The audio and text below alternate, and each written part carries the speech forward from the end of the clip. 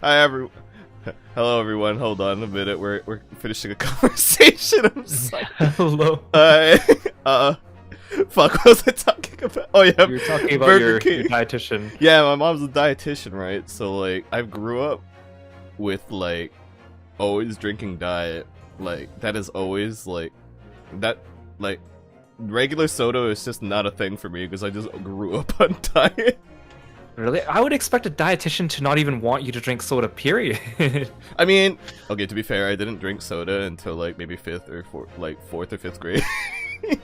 But like, yeah, if it was any soda, she would just restrict it completely to the diet. And you know what? Fair on her. I didn't have sugar problems, I think, when I was younger. So that's good. Fair. But what was really funny, and like I guess she kind of still does this, is that before she would buy the McDoubles or the double cheeseburgers, if we ever wanted McDonald's, and like we weren't like craving like the Happy Meal or anything, she'd just get the double cheeseburgers. She would bring out her own buns from like the cupboard, and she would split the double cheeseburgers into a single burger. And we would smart. I mean, it is, but and like the double cheeseburger thing at that point in time was like, yeah, I think it was actually $1 or whatever before, right? So like, it was like, yeah, this is sensible, but why would you do that? You get 2 burgers for the price of one. Exactly, and then, but awkwardly, she would like slap on like the really like weird American singles on it, and it would like not match to the cheese. Oh my gosh. On the cheese at all. And then like she would put lettuce and whatever, and then like the lettuce is like not prepared for being in a sandwich, which is a really stupid sentence to say, but you know what I mean for like fast food. They're like, right. it's like a certain level of like sogginess to the vegetable. That's also a really bad way to describe it, but that's yeah, you know, and it just matches better. I don't know, but it was really funny. That's how we grew up. Fast food. Fast food. Anyways, hi everybody. Sorry. Hello everyone. Going off on... Oh yeah, you need to share your screen with me. Yeah, that is an idea of that I should probably do. Let's see. We're gonna finish this game today. Well, the first game, technically. We're finishing the first game of the 2 games that are technically on this collection, but I probably have to take a break before I start the second one. For various reasons. This one's a doozy. Yep, and I to make sure that we aren't gonna be here for like 8 hours today, I was like, I'm gonna get through at least 2 parts before we do this. You got through like exactly 4 hours just with those 2 parts. Yeah, I was like, oh thank God, this cut down so much. But this way we won't die into like the early morn for Kiro. I keep forgetting because like I know you're like a few time zones away, but because I keep forgetting the ocean has time zones too, so I'm like, oh, you're actually quite a few time zones away. Yeah. It's really funny though, because it's like, you know how like there's always like people who post stuff and it's like, here's PDT, here's CST, and here's JST. Those are the only time zones that matter, and I'm just staring at it like, man, my time zones never considered. And that's partially why I'm too lazy to write it on any of my schedules other than PDT, because I know that everybody already has to convert it for PDT anyway. Right? I'm like everyone I know plays Final Fantasy 14, so I'll just put PDT, and everyone knows the conversion at this point. Exactly. You've all memorized PDT, especially because of Nintendo or CS. Oh yeah, them too. So it always throws me off if people like only have Central or Eastern time. I'm like, what are you doing, man? I mean, obviously you probably live there, but come on. Yeah, I stare at it and I just go, alright, let me get out my mental calculator. It's annoying too, because it's also like, it's like PDT or PST depending on the time of year. Yes, exactly. Like, but then so, that's why I just put like PT. I'm like, oh, people will get it, but it's just like, because sometimes you'll see people put like PST, but technically it's still PDT. Yeah, and if you Google it, usually it's smart enough to be like, did you mean PST? Because right now we're in saving time, and it'd be like, yes. Yeah, but sometimes it doesn't pick up on that, and it's like you get it off by an extra hour, and it's like, well, that's great. Yeah, and it's really dumb too, because like technically it's in the same time zone as the above area in Canada, right? But in Canada is like the actual correct time zone. Right. For like the actual border, right? So like, what's even dumber is that I think they passed the thing where they're making PDT permanent, which doesn't make any fucking sense because it's not the correct time zone for the area. But they're making it permanent because the US is fucking dumb and I live in it and I fucking hate that I live here. There's like, there were some provinces that had like new political parties coming up, and they were like, we're gonna change it so that we're no longer using daylight savings time, and I'm like, and then they like took like polls and referendums. I'm like, this is so dumb because yes, I want to get rid of it, but I don't want to get rid of it if we're like the only thing in the entire zone that decides to get rid of it, because then I'm gonna be even more confused because no one else is gonna change it. So it's like, we need to all be in this together or not at all. Like, but it doesn't work if just one isolated location decides to kick off. Exactly. But what's even dumber is that actually does happen already. That actually was a thing before. So now that they're changing everything to PDT, those areas are still technically PST. Or not so or CD annoying. or CDT or CST or EST or EDT. You know what I mean? But like, god fucking damn it, why are we like that? And it's like, I know when daylight savings time is, I just don't remember which half of it is considered on and which one's considered off. Yes, I know they're both there, but I'm like, is it when we're ahead that we're on, or is it when we're back to normal that we're off? Like, exactly. Like, there was a whole time period where, like, I was just like, I mean, the only way I ever know is, like, if I have, so people are like, hey, you want to hang out? It's like, yeah, and it's like, alright. Oh, sorry, I have to go to bed. I'm just like, right! It's PST! I mean, PDT! You have to go to bed earlier than me now! Oh, gosh. So yeah, when I was living in California, that sucked. I was like, why did oh my gosh, yeah, I can imagine. It was like, wait, you guys have to do this every year? Why does your guys' life suck? Time zones. I hate time zones. Yeah. Man, that was a tangent. Anyway, let's go. Why do we even need them? The Earth is flat anyways, right? No, Kara, please don't start. No.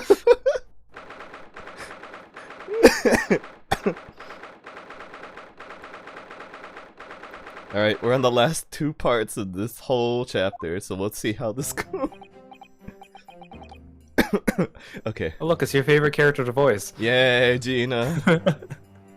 So is she just Cockney, or is she like Scottish? I don't know. I don't know. I mean, they did a fairly good job of giving characters accented writing just through writing. Yeah. Like Gina and McGill did especially, but I had such a hard time reading their dialogue.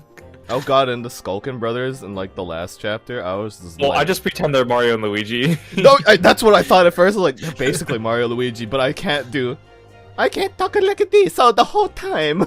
So, you know, that's probably why they didn't do that for Charles Martinet for the movie. But still, hearing Chris Pratt just going, hello everybody, it's me, Chris Pratt. Wahoo. I haven't actually watched the trailer yet. Oh I'm my god, scared. you should watch the trailer. You'll be like, gosh. wow, Jack Black and like the other guy for whose Kamek is actually decent, and these penguins. Oh, really? Yeah, I Oh, was like, gosh. well, I mean, I always thought Jack Black was gonna do okay, but then That's like, true. He fits the type, I think. I forget who the other guy was. It was like Michael. Oh, Kevin Michael Richardson is the one who plays Kamek. Oh, really? And I was very surprised, like, how well his delivery was as Kamek, so I was like, alright, I'm vibing with it. I mean, to be honest, I don't think there's very many people that are attached to whatever Kamek sounds like. I don't think they care, right? No, exactly, but like... Martin Bowser, everyone cares about, but Kamek, no one really gives a crap. That's true. But, like, he did a really good older Koopa kind of impression. Okay, so I was like, okay, that's really good. I like that. Also, the penguins are funny, because it was just like, oh yeah, I remember that from Mario 64. Oh, man. Yeah, but yeah, you should definitely watch it, and then I should get completely thrown off by Chris Pratt for like the 3 minutes he's on screen. Go like, gosh. oh okay, Keegan Michael Key's Toad is okay, and then hear Chris Pratt again and go why, and then you hear Charlie Day as Luigi for 2 seconds, but all he does is scream because Yeah, I don't know why he's in. I don't know why they put that in the trailer.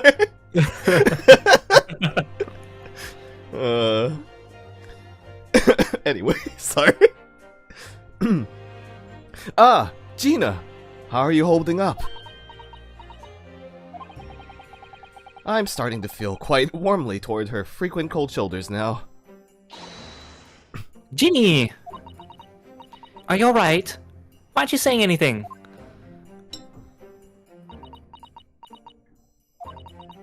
What's the point there? Why go to all this trouble and fight so hard for the likes of me? What? Well, you saw it, that picture. What picture? Ah, you mean this? The photograph taken by Hurley's red-handed recorder. Yeah, I gotta say this was a pretty Pretty incriminating damning. photo. Well, I didn't think you would have captured a scene like this, that's for sure. It's hopeless. Anyone who sees that's gonna think I did it, ain't they? Oh, fucking hell. Well, I won't pretend it wasn't a bit of a shock when the prosecution first presented it to the court. Surely you've got to have your doubts about me now. You can't still think I'm innocent. Of course I can.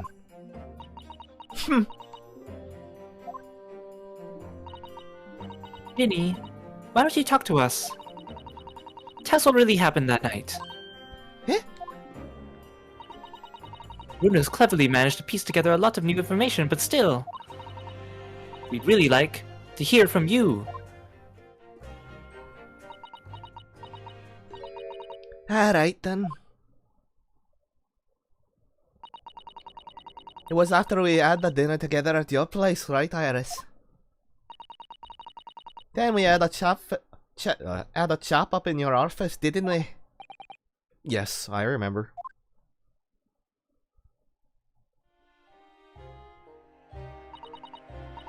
After that, I just couldn't get to sleep. So I slipped out and went down the street to the 2-1 to Winterbank's place. I had to know if Iris' story was there or not.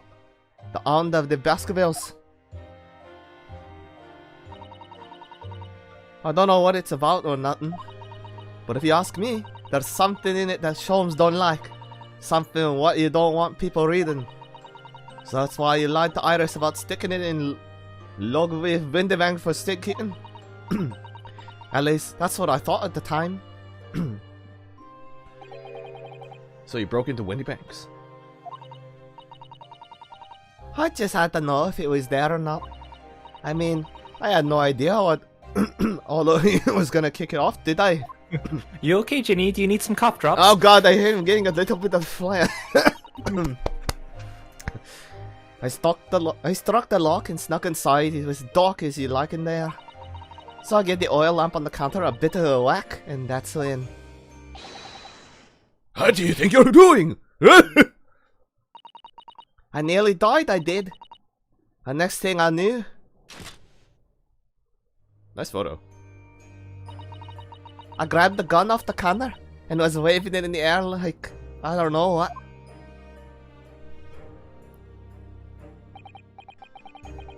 Oh, you're the girl who was in here this afternoon. I didn't think pickpockets went in for armed robbery. The mantle script.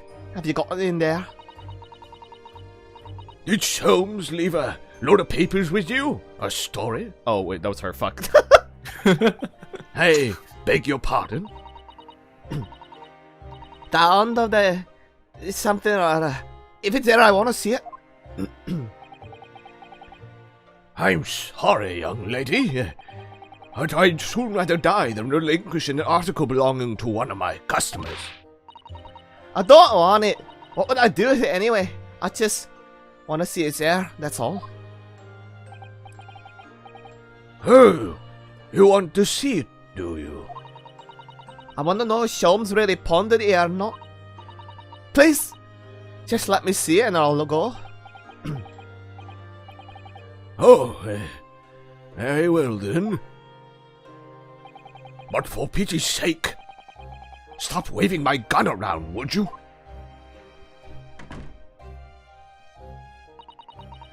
So then the old cove unlocked the storeroom door and we both went inside.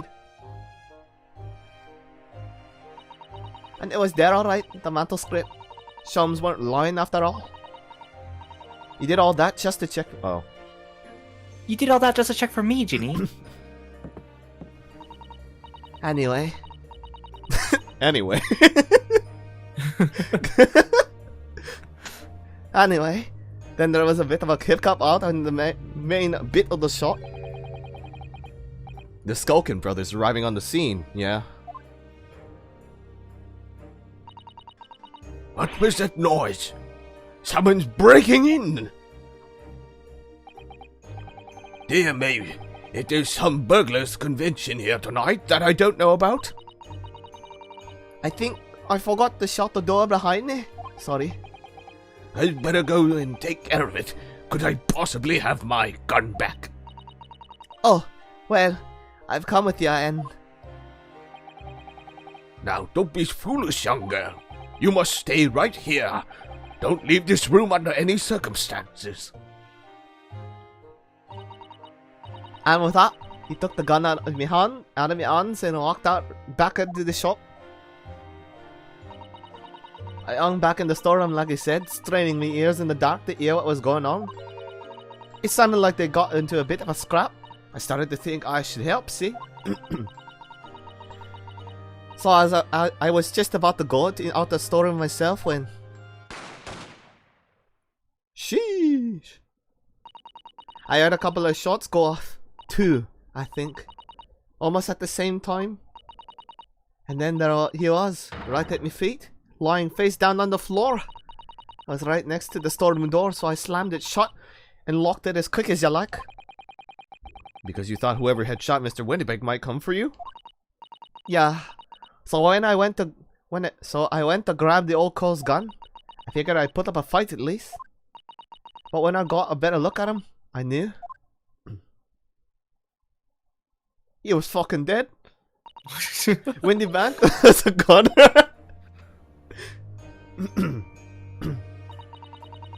I felt funny in my head all of a sudden. Kinda dizzy. And after that, I don't remember nothing.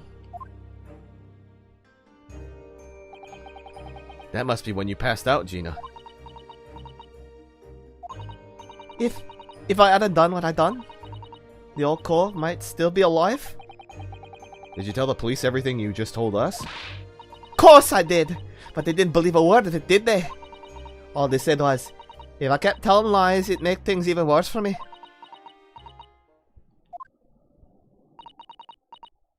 You'll be alright, Ginny. Don't worry. Just stay strong a little longer. Runa's about to put the real culprit through the mill. That cove what was there in the afternoon? That Edgar Benedict? I still remember how he looked at me like I was nothing. And he danced all over me like nobody's business. He was there that night. We don't know his real name yet, but I'm convinced that he's involved somehow. Well, more like I know pretty much for a fact, I think, at this point. Anyway, thank you for telling us what happened, Gina. I appreciate your honesty. What if his name really is Eggert Benedict? But what if it's Benedict Eggert, you know? Benedict Eggert. You know? You what? Or Overt Aze? Miles Eggsworth. You can leave it all in Runo's capable hands now, Ginny. Or Sunny, side up. Oh my gosh. Mr. Nara Odo? Yes? How come you trust me? I don't get it.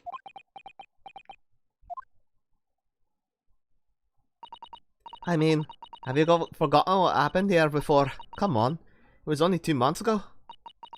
Me and McGilded, we told you a whole pack of lies. And you got the bog trotter off with him, even though he was a killer. No. I could never forget that. In fact, I think I was pretty much traumatized for like a couple of cases at this point.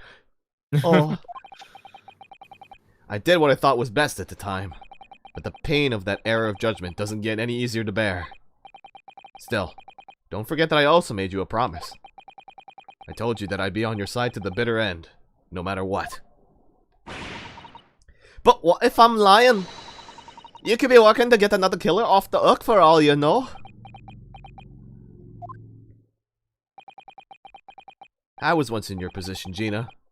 I was the accused in a trial. You were? Before I left Japan, I was accused of murder. And strange as it might sound, the circumstances of the crime were pretty damning. I was sure that no one would believe it wasn't me who'd done it. Oh, Runo. Oh, Iris, it's gonna get worse, don't you know? Eventually... Please don't tell me who the victim was. But there was one person who stood up for me, who believed in me, and was prepared to defend me. It was Mikotoba's father. My best friend. Yeah, Eugene Mikotoba. No, don't play his music. Ryunosuke, no one believes in you more than I do. Leave this to me.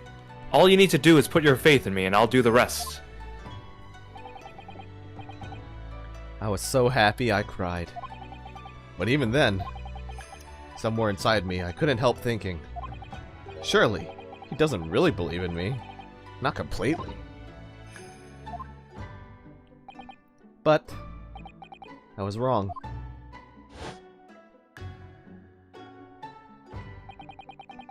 As soon as my trial began, it was obvious that he had an absolute, unwavering belief in me, and an unwavering wind that somehow always followed him. Some sort of air of justice, you could call it. And in turn, I developed an absolute, unwavering belief in him. Unfortunately, the wind didn't join me. I think it's like a hereditary thing. Since then, I came to realize, if you want someone to believe in you, you have to believe in the other person first. What are you saying? I promise you, Gina, that no matter what happens, I'll keep believing in you. So you don't need to worry. I won't let you down.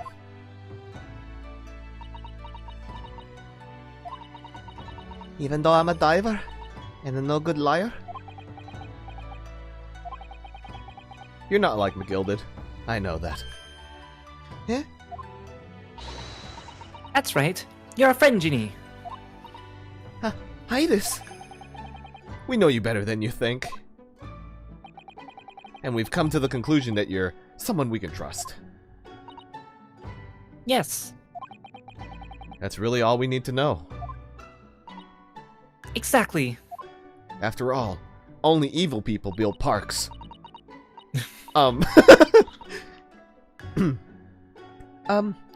Mr.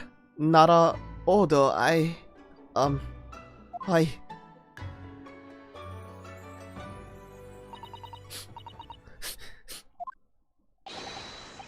Defendant Gina Lestrade and her legal representative.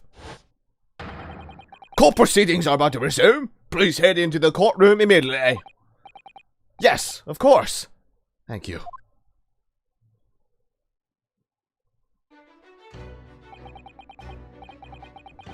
I've been both a defendant and a defending lawyer in my time. So I knew only too well just how hard it was to put all your faith in another. And I also knew just how hard it was to bear the burden of another, putting all their faith in you. This is it at last. The final chapter. The final battle. Uh-huh. Wish me luck, Sasato-san. And I hope you're watching over me too, partner. I love how succinctly they wrap together all 5 of these cases together. Like, they're just really good. Yeah, they're really tied together. I'm pretty glad that they do that for, like, the series. Yeah, like the first few games, the cases were very, like, they're not linked together, but, like, here now there's actually, like, connections between them. Yeah, like, there's, like, a vague connection between, like, some of the cases and the other ones. Or it's like only the first and the last case are connected, and the rest of them are just kind of filler cases. Big top turn. Never forget that stupid game. Did you ever do Ace Attorney Investigations 2? No, but I've watched the playthrough of it.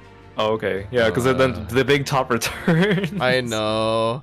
And it upsets me to a great extent that they brought it back. And it's tied to the finale of the game. Yes, it is. And it makes me so upset. The clown man. The clown man. I present the balloon. I present the balloon. I present the balloon. I present the balloon that Goomba stomped on the man. A hot air balloon that moves at like 2 inches per hour, sir. God damn it. I hereby call this court to order as we resume the trial of Miss Gina Lestrade.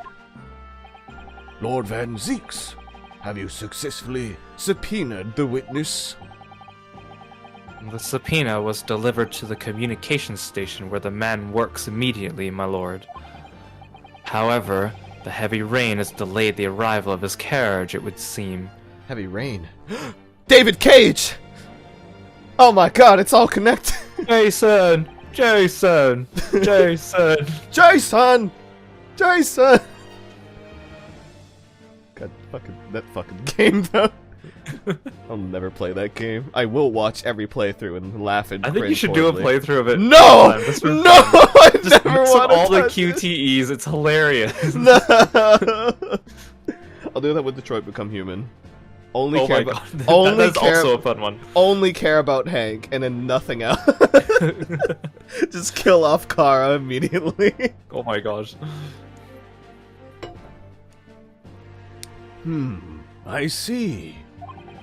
Then let us return our attention to Inspector Gregson's précis of the case heard by the court this morning.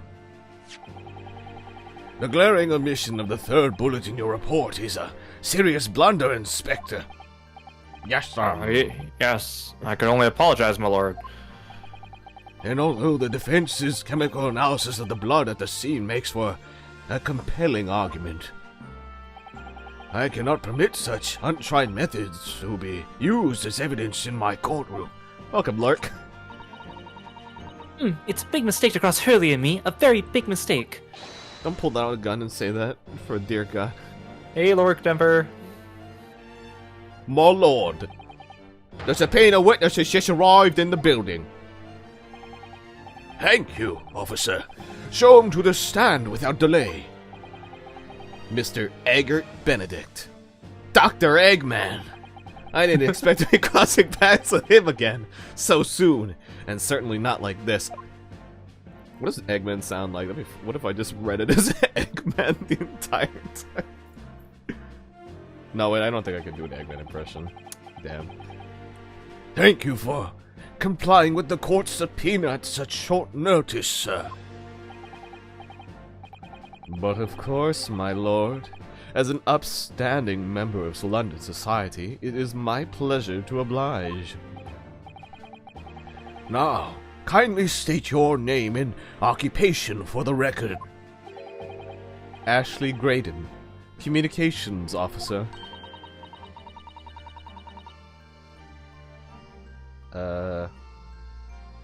Were you? Want me to take some of the jury people? Yeah. Wait, were you her in the first when we did it the other time? I think you were, right?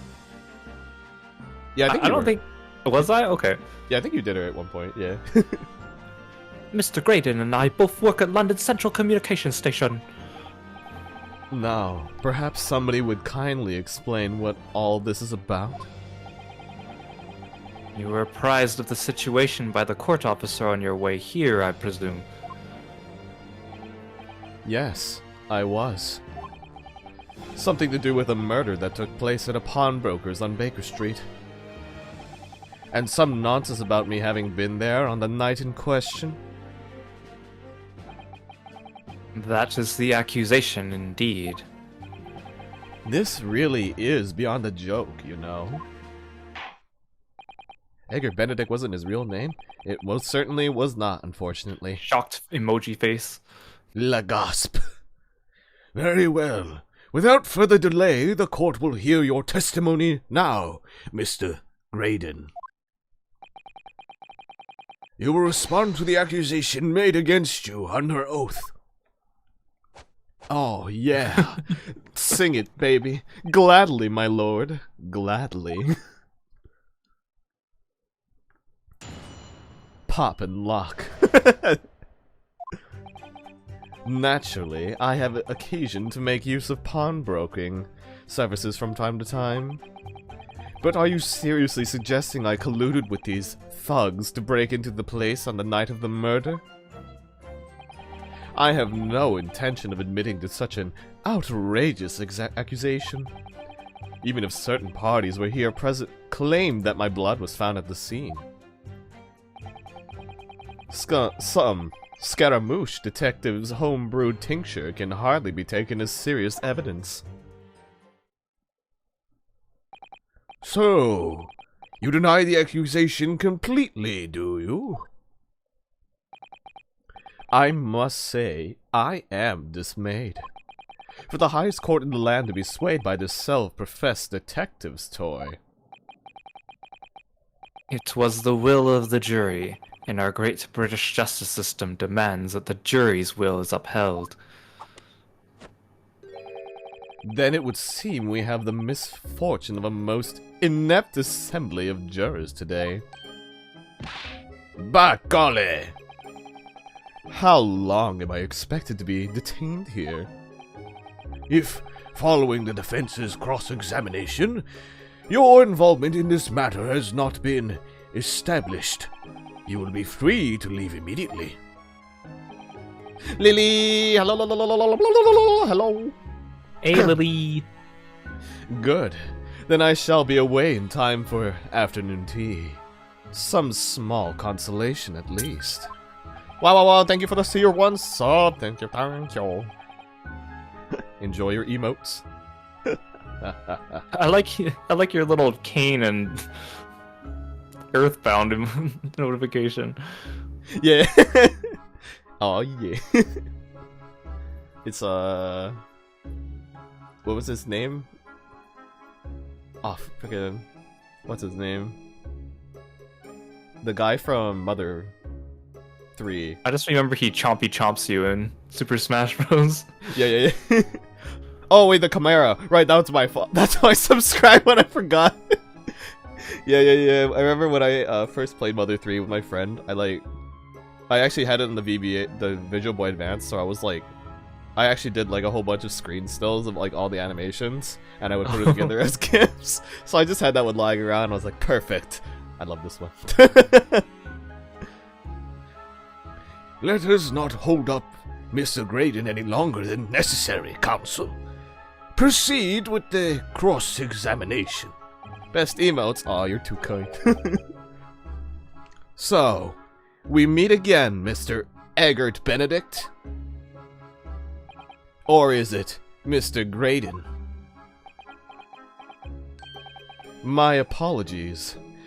You are? Renosuke Naruhodo, defense lawyer. We have met. Hold on if you say so, Ashley Graydon, enchanté. So. I trust we can conclude this quickly. But I'm not holding your flashy hat while we do. Man, I can't believe he would just throw his hat away like that, man. I mean, that's better than a wig or a coffee, I guess. That is true. He said a French word. Does it make him guilty? No. Naturally. Yes, we even met in the very pawnbrokery where the crime took place on the afternoon of the day in question. They're the little words. Though, of course, you introduced yourself by a different name at the time. It was Mr. Eggert Benedict, I believe. Objection. Tell me that... The witness is here to testify about events that took place that night. He is under no obligation to answer such unrelated questions. That's fucking bullshit. You can't be serious. Thank you. Because I certainly do not feel inclined to answer such an inappropriate question. So he's gonna be invasive, is he? In an effort to not to give anything away. Why is everyone in this game so handsome? I don't know. This could be tricky. I know those Skulkin brothers, they're pretty handsome. Yeah, hold on. Yeah, like...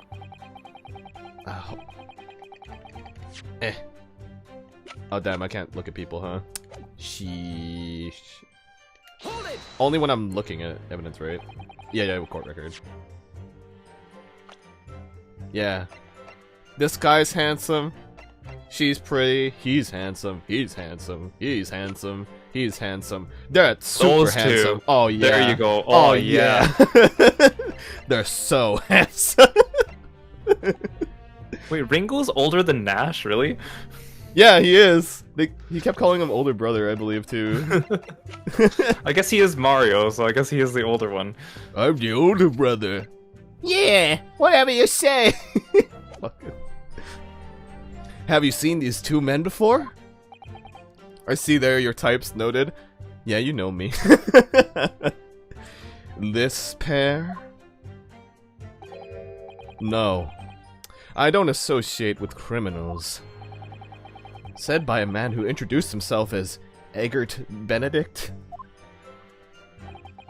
I'd like to know who I have to thank for this. Who made this outlandish accusation against me? The young lawyer there in the black. This is a farce. Oh yeah, pop it. Whose idea was it to permit an outsider to work in a British court anyway? Well, needless to say. Mashing my press button.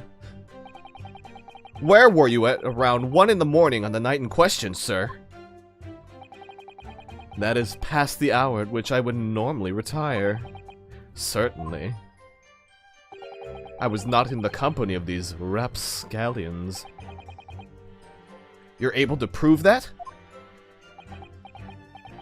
Ah, shit, I didn't think about that. Listen carefully, my learned Nipponese friend, for you appear to be under a gross misapprehension on this point. What do you mean? The witness maintains he was not at the scene of the crime. He has no obligation to prove his absence. If your accusation is that the witness was present at the scene, the obligation lies with you to prove your assertion. You will fulfill that obligation before putting any more unreasonable questions to the witness. Oh, yeah, pop it. A silent victory, Wiggle. Thanks. He did that free of charge. Hold it! Normally you need a super chat for that. Blood was found at the scene of the crime. There's no question of that. Mr. Sholm's chemical analysis has positively identified the substance as such. But I am not the only human to have blood running through my veins, am I? How can you be so be sure that the blood is mine? It could equally be the blood of one of these two miscreants. Every individual's blood has a slightly different composition, it seems. Mr. Sholm's chemical is able to differentiate... Spare me the science lesson. Who is this Sholm's character anyway? Oh, I assumed all Londoners would know the name. He's a a renowned detective. Oh, even you are unable to bring yourself to say, great detective. He has given me 0 reasons to use the word great, to be honest. A great detective, you say? Now we're in the realm of fairy tales, are we? What is it, Luigi? Excuse me. Do you have something to say about that, Mr. Skulkin? What? Me? No, the Mr. Skulkin next to you. Alright, I've had it up to here with this. How many times have I got to tell you? God damn it. No, not you. Yes, I know. You're not Big Bruv Skulky. Mr. Nash Skulkin. There, I clarified. Hey, call blimey, governor. You what? You what, mate? You what? Is it not the case that when Mr. Graydon just spoke, a thought went through your mind? Would you care to share that thought with the court? Hey, my thoughts? I don't have none of them. It must have been him. You what? Mr. Nash Skulkin, answer the question, please. What went through your mind when Mr. Graydon just spoke? Nothing, honest, Gov, nothing. I was just thinking, if he waves his arms around like that much more, it'll open up the wound again, that's all. What wound? Well, he took the bullet, of course. It was only 2 days ago. It ain't gonna be healed up yet. So I was, well, you know, I was worrying for him, and, oh shit, I fucked up, didn't I? I mean, oh, L's Bales. Mr. Graydon, did you hear that? What? Your comrade is worried about you, it seems. On account of your injured arm. My lord? Yes, Mr. Graydon? I have, no idea what these two wretches are talking about. Absolutely not giving away anything with this arm position of mine. Certainly. Absolutely not. I shouldn't be expected to answer anything in relation to their mindless insinuations. We know that someone other than the victim was hit by a bullet at the scene of the crime 2 nights ago. And from the height of the bullet hole in the wall, that person was likely hit in the upper arm or thereabouts. Perhaps you would allow a court official to examine your arm, sir. The left arm that you're currently clasping with your right hand, as if in pain. No. I refuse. You have shown no evidence whatsoever that links me to these common thieves. Accordingly, I am not obligated to permit any such invasion of my privacy. As I've already said, I'm completely uninvolved in all this. I've never had anything to do with the pawnbrokery where this fellow was killed whatsoever. I take offense at the insinuation that I was in any way involved. You claim to have had nothing whatsoever to do with Mr. Windybank's pawnbrokery? My lord, the defense would like that last statement to be added to Mr. Graydon's formal testimony. Very well, counsel. Continue with your testimony, Mr. Graydon. Maximilian Pegasus, is that you?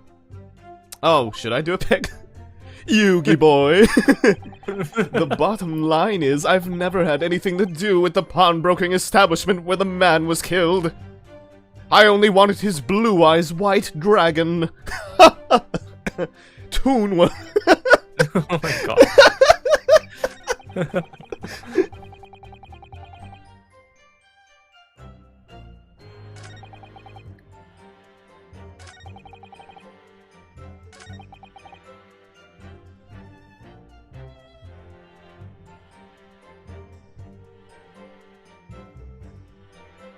Even before timing into it, I see.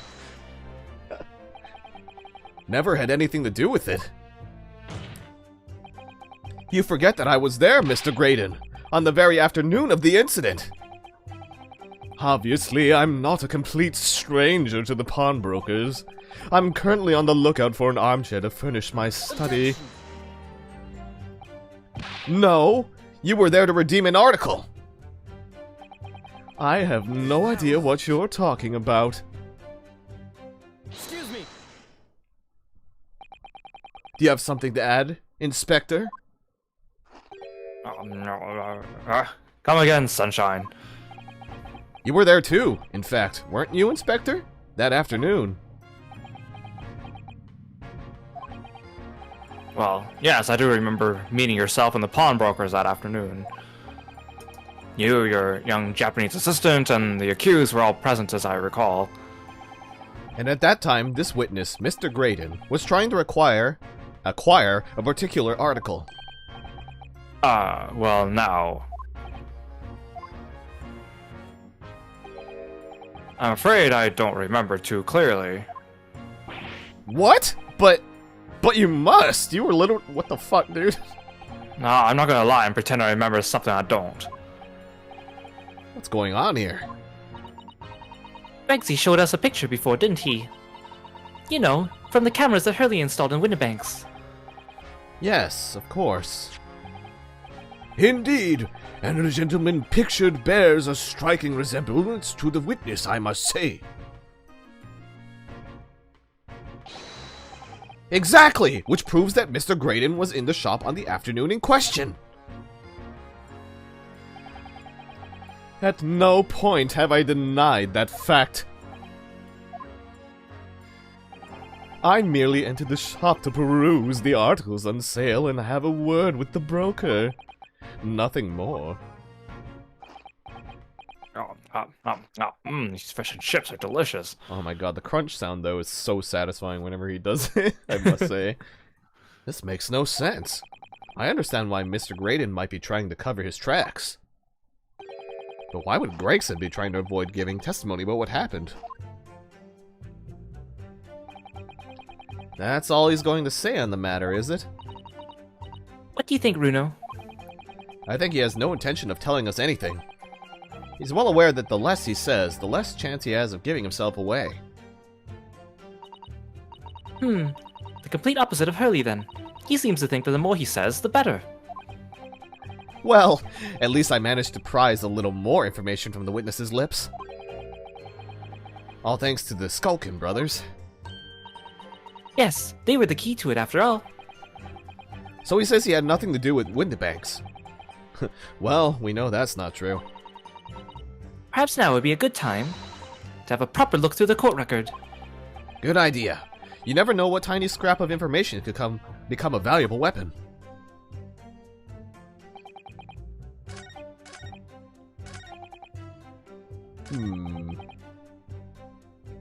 Never had anything to do with the thing.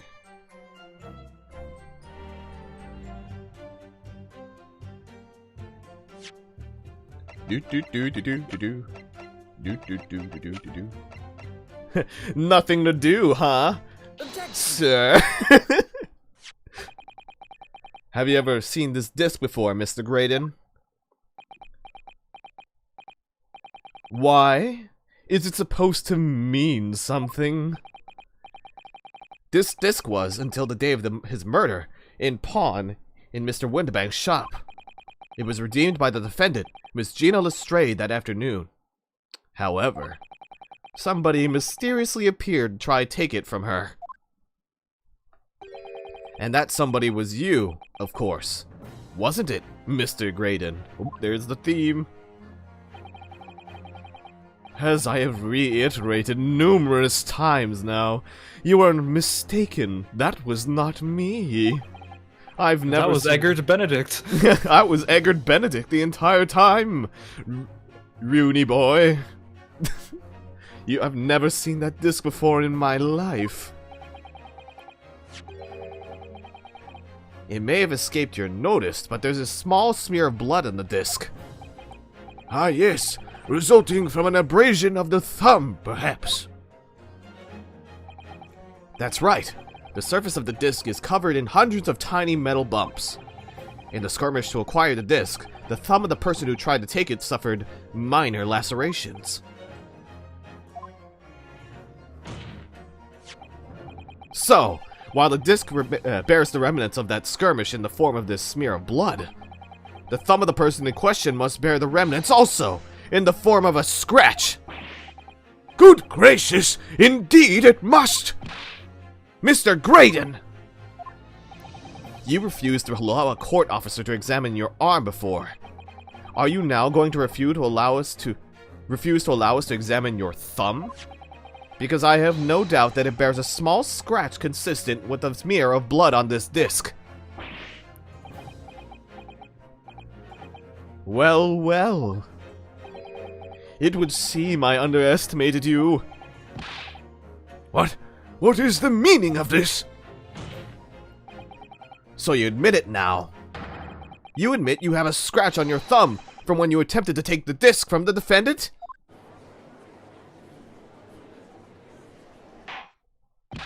Order! Order! Well, Mr. Graydon? It would appear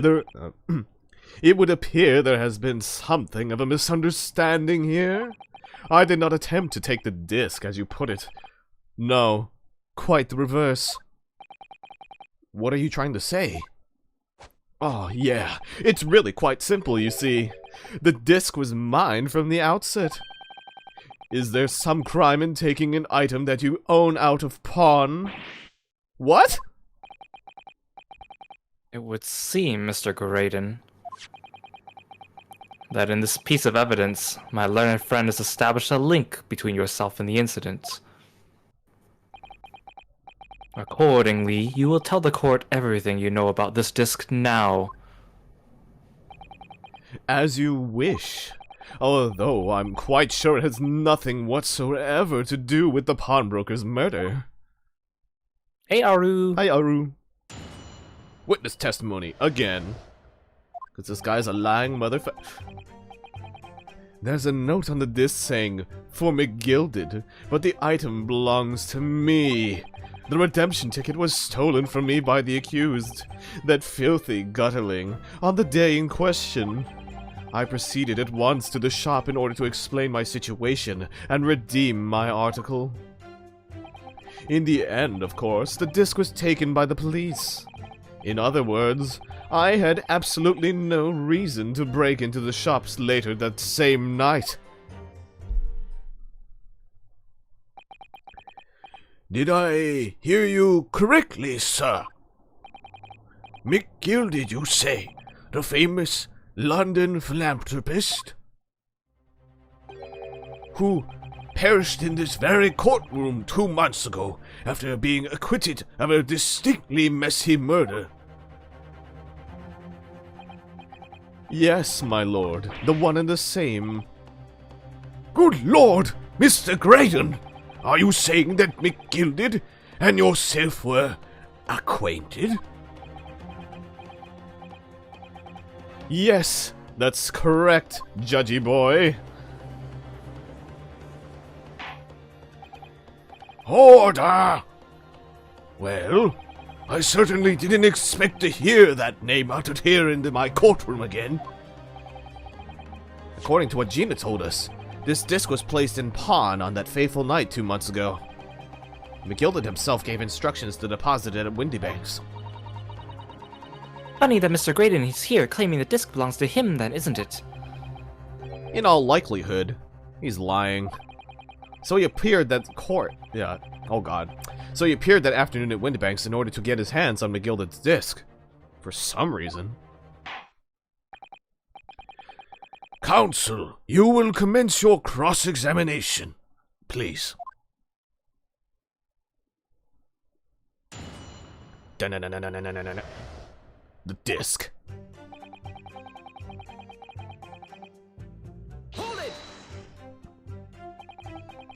Would you care to explain how this disc belongs to you? As you will observe, a communications officer such as myself commands a fine salary. I mean, look at all this useless shit I have with me. A cane, a hat that I threw at you. I'm so fabulous. You are certainly exquisitely dressed, sir. So you see, I have little need to make use of the services provided by the pawnbrokery trade. However, I did once find myself in difficulties having misplaced my purse whilst on an errand. Which is why I pawned my fine black overcoat to the broker in question. You claim that was your overcoat? Obviously, and in my haste I clean forgot that the music box disc was in its pocket. And yet there is a note on it that reads, "For McGilded." I am a collector of rare and unusual music box music, don't you know? I first met Mr. McGilded at a gentleman's club in the city, and I was interested to discover that he shared my penchant in that area.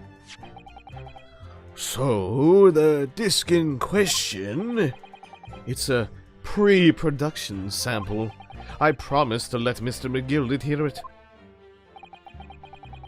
But then you forgot it was in the pocket of the overcoat you were forced to pawn. Yes, exactly. Nina didn't mention any of that in her testimony 2 months ago, did she? No, because McGilded had threatened her to keep her mouth shut. Which means that if we dig too deeply here, it's going to expose Gina's perjury. Oh dear, this is complicated, isn't it? Let's leave it alone for the time being.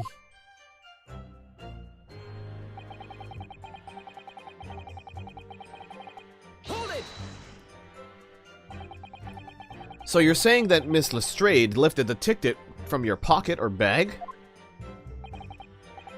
That's right. Despite being mindful of danger when walking in the insalubrious areas of her kind, frequent words. Miss Lestrade did no such thing! Well, of course you would take that stance, but the girl is a regular offender. You came to the pawnbrokery that day prepared with all the information you needed to identify the defendant. You were looking for her. That's what brought you to Windybanks. To get your hands on McGilded's disc! Objection! My learned friend is a veritable font of nonsense. Nonsense? I concur with the prosecution. Counsel, you will refrain from conjecturing in this way. Is that clear? Yes, my lord. Then I will continue with my testimony for what possible use it can be.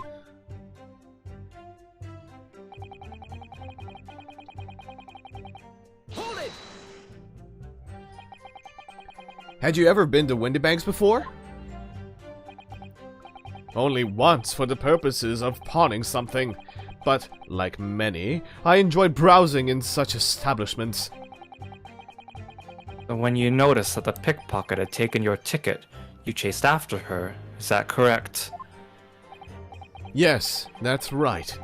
I didn't notice it first, of course, such is the art of the pick purse. But when I did, I headed to the pawnbrokery at once, in order to reclaim my coat before the thief could. I was merely trying to recover what was rightfully mine in the first place. Ah! He can say what he likes because he knows we have no evidence to contradict him on this. Wow, he has really short press statements, actually. Huh. Yes, it was taken by Inspector Gregson here, wasn't it? That's right. This was the very man. Apparently, the police are collecting anything that has a connection to Mr. McGilded as evidence. Excuse me. Like to add to that, Mr. Gregson? Is something wrong, Inspector? What do you mean? The last remark on Mr. Graydon. Okay, as I tongue-tie that, thank you for the hydrate routine, Otter.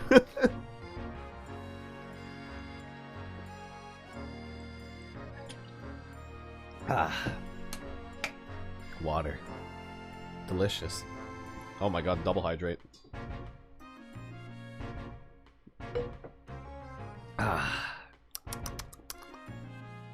Liquid. The last remark Mr. Graydon made in his testimony seemed to trouble you in some way.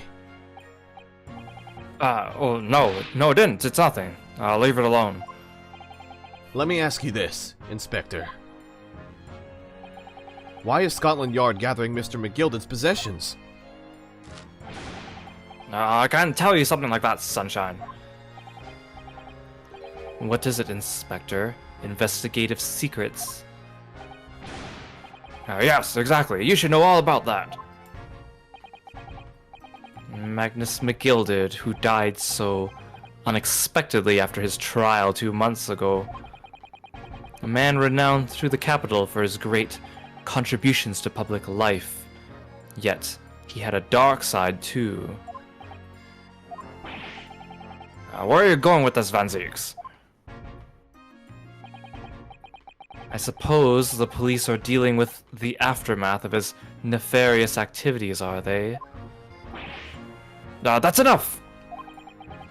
Coppers like me have duties to carry out we're not at liberty to talk about. That's all you need to know. Duties confirmed by Lord Strongheart, I presume. The Lord Chief Justice appears to have great faith in you, Inspector.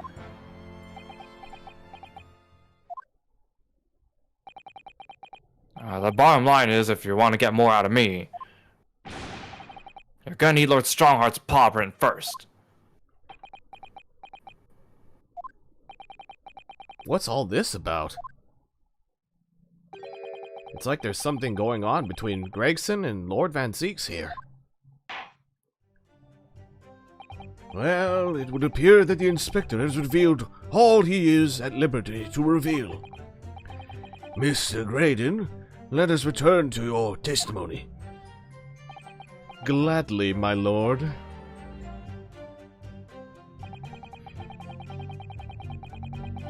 Hold it! What's he holding? A bag of potato wedges? It's a newspaper filled with potato wedges and fish. So, fish and chips. Very crispy at that. Every time, honestly, it always makes me want to get fish and chips, and I'm sad that I never do. I like that that's a character trait of his, that he just always has fish and chips. Yeah. They were like, we're in Britain, we need at least one character that has fish and chips with them. He's wielding the strongest of spears.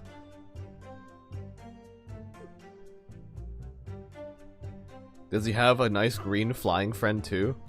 Who hangs, and does he like hanging out at bridges with his strongest spear, you know?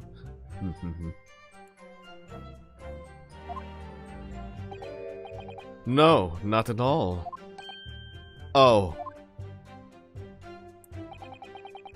A valuer was brought in by the police to assess everything in the shop. Without exception, every article on the shelves was common or garden bric-a-brac. In that case, it's clear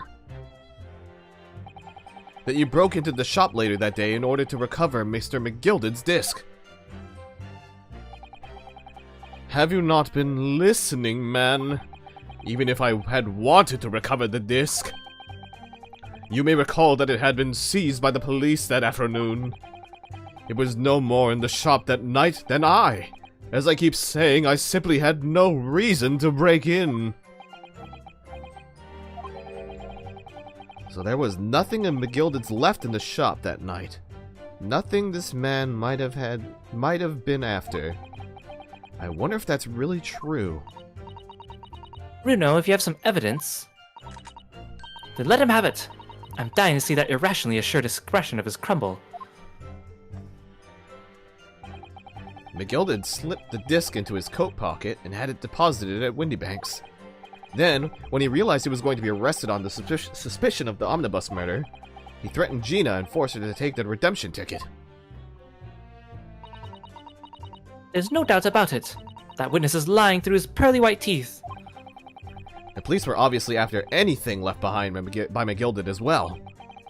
That's why Inspector Gregson ended up taking the disc into custody that day. But Gregsy's being very strange about all this. There must be a reason for that, I'm sure.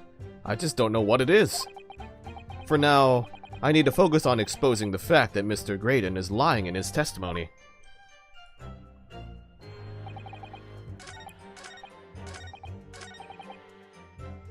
No reason, huh?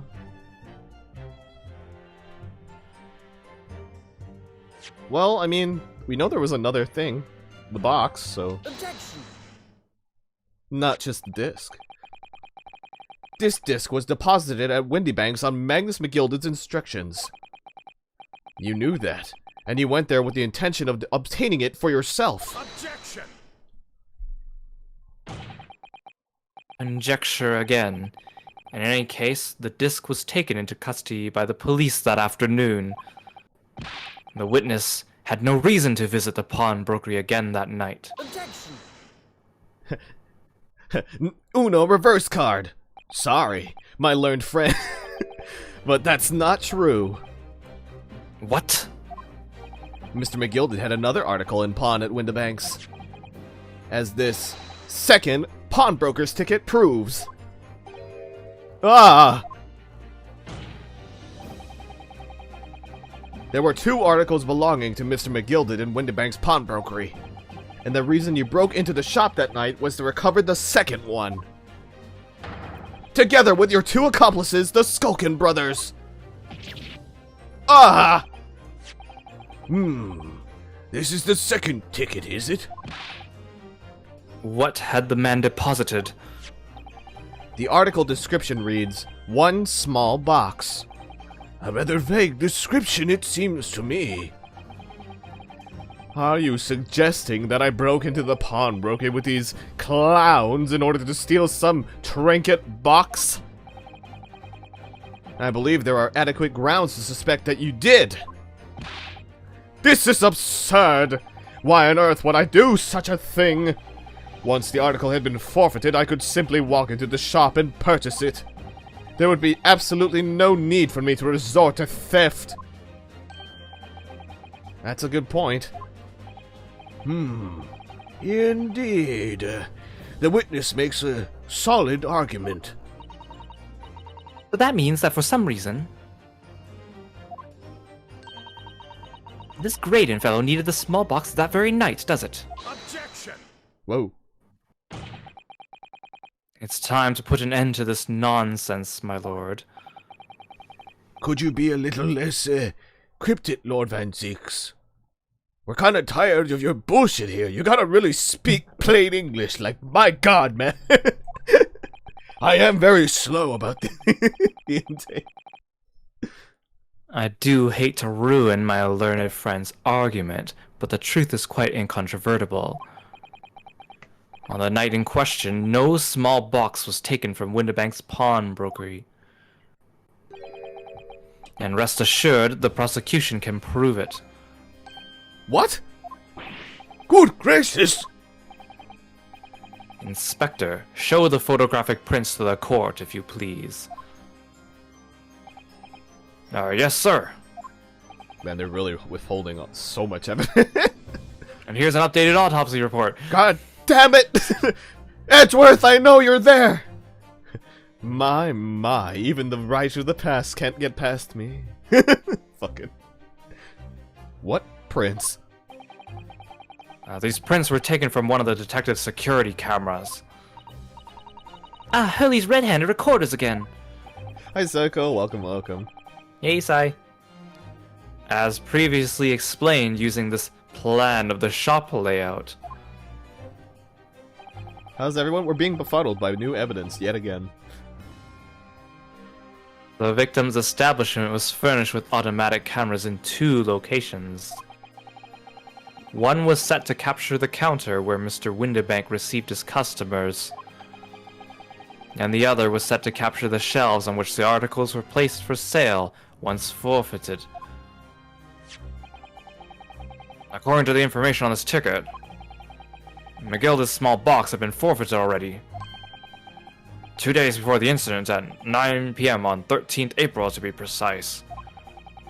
Which means it would have been on the shelves of the forfeited items in the shop front.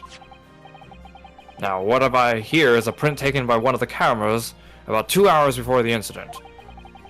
That's at 11 p.m. on 15th April.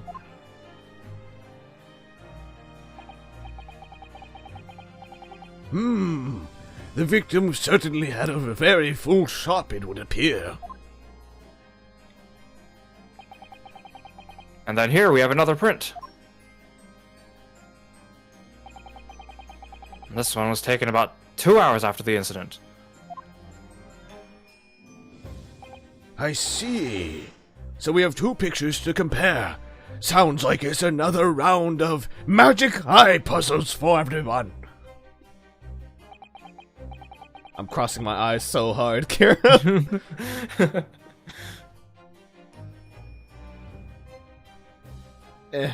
My eyes. I think I do see something slightly moved doing this. Oh, yep, I do see it then. Perfect. Victorian-era security cameras with 10-minute long exposure times, indeed. Though I must say that placing them side by side leaves me cold. From what I can tell from crossing my eyes as best as I can, the box on the right got shifted on the shelf. Dear me, that's starting to make my head ache. Obviously, at Scotland Yard, we consider theft as one possible motive in this case. We explored the possibility that something had been taken in addition to the victim's life. So your men have already compared these two prints thoroughly, Inspector? Yes, sir. We counted every single item in each of these two photographic prints. And the Yard's conclusion is that exactly the same number are present in both. I'm very proud of the men at Scotland Yard being able to count. I'm glad. That means they passed their elementary school tests. Wonderful.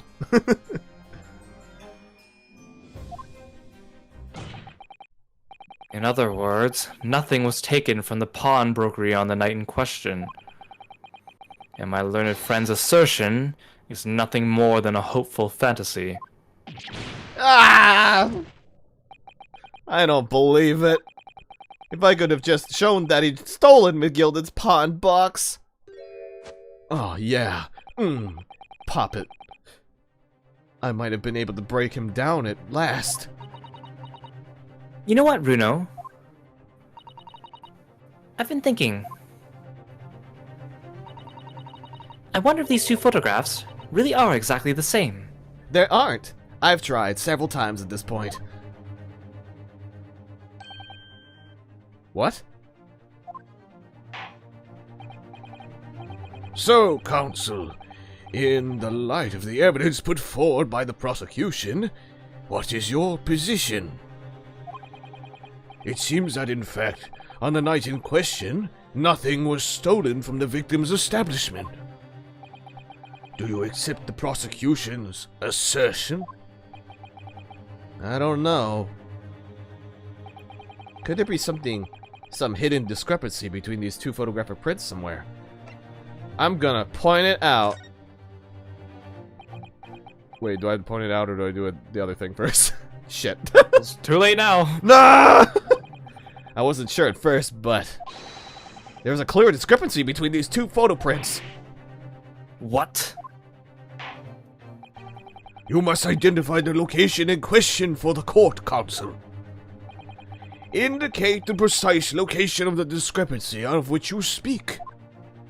Da-na-na-na-na-na-na. Thank you. Ability to cross my eyes that I gained when I was a child. And now overly do it when I accidentally come across repeating patterns. It's amazing that nothing else was moved. Exactly. Granted, these two prints are almost identical. However, there is one minor discrepancy between them. What? For you see, the men at Scotland Yard know how to count, but they don't know how to cross their eyes. When you view the two pictures stereoscopically.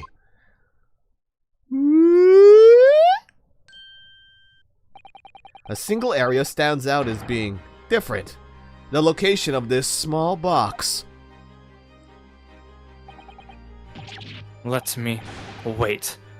Unbelievable. I like how, like, everybody else just crosses their eyes, and then, like, Van Zeeks has to use the fight. He's too elegant to cross his eyes. By Jove! You're right! How extraordinary! What this tells us is very simple. Mr. McGilded's small box was indeed not stolen from Windibanks on the night in question. However, there can be no doubt that somebody picked up this particular box and then returned it to its place on the shelves, albeit a little inaccurately. Are you suggesting that this small box, originally deposited by Mr. McGilded, is in fact... Yes! The very same small box I just identified in these photographic prints. Objection! Mindless guesswork. What if it was? You literally gave me 2 photos, dude. So a box was moved on the shelf. Nothing was stolen. Do you know what a box is, Vanzi? Which means simply that nothing has changed. Danzig, do you know how boxes work? Do you know that? No. No, God damn it! I thought you were a prosecutor. That may be true, but all right. McGilded's box wasn't stolen then. But that doesn't the fact that it was moved like that change things? Yeah. Yeah, I think so.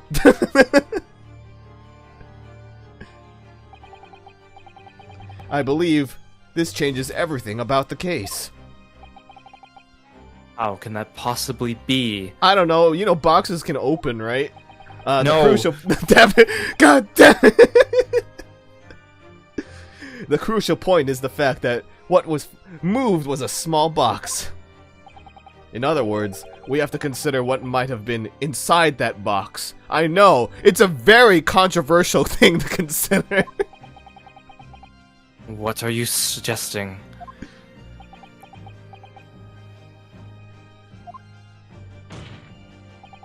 I'm suggesting that we need to examine that box as soon as possible. A vital piece of evidence is sitting on the shelves at Windibanks as we speak. That won't be necessary. Some little box belonging to a man who died 2 months ago can't possibly be relevant to this trial.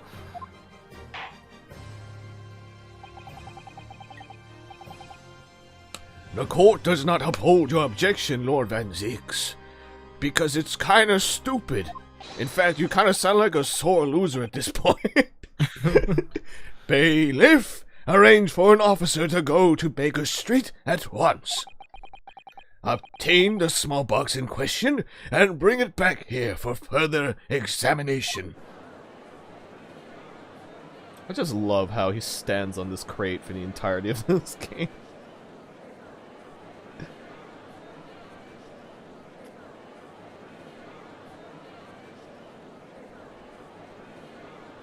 The stare off.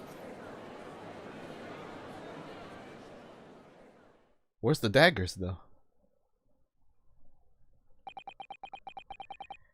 We should have a report within half an hour. I think perhaps we should recess for a short while until the evidence is brought forth. To be hoodwinked by such a farce. Disappointing. Alright, keep molding, Van Zeeks. I beg your pardon, Lord Van Zeeks. This is nothing but a smokescreen. A Nipponese specialty, it would seem. Gotta watch out for those ninjas. What are you trying to say, you giant weeb? My learned friend has persisted with the same line of reasoning from the very beginning. That this witness's intent was to steal an article belonging to Mr. McGilded from the pawnbrokery. Yet common sense tells us that none of the articles have value enough to be worth stealing in the first place. Exactly! It would be beyond absurd to break into a place for the purpose of stealing such commonplace property.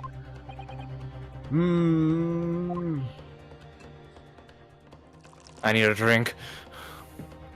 I think he needs at least 5 more. But I don't think he's gonna take any sip of it, and he's just gonna throw it on the wall again. What will he do next? Place your votes now. Should I actually make a poll? Is he going to drink it? Throw it? Smash it? Bop it. Pull it. Pass it. Spin it. A trial in which he was found not guilty. A trial in which it was established he was the upstanding member of society his reputation implied, in fact. So I propose a toast to my learned friend and his most insightful defense.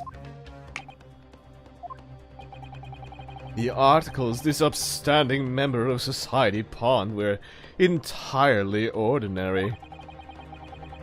A black overcoat that just happened to have a music box disc in one of its pockets, and a small box.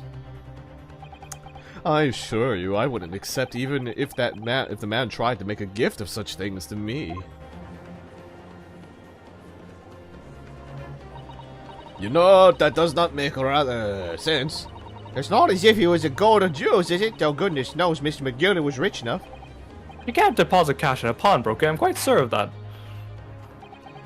The prosecution's argument is undeniably compelling, somehow. It is incumbent on the defense now to bolster its argument. To explain what possible significance these commonplace articles pawned by this fine citizen could have. Well, counsel, is your argument in fact demonstrable? Are you able to show proof that the disc or the box are in any tangible way related to this case? Well,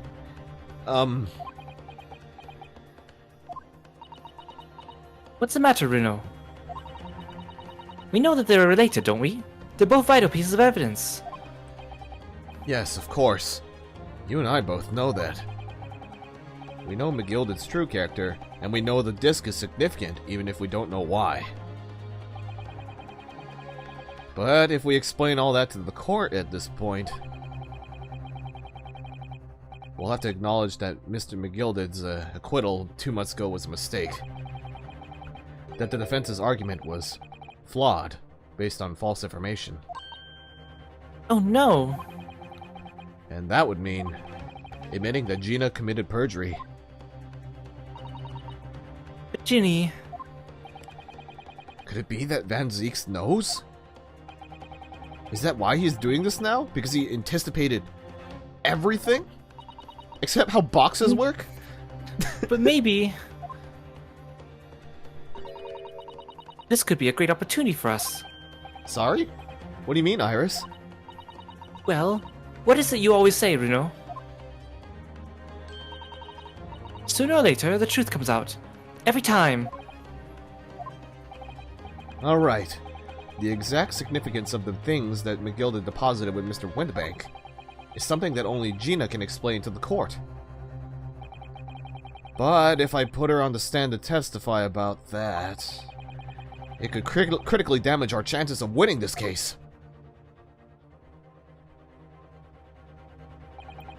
What's the right thing to do here? Let's make Gina testify. My lord, the defense would like to make a proposal. Oh? What proposal, counsel? While the court awaits the arrival of Mr. McGilded's small box, I would like to call the defendant, Miss Gina Lestrade, to the witness stand. The defendant? To what end? It's to do with the various articles deposited at Windibanks by Mr. McGilded, my lord. Miss Lestrade has information related to the... I believe it would be beneficial for the court to hear what she has to say. It will prove the significance of the articles in question once and for all. Well, well. Things are becoming interesting. I presume you've considered the implications of the testimony you're proposing. In particular, the impact it will have on the accused's standing, and indeed, your own. I have. Lord Van Zeeks, would you care to explain that last remark? The prosecution accepts the defense's proposal. I move to interrupt the cross-examination of the current witnesses and hear from the accused herself. Very well. If you have no objection. So, the court will now hear the testimony of the defendant, Miss Gina Lestrade. You witnesses currently in the stand may step down until further notice.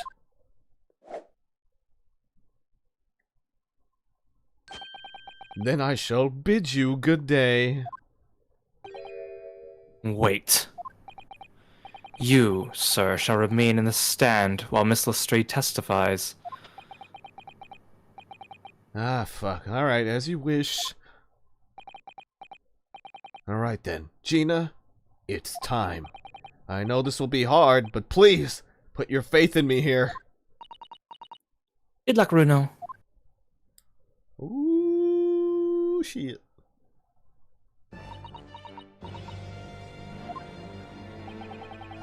The articles that Mr. McGilded had deposited in Windybang's pawnbrokery are intimately related with the omnibus case, the trial of which was heard in this courtroom 2 months ago. Yes, and I remember this young lady being brought before me in that trial as well. That's right, my lord. Her testimony helped to establish the innocence of the defendant, Mr. McGilded.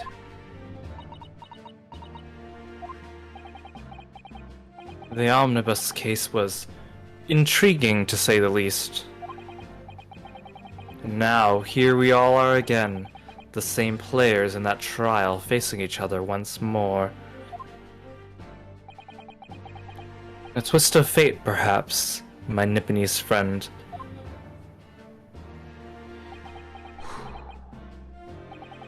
Allow me to recap the events of 2 months ago.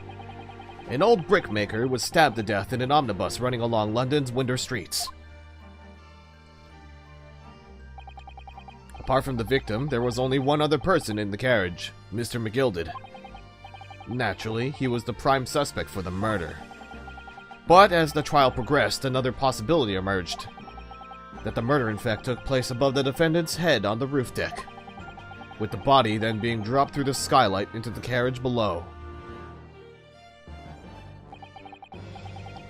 It was Miss Lestrade whose testimony brought that possibility to light.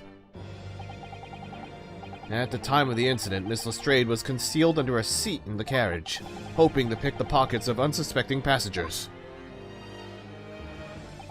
Then, immediately after the trial, having been acquitted of the murder, Mr. McGilded died in this very courtroom in the most extraordinary of circumstances. A mystery that remains unsolved even now, 2 months on. As indeed does the omnibus murder itself.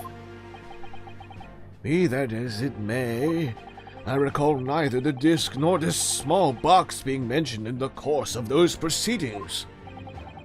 Miss Lestrade, would you tell the court now, please, what really happened in the omnibus 2 months ago, I mean? I don't know what you mean. I already said all of what I know. And what about everything you told us yesterday from inside your prison cell? Please, Miss Lestrade. This is extremely important. But... Remember, little girl. If it transpires that you willfully withheld information in the trial 2 months ago, the Home Office will seek to prosecute you for perjury. And naturally, you will lose all credibility as a witness. Although, let's face facts, you have little credibility to lose.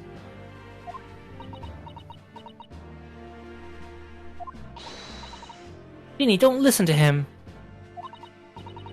Please, you have to trust Bruno now. Hades? We're on your side.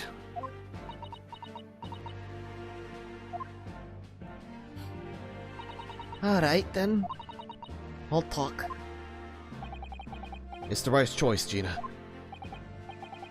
Well, it would seem my learned friend is hell-bent on bringing the entire courtroom down about his ears. So be it. I must confess that I'm struggling to understand what on earth is happening here. However, it would appear that Mr. McGilded's pawned articles and that extraordinary case of the omnibus harbor secrets of which we have been hitherto unaware. So, Miss Lestrade, you will now give your testimony before the court about the events of 2 months ago. You will reveal the truth, a commodity sorely lacking in your original statements. This is it then. Everything's going to come out. Like Van Ziek said. This could bring the whole courtroom down about my ears.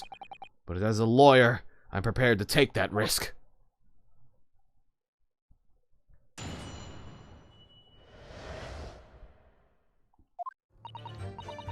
Truth is, the Brickmaker Cove was in the cabin of the omnibus the whole time. When the Irishman dragged me out from under the seat, I saw the disc on the floor. All of a sudden, I heard a scream from over my head, and that pair on the roof deck went off to pull the slops. That's when McGilded slipped the driver some tin to do a run to the pawn shop roundabout. He threatened me not to snitch. Not to say nothing to no one about what I'd seen or heard. Good grief, this is outrageous. What you've just told the court bears almost no resemblance to your testimony 2 months ago. As you say, my lord. Then, there's every chance I may have adjudicated an error in McGilded's trial. It sounds very much to me as if the man deliberately deceived this court in an effort to cover up the most wicked of schemes. Without doubt, your lordship is correct. A great injustice was done in this courtroom 2 months ago. The actions of the accused in that trial, of this witness, and of my learned friend are entirely inexcusable. At least he died. Yeah, how convenient. I don't believe it. This whole trial was a farce. It was all lies. That McGilded fella was rotten to the core. Just like the pickpocket. Don't forget that lawyer from the east. They were all in it all together. You're wrong. The lot of ya, Mr. Naraoda, the lawyer, he didn't know nothing about it. A bag. I don't think so. And are we really expected to believe that? He really stitched everyone up, didn't he? What an operation to get the man off scot-free. Unforgivable! Stop! The lies have to stop! Stop! Yes, the defense made a terrible error of judgment. I intend to take full responsibility and suffer whatever consequences are deemed appropriate. However, it's imperative that the court allows the witness to elaborate on her testimony. Because the true significance of McGilded's pawned articles must be brought to light. Very well, my learned student friend. Ooh, he changed to student. Okay. Given the depths of calamity you have just plunged yourself into, this may well be worth hearing. Words fail me. This situation is, utterly deplorable. Mr. Naruhodo. Yes, my lord. I will decide upon your fate following the conclusion of this trial. Of course, my lord. Blimey, Mr. Naraoda. Now, counsel, proceed with the cross-examination. It's so unheard of to have a witness lie in this courtroom. It's never happened before. Absolutely never happened. I'm shocked. Flabbergasted. Bamboozled. Absolutely speckledorfed, if you would. I don't even think that's a word, but I believe it. Well, it is now. Why are they facing their backs? Everybody all of a sudden on the side. And you were hiding in the cabin at that time as well, weren't you, Miss Lestrade? If I remember rightly, in the storage compartment underneath one of the seats. Yeah, that's right. It's pitch black under there, so you can't see nothing at all. Now, in your testimony 2 months ago, I feel certain that you claimed Mr. McGilded was the sole passenger. Did you not? False testimony, my lord. That's what you told me to say. But it's important that you tell us the truth now. Were Mr. McGilded and the victim acquaintances? I don't know. But I did hear him talking a lot. What were they talking about? Well, I couldn't hear too well, but if I had to say, I think it was about money or something. They kept talking about buying and not buying. Perhaps business dealings of some kind. Well, anyway, they got louder and louder. It started to sound like a proper fight. I was pretty scared by then. I hardly dared to breathe. And then, all of a sudden, I heard a noise like someone kneeling over on the floor. Or keeling over on the floor. It was blooming loud and all. And I believe you let out an involuntary scream. Yeah, that's what gave me away. Yeah, they're just on the side doing something. Maybe you should look at them. Yeah, I might actually. Like, I'm gonna cut off this dialogue, but I gotta see. Was the disc you saw this disc? Hold that thought, Gina, like for 2 seconds. Excuse me. Is there something you'd like to share with the court, Inspector Gregson and Mr. Graydon?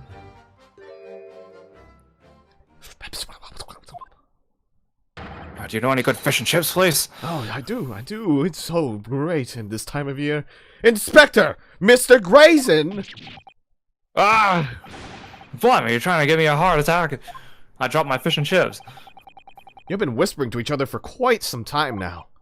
Tell us, what is the discussion about? I heard fish and chips. It sounded really good. It sounds like a teacher reprimanding the kids talking during a lecture. Like, you even shouted.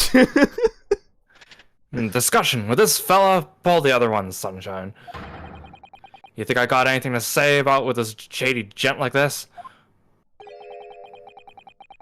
And I have nothing to say to this uncouth detective after he deprived me of that disc that was rightfully mine. But they've clearly been talking the entire time I've been cross-examining Gina.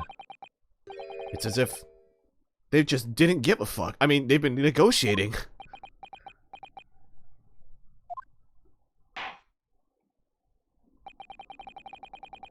You will kindly refrain from talking amongst yourselves while the witness is giving testimony. Yes, sorry, my lord.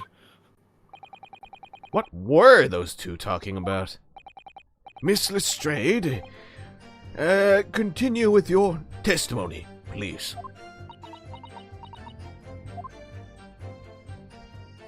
Alright, sorry I interrupted you that last time, Gina. Let me actually press that statement this time.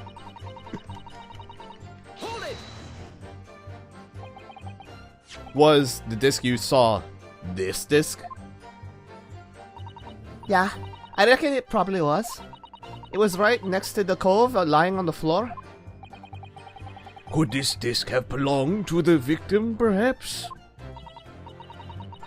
I don't know, but McGilded picked it up pretty smartish. And then he sat the cove with the knife in his belly up on the seat. Oh god, words. What did he say to you at that time? He told me not to say a word about what I'd seen or heard to no one.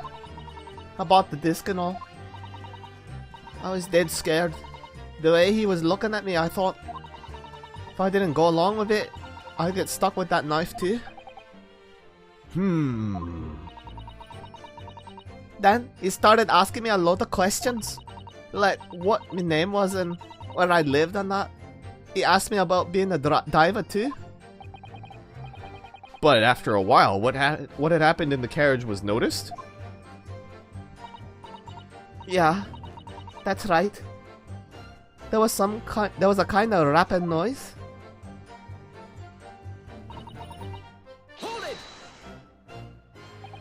There were two gentlemen occupying the seats on the roof deck, I believe.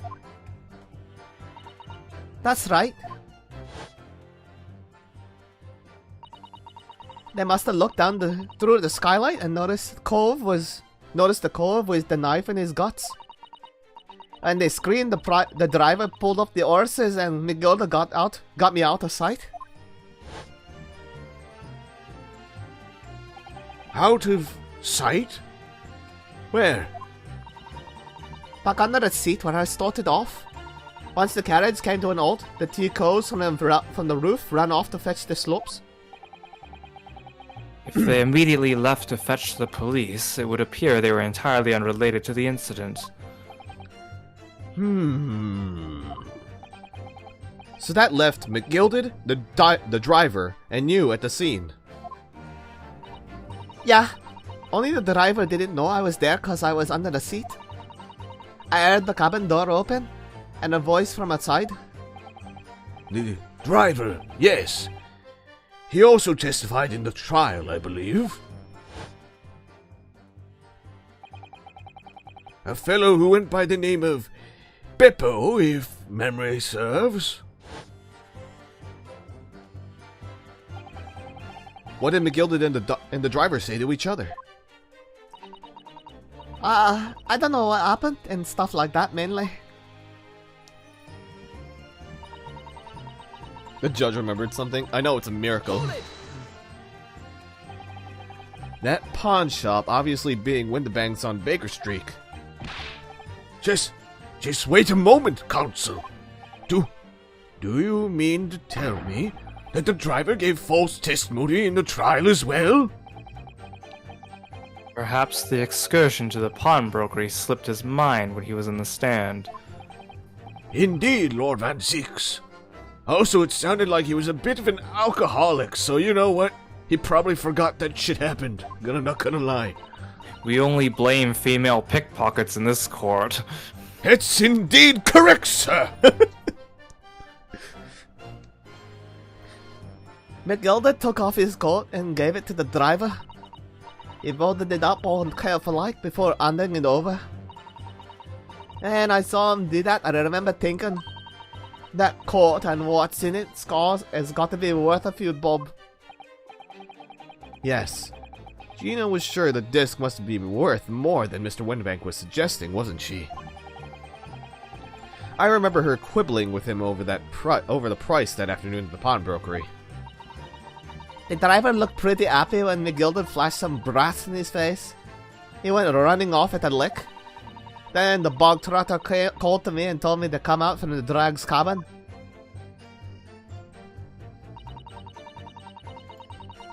Pressing statements. Threatened you how exactly? Told me I'd only be able to scarp her if I did exactly what he said. Which included giving false testimony in court 2 months ago. Yeah, that's it.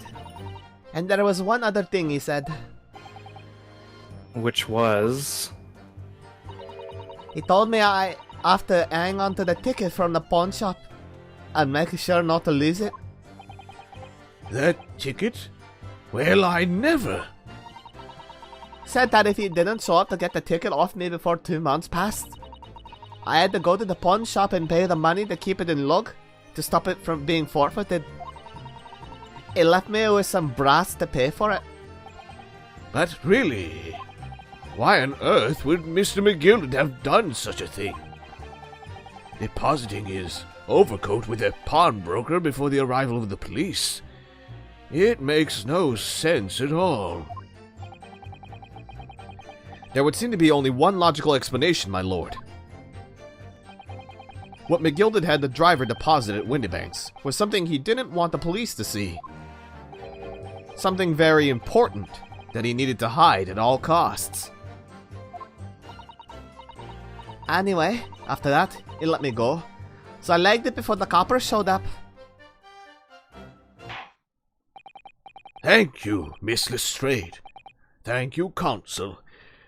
I've heard enough. I believe we now have a reasonable understanding of what actually transpired on the omnibus. It would appear on that night 2 months ago, a negotiation was taking place on the omnibus.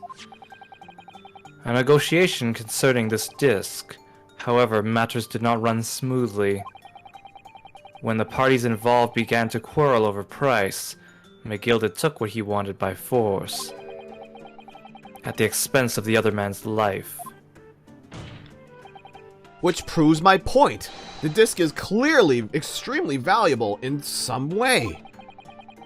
Although I don't understand why as yet, admittedly. And 2 days ago, precisely 2 months after the omnibus incident, McGilded's coat and its contents were due to be forfeited.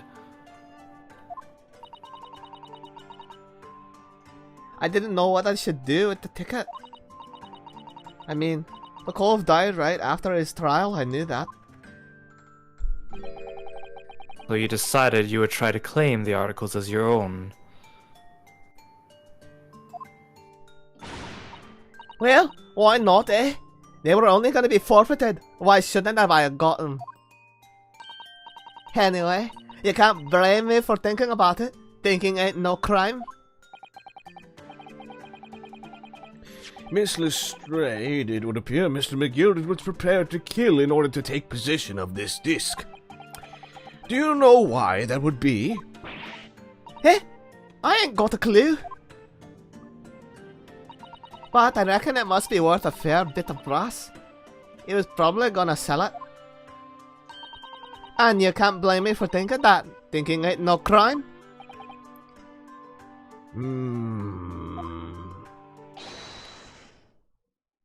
My lord? Oh, him. The evidence your lordship requested has been located and is ready for the court's inspection, sir.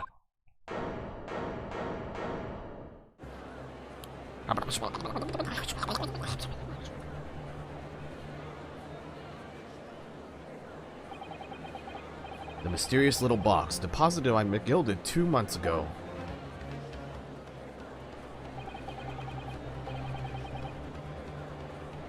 There's no doubt in my mind that it's a key piece in this far-reaching puzzle.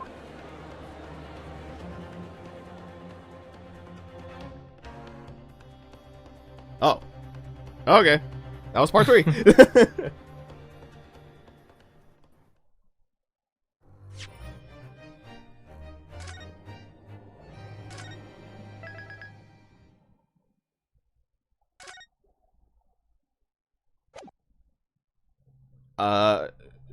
Alright, we're on part 4. Sheesh. Oh. That's a weird box. Is it a music box? So, this is the article in question, is it? A small box deposited with the pawnbroker by Mr. McGilded 2 months ago? And on the night of Mr. Winterbank's murder. Oh, what, my murder. The only item on the shelves that was touched by whoever broke into the shop. I got a little old there for a second, Judge. I'm sorry. I kinda... Were you mocking me? No. Quick, let's open it and see what's inside. Oh, it is the music box. Neat. Good gracious! This is no ordinary box, it seems. Wow. Although in truth I had an inkling that might be the case. It would appear that the box houses a miniature music box movement.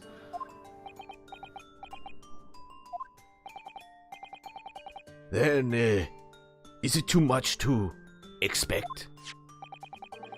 I think it would be reasonable to assume that it is a device for the playback of this disc, my lord.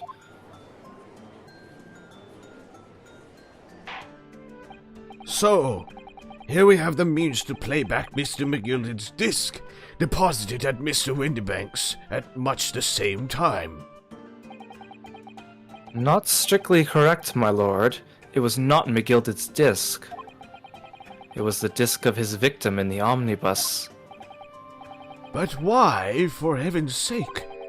Are we to understand that the brickmaker was trying to sell this music box disc to Mr. McGilded? Maybe it was a disc track. He really wanted to sell his, what's it called, promo? No, demo disc, that's it. I believe the answer will become clear if we listen to the music on the disc, my lord. Yes, very well. Let the court now listen to this curious disc at last. What? Oh, wait, my lord. Good grief, what is the meaning of this, Inspector? The music box and the disc are, well, they're unrelated to the case. That's bullshit and you know it, Gregson. No need to spoil the somber atmosphere in the courtroom with some silly bit of music. This disc may very well have motivated the culprit in this case to commit murder. Clearly, there's every chance that it's fundamentally important to understanding what happened. The prosecution has no objection. But no, that piece of evidence is police property now. You can't. Clearly, Scotland Yard has some vested interest here. But it is policy of this prosecutor to leave no avenues unexplored. And you, Inspector, have no jurisdiction here to prevent that from happening. Ah! My fish and chips! No further delays, please! Play the disc! I'm tired of all this bullshit happening around me!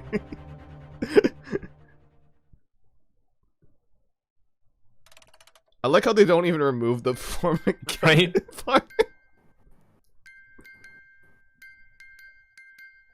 Oh, it's a telegraph.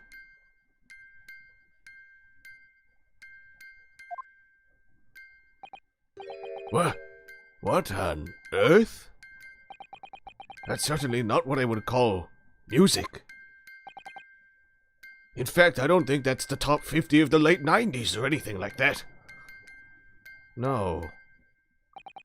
It's just the same note playing over and over again in an irregular sequence. Why does juror number 5 look like she's twitching a lot over there?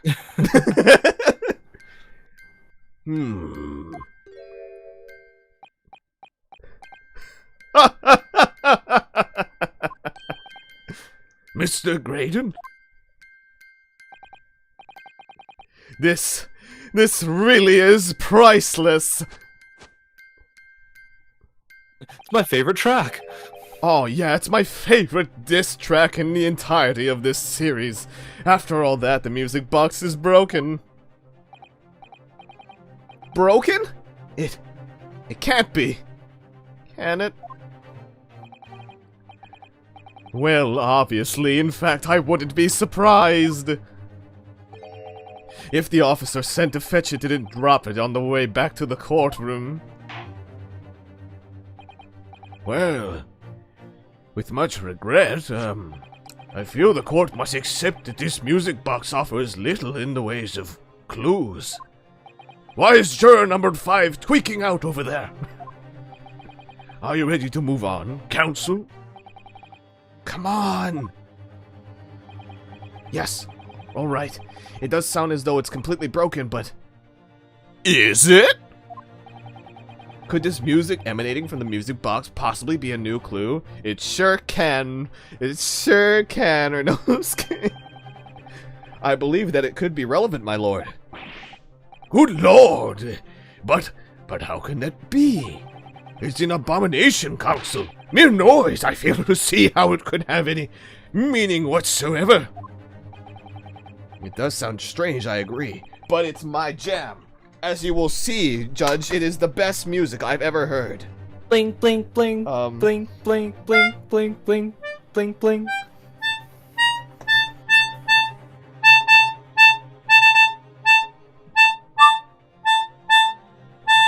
What are you plotting, Drago? Are you grabbing something? No. Wait, did it catch on Discord actually for you? No, I have a sinking suspicion. Nothing happened. Carol, you definitely did not hear. Okay. Nobody in chat definitely heard me playing on the melodica for 2 seconds. Wait, does it really not catch on Discord? That actually makes me incredibly sad. Oh, I guess it caught on stream. Wait, hold on. Does this work instead? Wait, that's not loud. Oh my gosh.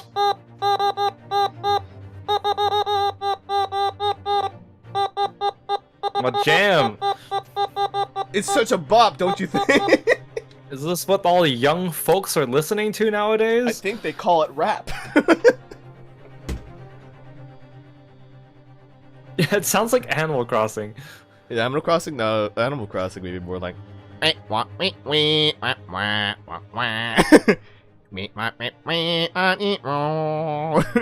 just sounds like the animals talking. Like,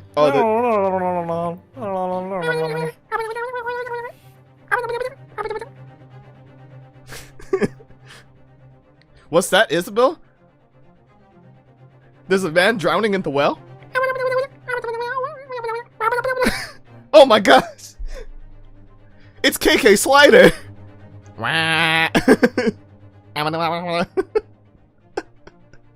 They want to be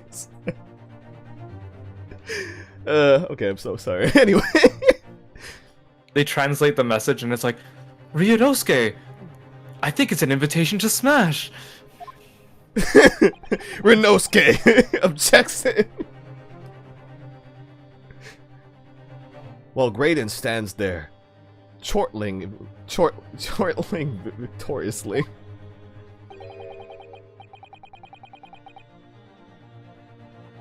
The inspector beside him has a rather telling expression on his face.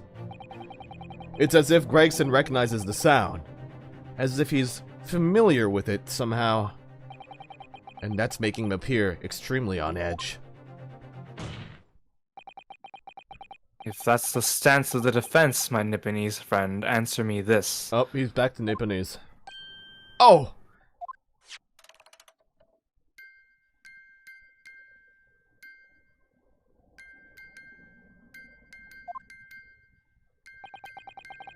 Just what relevance do you propose this woeful chiming has on this case?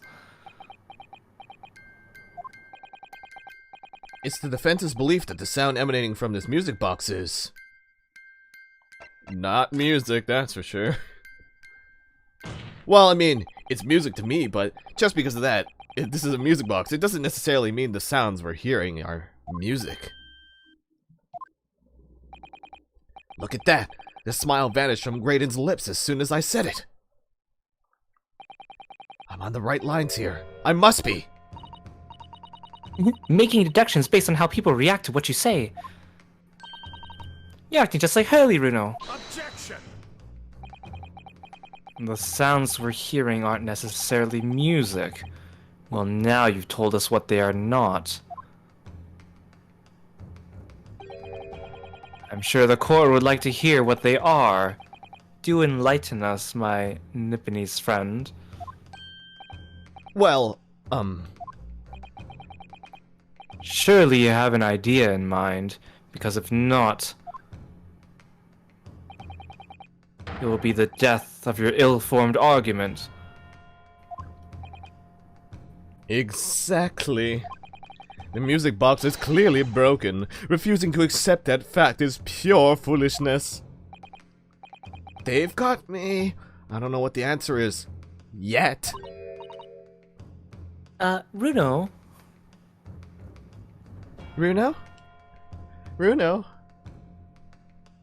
Runo? Are you alright? This is your conscience speaking. Runo?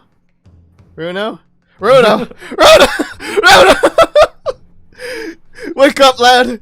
You wake up!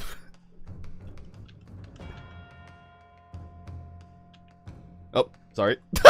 I accidentally undid too much.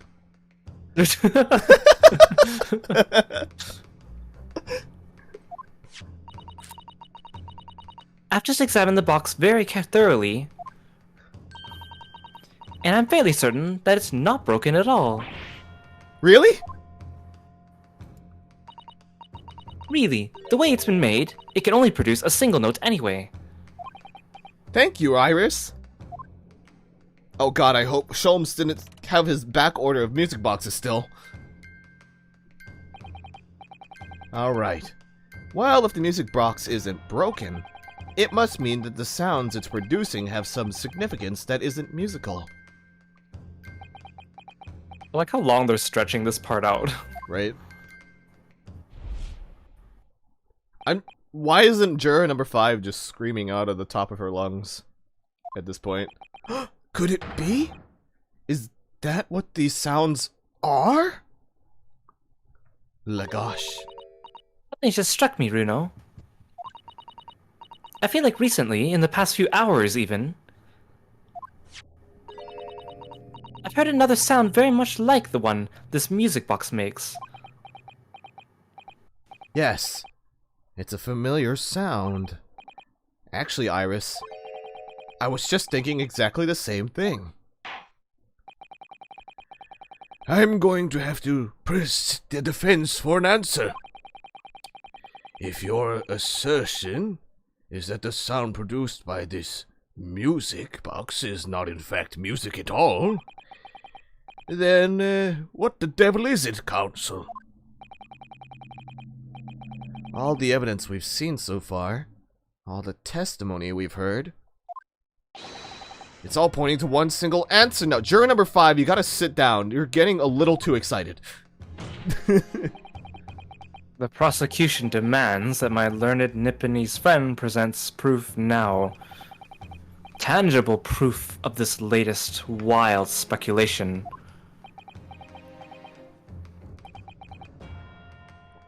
Alright then. This could be the best chance I'm going to get to fight back in this trial. And if I'm right, it's going to join all the dots together. The evidence that explains the true nature of the sounds of this music box is...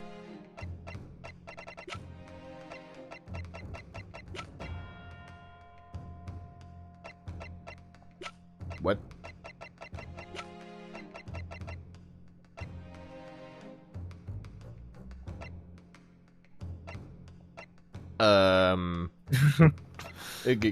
Give me a second. Oh, can I use this for it, technically?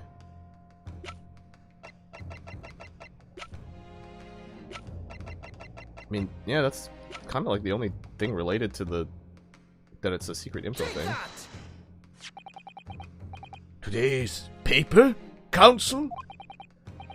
The headline is Pawnbroker perishes in pick-purse plunder. Hardly supportive of your case, but it has very nice alliteration. I will give it points for that. Ah, no, my lord. I was hoping you'd look a little further down the page.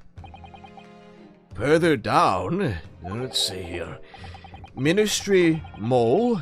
Classified secrets may have been leaked overseas from Ministry of Justice. Yes, this is a very serious matter, being investigated at the highest level, I understand. I have heard that international transmissions along supposedly secure lines are somehow being intercepted and leaked to various other countries. And presumably, those transmissions are in the form of wired telegrams? Of course. Juror number 5, your input, please. I know you've been kind of finally. freaking out. I've been waiting. Stop. Me, sir. Wait, have you not been paying attention this entire time? Whatever is the matter? Oh man, I was kind of hoping that she was like tweaking out about it. That would be great. Right? Damn it! You told the court before that you worked at the same communication station as Mr. Graydon, did you not? Yes, that's correct. And the particular station where you work, deals with government communications and newspaper reports? Oh, yes. We're not your run-of-the-mill communication station at all. Our work is extremely important. Then tell me, is this not a very familiar sound?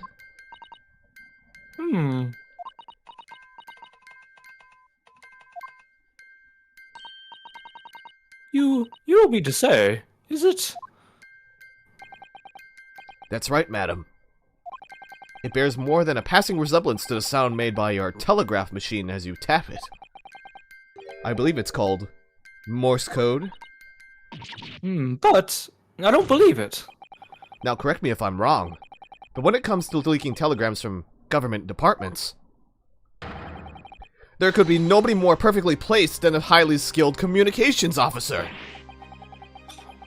Are you suggesting that the music box disc contains stolen government secrets in Morse code?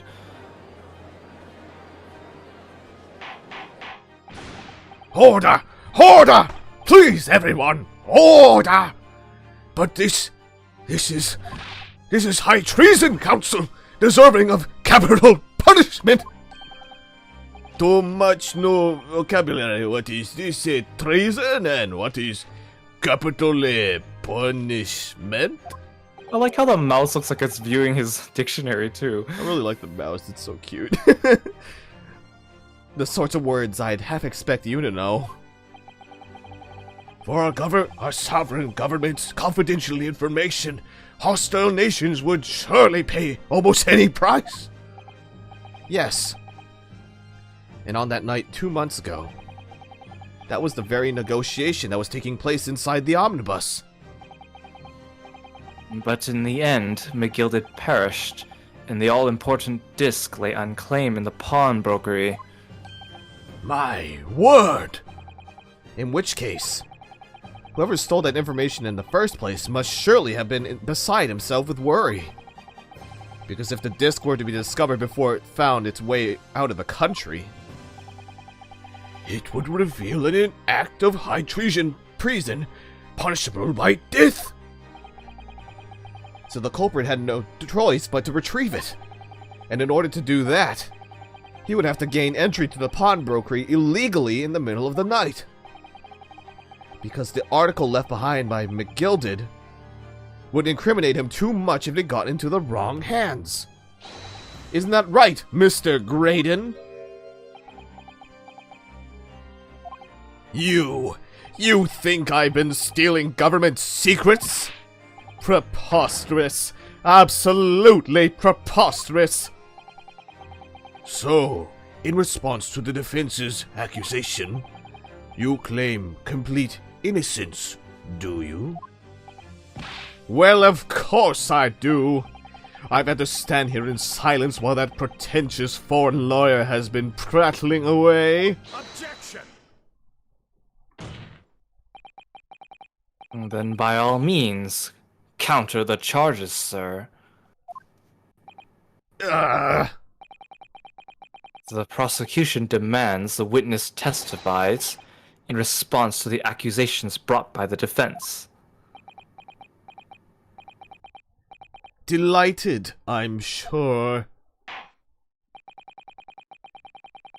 The witness is reminded that the crime under scrutiny in this trial is the murder of the pawnbroker, Mr. Windybank.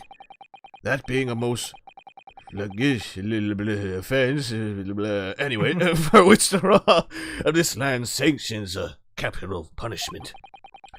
But the heinous act of high treason is no less serious a crime.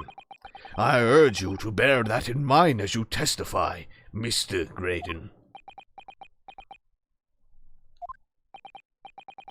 So then, let us proceed.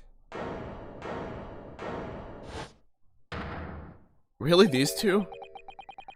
You gotta let us have a rabbit and pork here, Governor. We've got things to say. Hey, I beg your pardon? Who do you think you are? Name's Nash Skulkin. Occupation is professional baddie. Name's Ringo Skulkin, but we ain't baddies enough to sell out our motherland. That's right, we're what they call The three Skulkin brothers!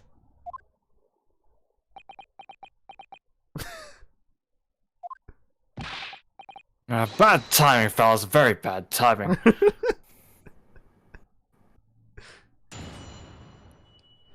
Oh, they're testifying. I like how Okay. they just go on with it anyway. They're just like, fuck it. A mere communications officer couldn't possibly steal confidential government information. Besides, the sounds produced by that music box aren't even Morse code. It was some low-class brickmaker negotiating with McGilded anyway, was it not? I've no relation to the man. Meteorite, welcome. Hey, Meteorite. Look, we all done this break. Look, all we done is break into the gaff the other night, like what he told us to do. If we'd known there was dodgy government secrets involved, we wouldn't have touched it.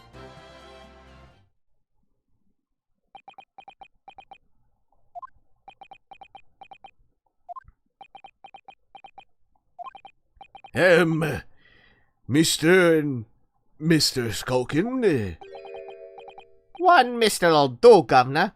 What's up, Doc? do I take it that you now admit to the crime? That on the night in question you did indeed gain entry to the premises illegally.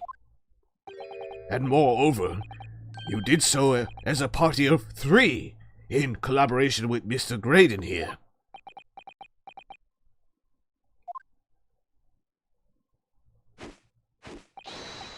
We did, Gov. We did.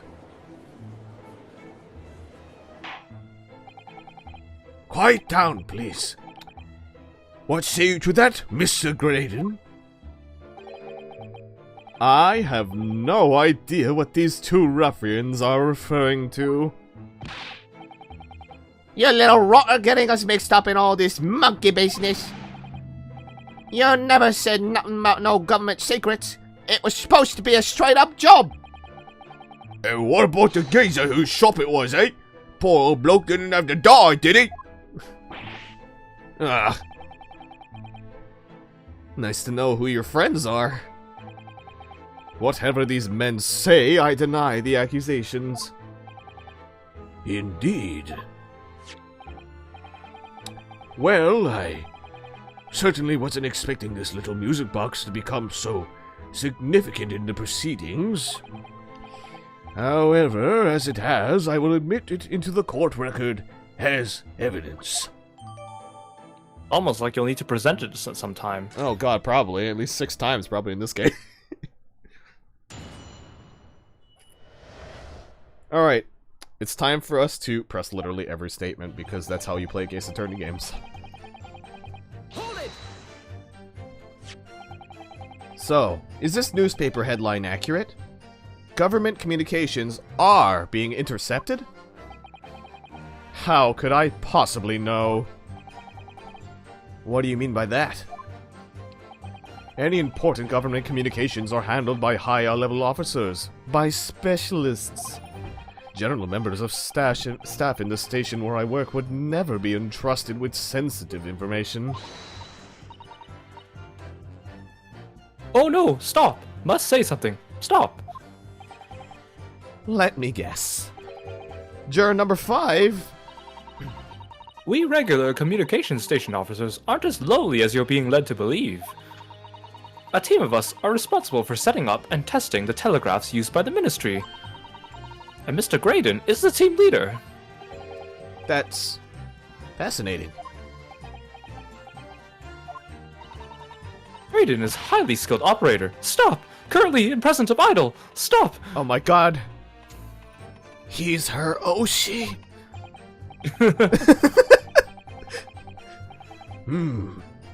So you had access to the equipment used for these confidential communications, Mr. Graydon.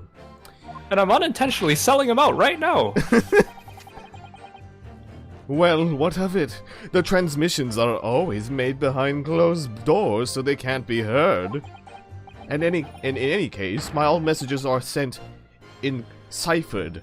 Normal employees couldn't possibly understand them. Oh no, stop! Must say something! Stop! Mr. Graydon regularly attends meetings with ministry technicians and the ministry communications team. He assists them in ensuring that there are no errors in important international communications. And he's received the top prize at the cipher cracking convention 5 years in a row now. That's fascinating. He's like, you bitch. Graydon is highly skilled operator. Stop. Currently in present of idol. Stop. I can't believe she repeated that twice. Well, your idol would appreciate it if you keep your mouth shut. She should really pick her idols more carefully. Well, I don't know about that Renosuke. I'm pretty sure a lot of people who have idols, unfortunately, really want them to stomp on them. In a lot She's of cases. one of those Yeah, fans. she kind of, yeah. Please point that cane at me, sir. Stop. No. Hi, I tell you, this lawyer's accusations are completely unfounded. This is bias, sort of. Hold it! They're not? To anyone with a brain, that would be blatantly apparent on listening to that music box for even a few seconds. Of course. Surely it can't be that my learned friend is unfamiliar with Morse code. Ouch. He looks genuinely shocked at my ignorance. Oh no, her. Fuck. Oh, it's me! I would be more than happy to demonstrate the basics for you, sir. Are they gonna give me an entire Morse code chart? Like, are they seriously gonna do that? Here's your homework for the day. Oh god, are we playing Keep Talking and Nobody Explodes and we have to translate the Morse code? We've already taught you about stereoscopic images, now it's time for Morse code. Oh dear god. A lesson here in court? Morse code is a continuous series of 2 distinct tones. Tones, you say? Yes, a short dot and a long dash. By combining those in different ways, you construct letters. I see. For example, this is A. And this is B. When you listen to the sound produced by this music box, you only hear one tone, don't you? But it sounds so similar. The rhythm of it is the same in everything. But there's no discernible meaning to this apparently random sequence of sounds. Is it in binary or something? So your assertion is fundamentally flawed. This is not Morse code. No! Really, you shouldn't be so surprised. What did I tell you? The music box is nothing but a worthless piece of scrap. Perhaps you might consider studying your subject matter before casting aspersions in future. Stop. So, nothing to say, but stop. Oh, it's so frustrating, isn't it? Iris? I mean, if the government's secrets were somehow being leaked using the music box, so many other things would slot into place so nicely. Could there still be something I haven't considered? Would it really be impossible to use this music box somehow to play back Morse code?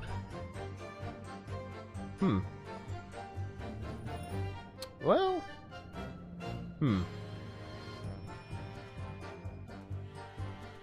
I mean, we can always try it, right? There's still every possibility that this music box was instrumental in the leaking of government secrets. That's the belief of the defense, at least. Objection! Does it please you in some way, my Nipponese friend, to repeat the same line of argument ad infinitum? No, I'm quite content with that, actually. It's already been established that to be Morse code, 2 tones are required. Dots and dashes. Yes, I'm well aware of that. Then what? Well, it would appear the defense has a hypothesis to put forward. You had better present your ideal at once, Counsel. How do you propose that this music box, which appears to produce only a single tone, could have been used to cipher secret messages into Morse code? Is there something we don't know about it?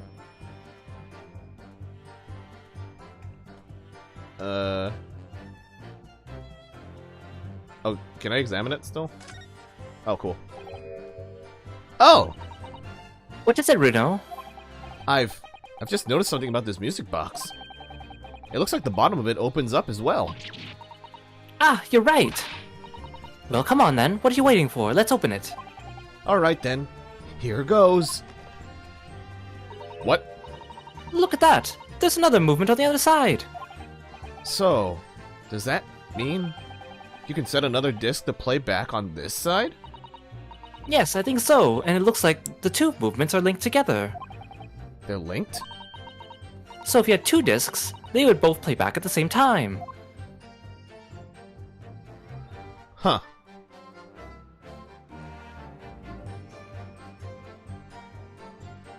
Got it! Good gracious! What am I looking at here? Yeah, seriously. Another movement on the underside of the music box? I almost said movement, but at this point, What? it's a double movement. It appears, my lord, that the two movements are linked together. In other words, you can put two discs in this music box, and the sounds of both will play back at the same time. Good heavens! As the court has heard, Morse code comprises of two tones, a short dot, and a long dash. With a second disc in place, this music box could be used to generate Morse code and convey a message. Wait, then why do we only have one disc? This is beyond a joke! I'm sorry? This poor excuse for a lawyer has absolutely no evidence to support his claims. Though, of course, if my learned friend were able to present the court with a second disc, that would be another matter. Well, I can't at the moment. Man, if only there was somebody who made a copy of the original disc or something. Doesn't ring a bell. well, I think isn't the one that Sholmes took the same as the one with the blood in it? No, he made an imprint of it, and then he made a second disc, I think, is what happened. Because the blood's still on this one. No, but I mean, wouldn't that just be the same disc? Yeah. I wasn't sure. That'd be funny, though. Watch it, like, melt and destroy the music box. No! The music box! And may I remind the court that, as the witness has pointed out, he was not the one in the omnibus with McGilded 2 months ago, striking a deal over the disc or discs. Indeed. That was Mr. Mason, the brickmaker. Exactly. I had nothing whatsoever to do with it. Though it has holes, I must admit the argument presented by the defense has much promise. I believe the cross-examination should continue. The link between Graydon and the victim of the omnibus case must be there somewhere, but I haven't found it yet. Oh dear, it looks like you need to give your argument more strength, Runo. You will reiterate your testimony if you please, Mr. Graydon. If I must, though I maintain exactly what I did at the start of this pointless cross-examination. Oh, unless the disc was already in it, that'd be pretty funny. Hold it!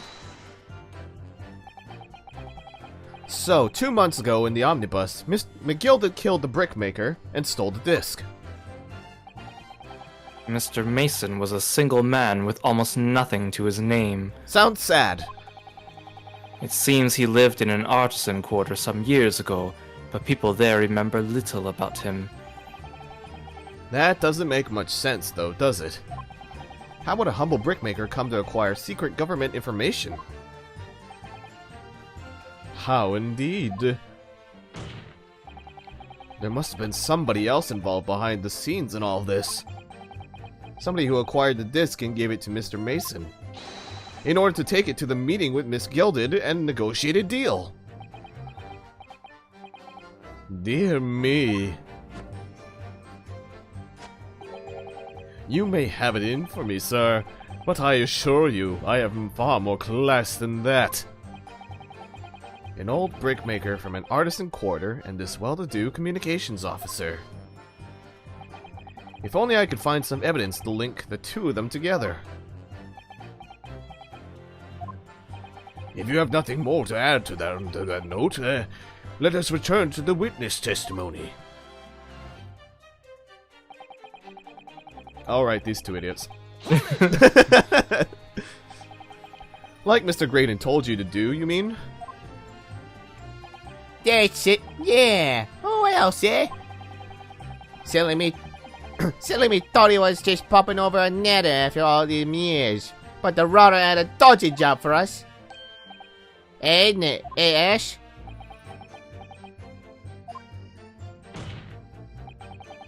Let me stop you there, Mr. Skulkin.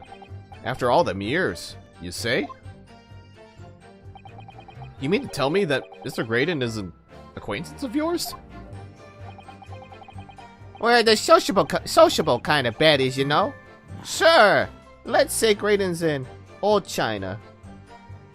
He really has. Excuse me. They really like them floppy cheeks. Is something wrong, Mr. Skulkin? Eh? No, the other Mr. Skulkin. You gotta clarify, Renosuke. What? Who? Me? When your brother was testifying just now, he said something that seemed to cause you to react. Oh, I was remembering the old days, that's all. We used to have a right old laugh together way back when. Together? With Mr. Graydon, you mean? Yeah, with Ash, I mean. You look at him now in his fancy whistle and flute, and what you Adam and Eve it. But when he was younger, he was from the poor part of town, just like us. Is that so? But he was always a leery one. He had the brains, had the savvy. Always coming up with smart ideas like what would never have gone through our heads. God blimey, ain't that the truth? Remember Milverton and Skulkin's milk run? That was a corker, eh? Save it until after the trial. Your reminiscing has no place in this courtroom. And neither does your fruit. Aye, the geezer asked us a question, didn't he? And we was answering. Yeah, we ain't done nothing wrong. Nevertheless, the court is not prepared to accompany you on your trip down memory lane. Counsel, can we turn our attention back to the testimony, please? I don't know. Could that sentimental story be relevant somehow? Add it to the testimony. Anytime this game asks you if we want to add something to testimony. Right? My lord, Yes, counsel?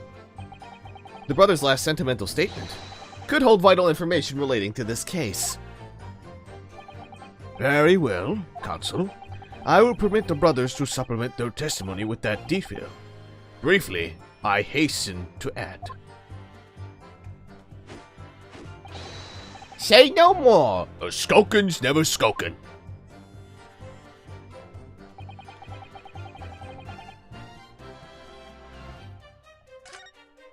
Oh, whoop. I guess that was the last statement.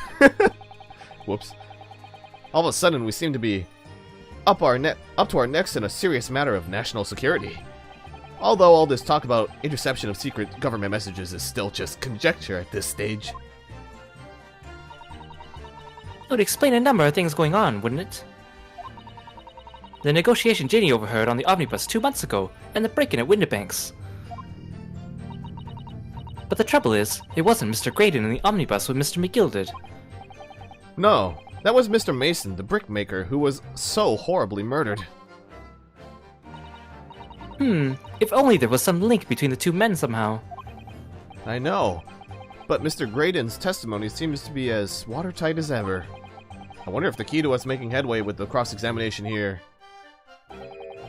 could be those two brothers. Man, they really... At least they eat their fruit, I will say. It's more healthy than the fish and chips, I guess. Yeah, it's true. Hold it! I guess, can you elaborate on this, sir? I'm sure I'm going to regret asking. But, what exactly was that? Some kind of business? Just a little scheme we had going back when we was youngsters. Bit of fun, really. Delivering fresh milk to the locals. That's what it was all about.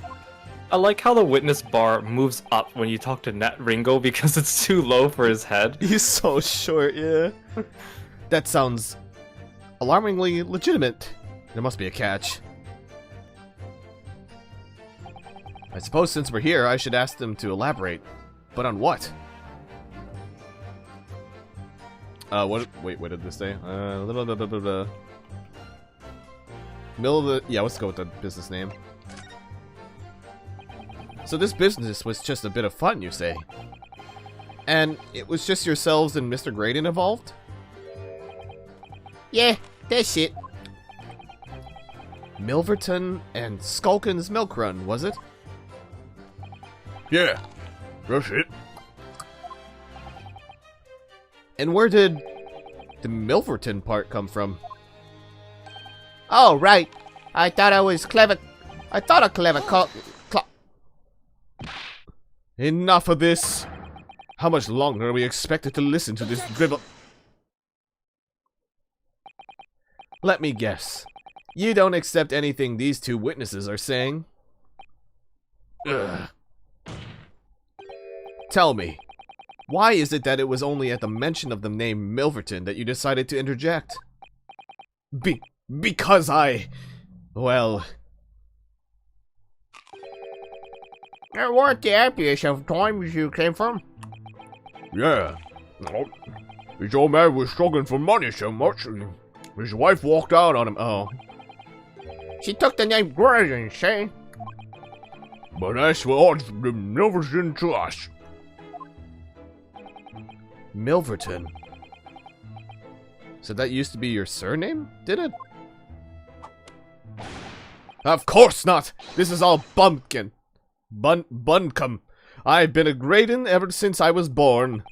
Do you really think that you can rely on the testimony of these two thieves? You're a communications officer attached to the civil service. As such, your personal details will have been thoroughly checked at the time of your appointment. It would be a very simple matter indeed to subpoena those records, Mr. Graydon. Ah! Well, it would appear that Mr. and Mr. Skulkin's testimony has been reliable. For once. You were born Ashley Milverton, then. Is that correct? Very well, yes. So Ashley Graydon was once Ashley Milverton. That information could change things, and could turn out to be extremely important.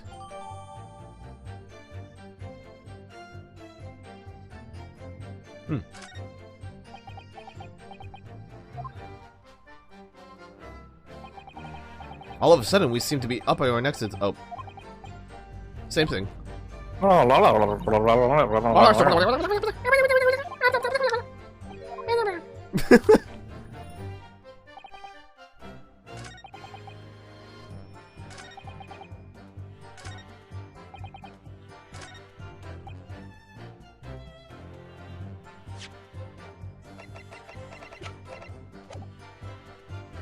guess I never pressed this statement. Just gonna see.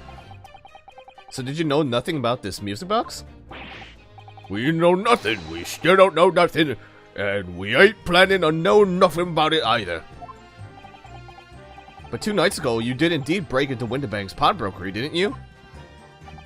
In your original testimony, you said that the door in the shop was ajar and that it was some kind of sign begging you to go in. But the truth is, you were planning to break into Windibanks all along, weren't you? We were, Garvey, we were. You're right there. 'Cause that's what he told us to do. It was his plan. You dumb motherfucker. And why was it Mr. Graydon's plan to break into Windibanks that night? Did you not ask the reason? Well, he said the place was full of stuff worth nicking. That's what he told us beforehand, anyway. Turned out it was a load of cobblers they did it. I wasn't best pleased, I can tell you. In any case, if they don't know the real reason, it doesn't sound like they're going to give it away. Okay, so we got the Milverton info.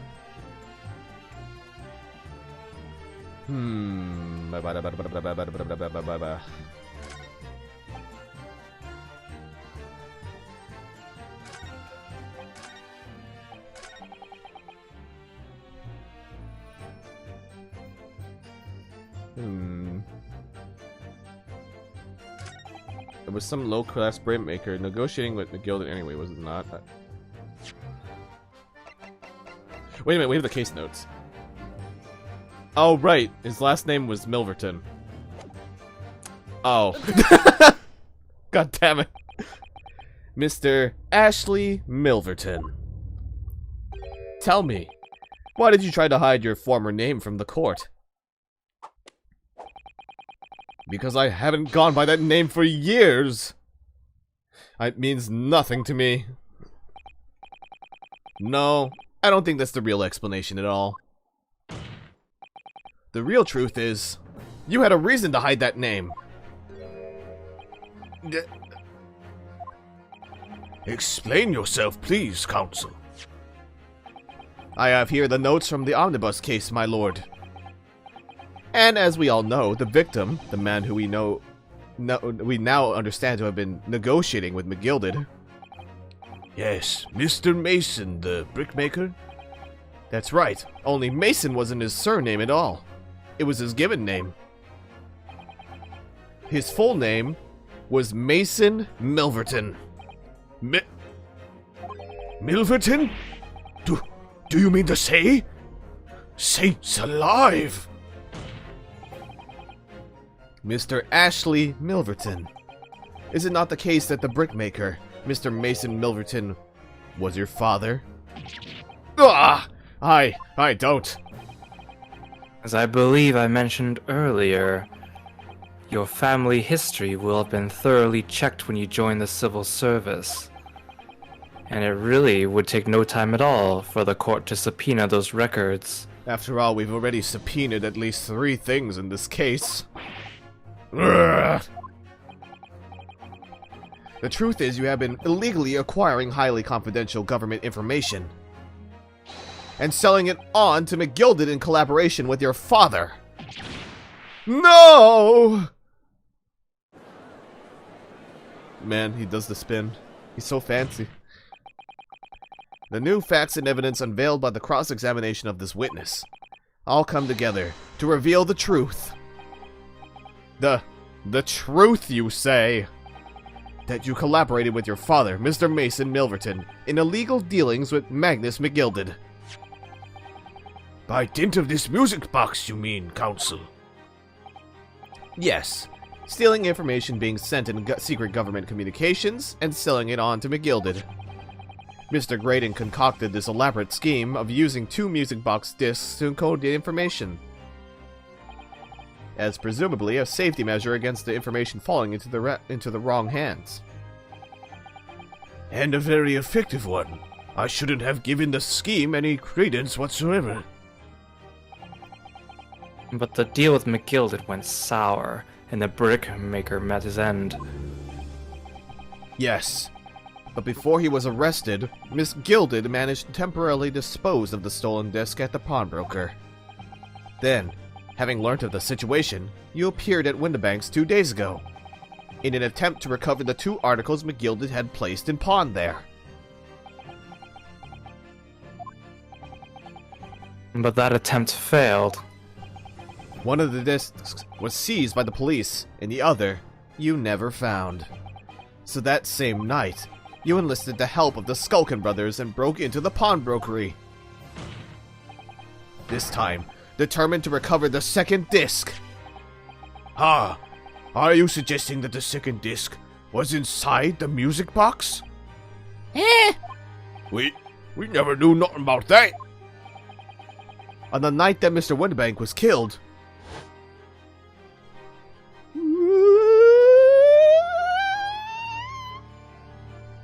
da-da-da-da. The intruder of the pawnbrokery touched one item and one item alone: the music box. I was rather ingeniously demonstrating using the two prints from the security camera. Indeed. So, the question that naturally begs answering is this: why was only that one article disturbed? The answer is obvious: because it contained the second disc, which the intruder was desperate to retrieve. Since if it were to fall into the hands of the police, it would be proof of high treason. Well, Mr. Graydon, do you deny that all of this actually began on that fateful night 2 months ago? I refuse to accept any of this nonsense.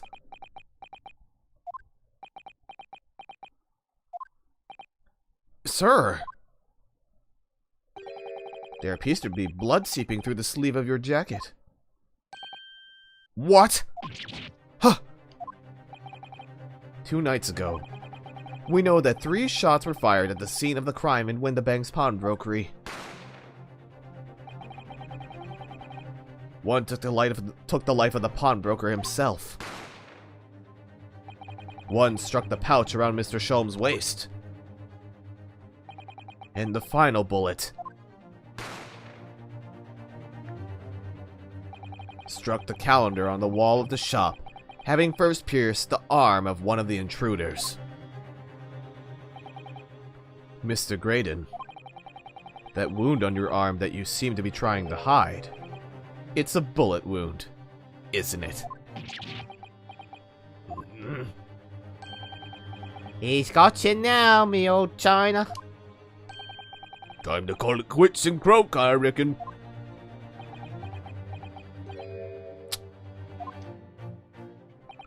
Don't acknowledge my presence there under any circumstances whatsoever. Those were my terms, remember? And I paid you handsomely to comply. Clearly, I was a fool to think I could trust some common backslum thieves.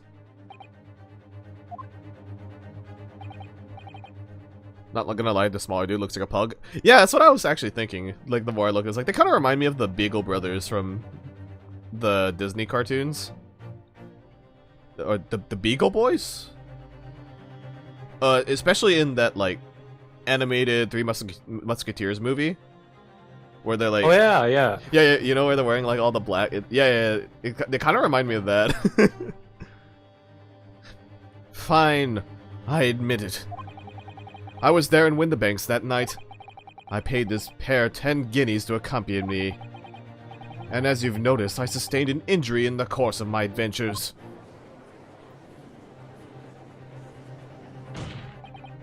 But that is all. I admit to nothing more.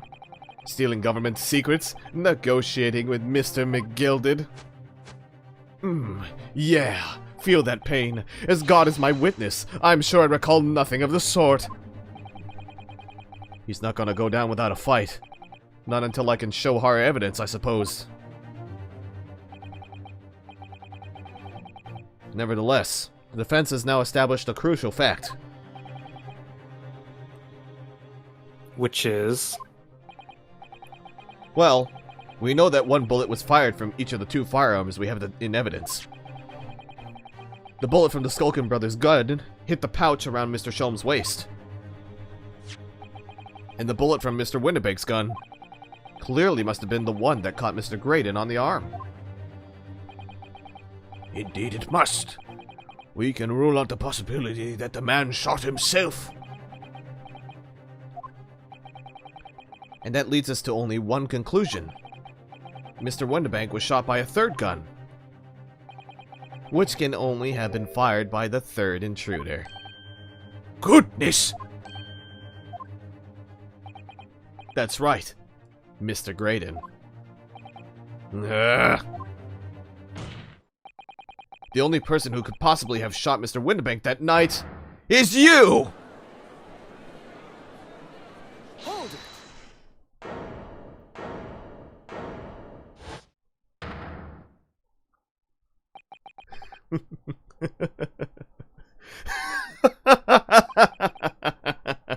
You little upstart! You made a grave mistake when you summoned me here! What? What's that supposed to mean? Yes, as you rightly say, I was there at the pawnbroker's. I did my best to hide the fact, naturally. I had no intention of ruining the distinguished career I had built for myself at the communication station. You activated this trap. You've activated my trap card! Mirror Force! Oh, whoop, I accidentally clicked. Sorry. Anyways, what do you say? Let's see. But did the thought never cross your mind? Did you never consider the possibility? What do you mean? What thought? What possibility? The possibility that if I were there at the scene, I may have witnessed the crucial moment. You see, this makes me a key witness in this case, and I have my hands firmly around the neck of your client. What? Huh. Are you suggesting? I saw it all. I saw the very moment that pickpocket girl pointed the gun at that poor defenseless pawnbroker and shot him. What?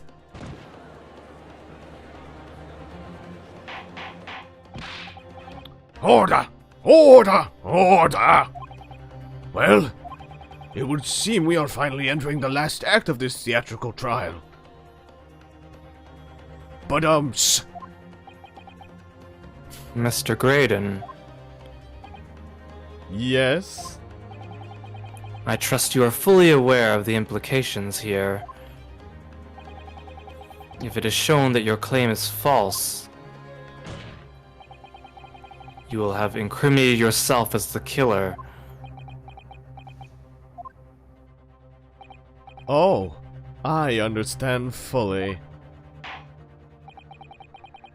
then I must ask you to give your formal testimony once more.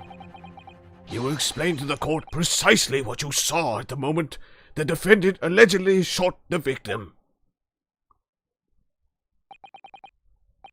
Nothing would give me greater pleasure.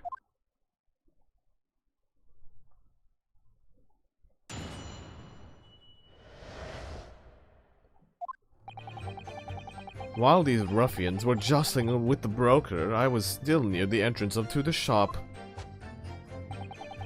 When Winterbank threw Nash over the counter, I felt a sharp pain in my arm. I pursued the man, but he shut himself in the storeroom. I could see him through the peephole of the door, though. The accused in a black coat shot the man in the back as he was trying to flee to safety. In a black coat? Graydon! That wasn't Gina! That was Organization 13! Oh my god. I saw the blood splatter all over that wretched girl. Then she tossed the gun out of the peephole, so I picked it up and made my escape.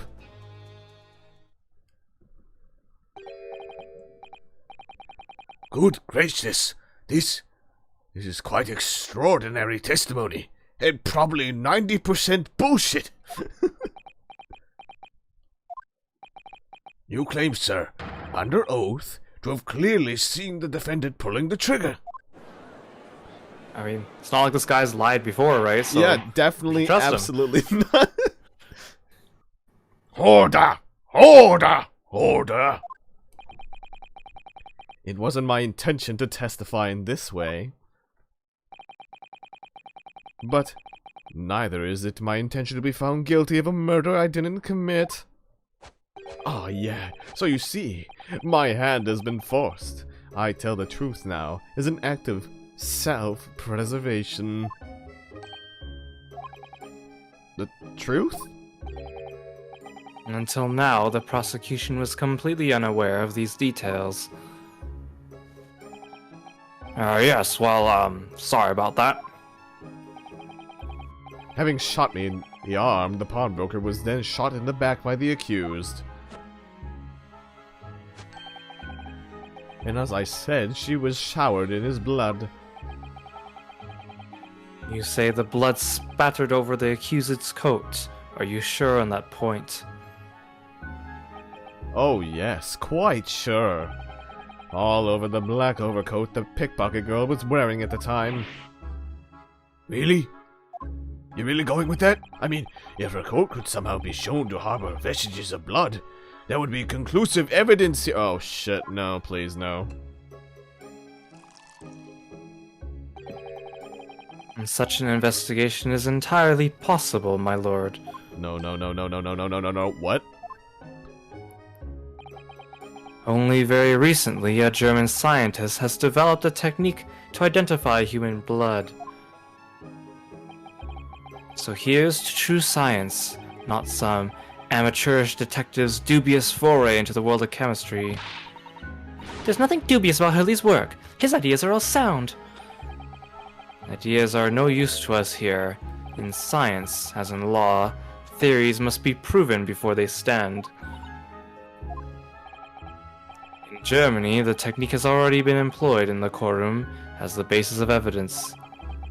Scotland Yard has a small quantity of the chemical reagent used. With your lordship's permission, we could shatter all vestiges of doubt within minutes.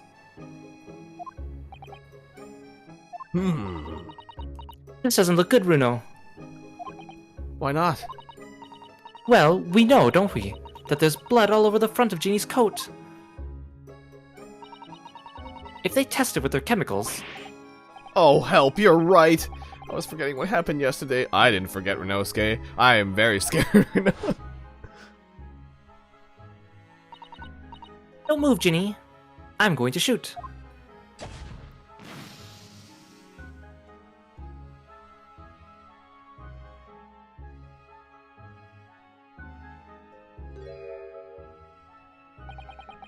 But that's not Mr. Winterbank's blood.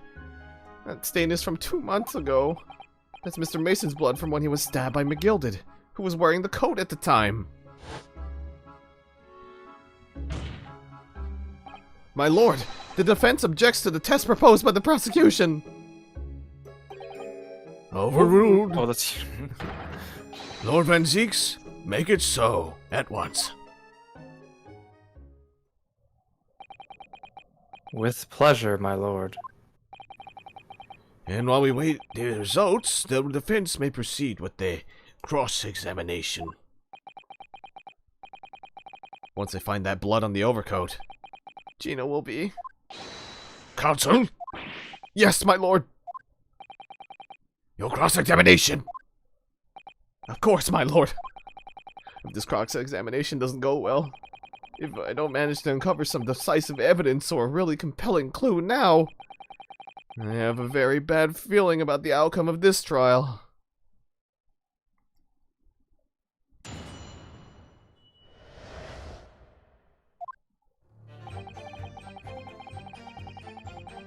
Hold it! Mr. Winterbank emerged from the storeroom, I believe. Ringo and Nash were scouring the counter when he suddenly appeared and flew at them. He already had the revolver in his hand. Fortunately, I wasn't too close. I've never been so scared in all my life. Yeah, we're just your regular mild-mannered burglars, that's all. We don't like violence. Says the pair who carry a gun. What do you mean when you say you were near the entrance to the shop? I was in the doorway, running my eyes over the shelves of forfeited items. Looking for the music box, of course. The broker went for Nash in the first place. Then Ringo joined in, making it 2 against 1, so I assumed they could handle the situation. But I was wrong. I was trying to help you, bruv, but the old geezer chucked me over the bloomin' counter. So I pulled the gun on the old fella. Ain't that that soon made him scapper. The pair of you sitting upon the door, defenseless pawnbroker. Oh, the pair of you sitting upon the poor, defenseless pawnbroker together. Shame on you. Sorry, Gov.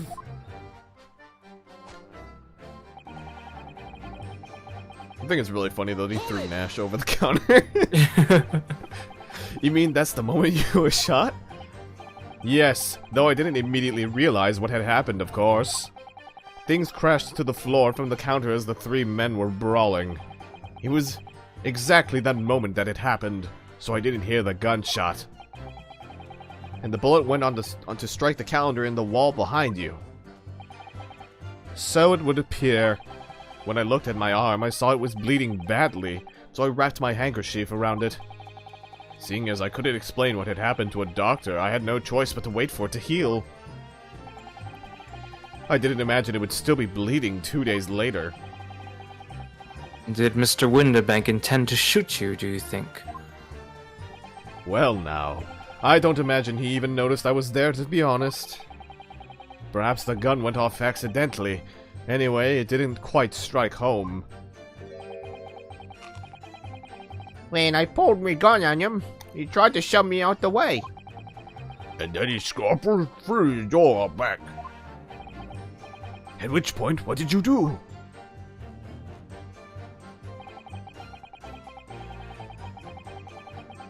Hold it! You mean you chased after him? I don't recall the reason why, but I ran after him to the back of the shop. And what about this peephole in the door you mentioned? You know, the thing that you probably shot him through? Well, unsurprisingly, the storeroom door is a solid job, made of stout wood. But there's a small opening in it about head height that lets you see what's inside from the outside. Actually, I should know that, shouldn't I? That's kind of how I saw the whole thing. I looked through it myself that night.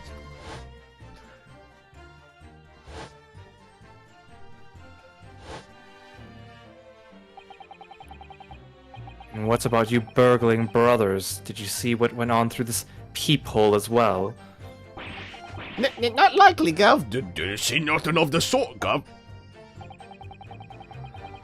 I doubt these 2 buffoons were even aware of the people's existence.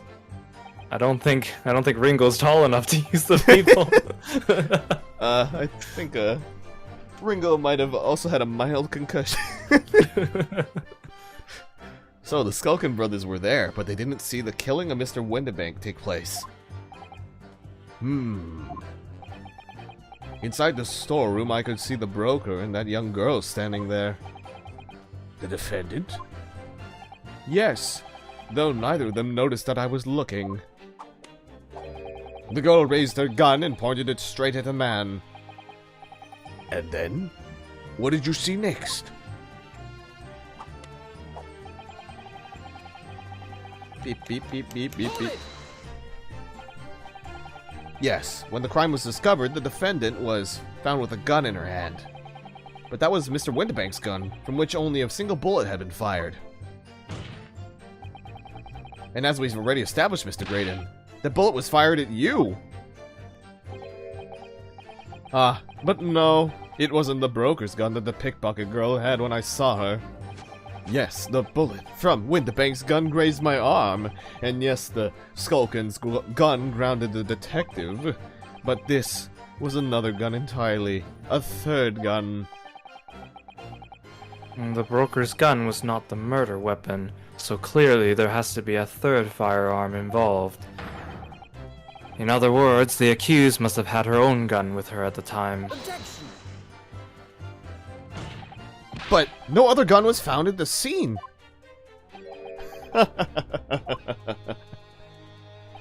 Calm yourself, Counsel. Sorry? You must consider the events in order. At first I saw the broker and the girl glaring at each other, but then, all of a sudden, the broker turned to run, and it was at that moment that the little gutter rat shot him in the back. A chilling image, I must say.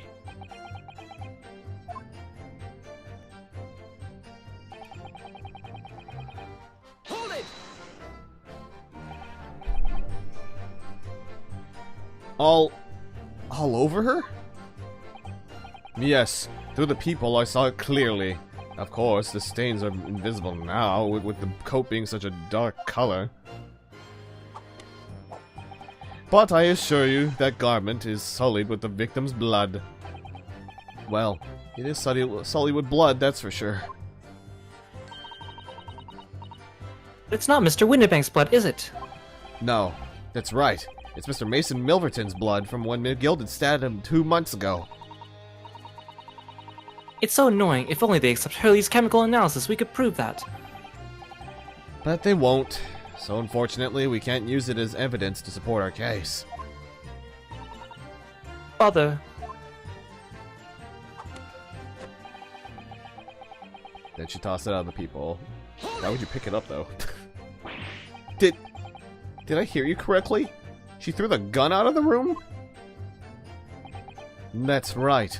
After the broker fell to the floor, she started walking over. Over where exactly?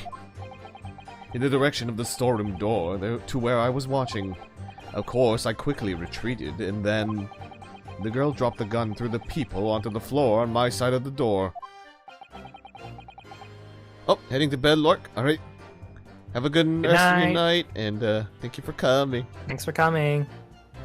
But why on earth would she do such a thing?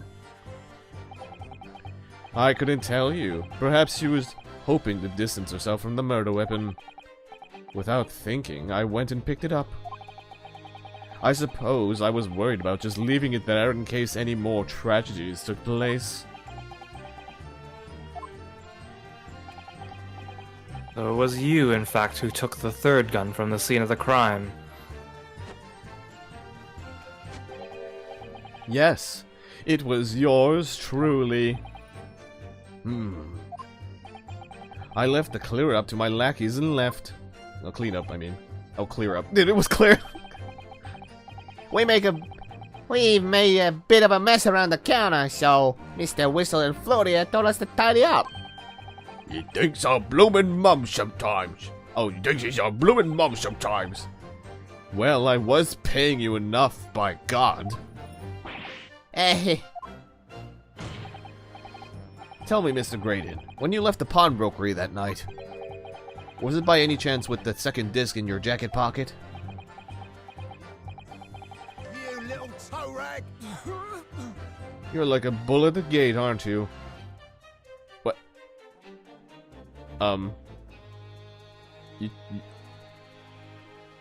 Y'all alright? Excuse me! Gentlemen! They're really worked up. Hey.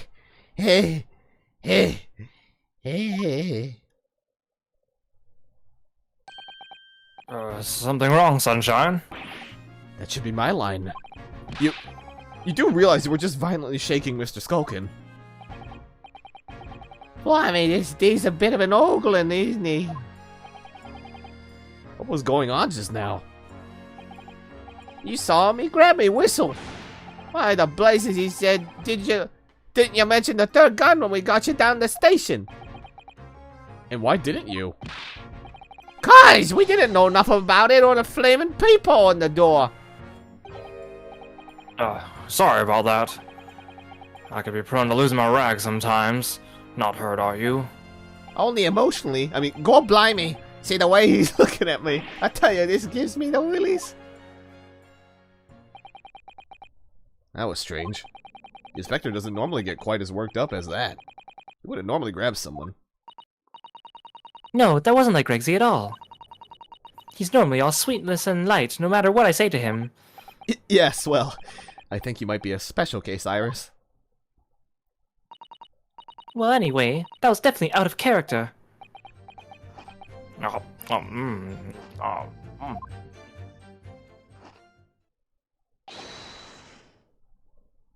My lord. Requesting your lordship's permission to interrupt the cross-examination. Explain yourself, officer. I have the results of the test that was ordered earlier, my lord. Ah, the blood on the accused's overcoat. Thank you, officer. Very well. The cross-examination is hereby temporarily suspended. I presume you have no objection, counsel. No, my lord.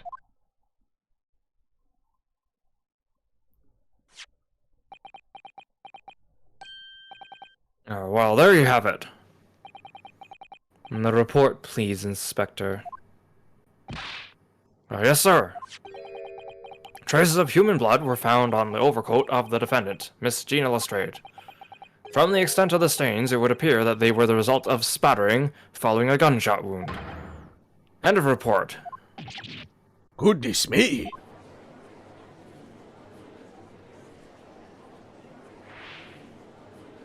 Oh my god, he did a rising palm too. Different.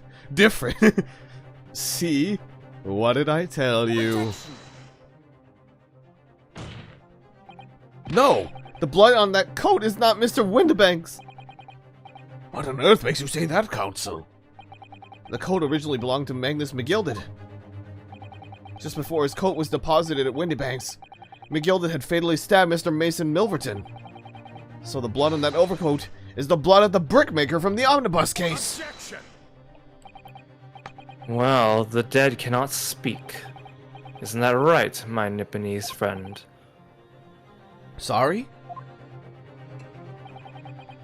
2 months ago in this very courtroom, did you not argue fervently for McGilded's innocence? And yet now that the man is dead, you brand him as a murderer. Your conduct shatters any shred of respect you may have earned for yourself in this country. Ah, but that was... I call it a belly disgrace. Territory is what it is. Hard to determine whether the blood on the coat is 2 months old or not. Even a stereoscope couldn't help the answer to that problem pop out. It can't be done! Dude, you gotta calm down with the stereoscopes. But... We used Mr. Sholmes... Mr. Sholmes is a detective, not a chemist. Would you put such faith in a chemical formula devised by me, for example, when I'm a communications officer? I held out Piroski to a starving boy and he ran away crying. Okay, sir. Whatever you say, sir. Sherlock Sholmes is barely more than a figment of the public's imagination. His name carries no weight in this courtroom. No weight at all. How could you say that? Victory is sweet indeed. This proves my testimony is the whole truth from start to finish. How do you arrive at such a conclusion, sir? As the witness said, the accused's coat was spattered with the blood of the victim. The only way Mr. Graydon could possibly have known that fact is if he saw it happen. In other words, his testimony is solid and the conclusion is singular. It was the accused who shot the victim in this case. That is the whole truth. Ah! My lord. Oh, Been a long battle this one, but this whole roar house has something to say now, if you please. Mr. Foreman, are we gonna do another summation examination? As at this moment, sir, the squadron... Oh, god damn it. Has reached its final decision. Ready, men? Off on now. Sir! Guilty. Guilty. Guilty. Guilty. Guilty. Guilty. I still love the doctor. He's just holding his arms out and bamming his head on the thing. Oh my god. Well, it would appear the ladies and gentlemen of the jury have reached a unanimous verdict. Again.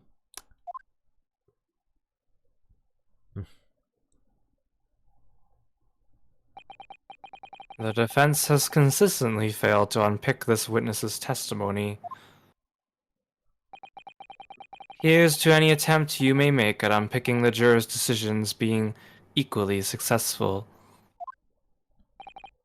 I don't believe it. I've come so far. How is it all unraveling on me so fast?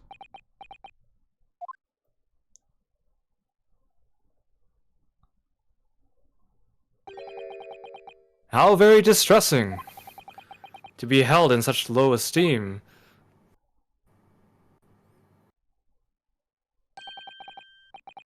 Wouldn't you agree, Mr. Naruhodo? Officer? You've delivered the report now. That will be all, thank you. It occurs to me with some regularity, Mr. Naruhodo, Oh no, dear god. that scientific truths are determined not by science, but by none other than the human mind. I know that voice. Am I going mad? Ah! Oh my god, he changed his hair color. Mr. Sholmes! What is the meaning of this? How did you change your hair color? Big brother Sulky, it's you! What business do you have here, detective? Last I heard, you were recuperating in hospital. Well, as well I would be, had I not been set upon an errand. What errand?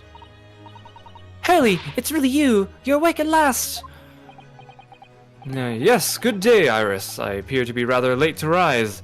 My apologies. Now, my lord, if you will humor me. In what manner, sir? I have something of great importance I wish to give to the young lawyer over there. I need no more than 5 minutes. Would you be so kind as to spare us the time? What say you to this, Lord Van Seeks? This trial has taken many hours of the court's time, having spent so long already. Exactly. Having spent so long already, we don't want to go wasting any more precious time. As I was saying, having spent so long already, it would seem churlish to deny the defense a mere 5 minutes. Ah! Very well then. Counsel, you have 5 minutes. I have a sand timer on my desk. My dear fellow, I apologize for my tardy arrival. Mr. Sholmes! Are you alright now? All right, I'm all wrong. Sorry. I've only just managed to summon the strength to stand, man. I asked the judge for 5 minutes. But I fear even that may prove too much for me. Pray forgive me, should I pass out? Let's make the discussion as short as possible. Hurley, this place is full of idiots. None of them can see how wonderful your chemical blood analysis is. Ah, well, that concoction of mine was really just a bit of sport to assist me on my investigations. I never took the trouble to refine it for appraisal by the scientific community. An oversight on my part. Maybe a little bit. Right. Modesty? Surely not. But enough of that. I'm here to give you this, my dear fellow. What's that? A lavender furoshiki wrapping? A leaving present from Miss Susato. From Miss Susato? If possible, matters were to be settled without me giving you this. Those were her instructions when she asked me to do this her favor. I don't understand.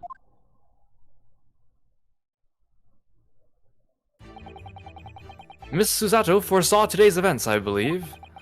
She knew that the culprit would attempt to escape justice by means both devious and underhand.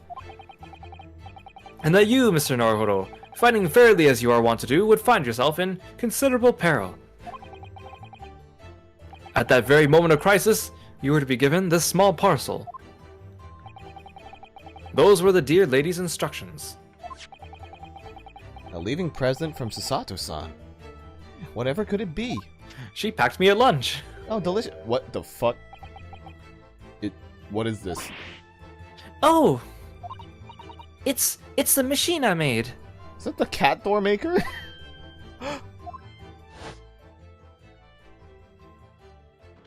Oh my god, it is. Meow. Look, I use this. It's my latest invention. What is that? I call it the cat flap-o-mat. It can make a cat flap for a little furry friend like Waggy in seconds.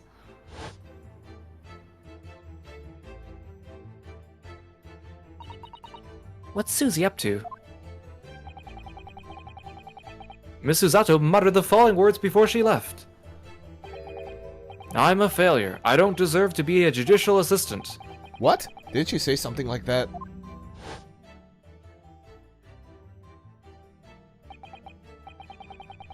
You really are the best judicial assistant in the world. Well, that's extremely flattering. But I'm sorry to say that I've been a complete failure.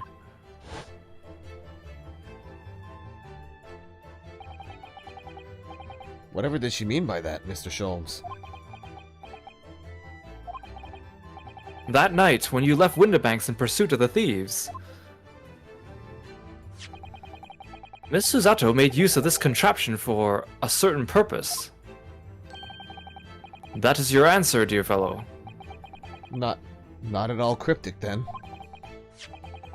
Susato-san used this cat flip-o-mat that night? But why?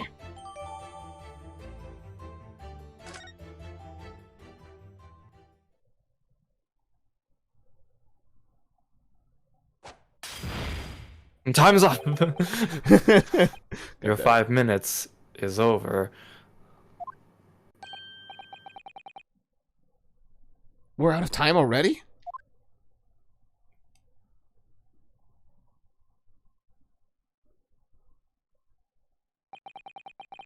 I am grateful to you for affording that brief recess, Mr. Reaper.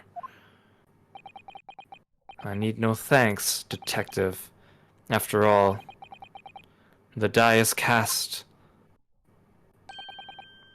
Is it really? The jurors are unanimous in their leanings. No doubt my learned friend will consider a summation examination.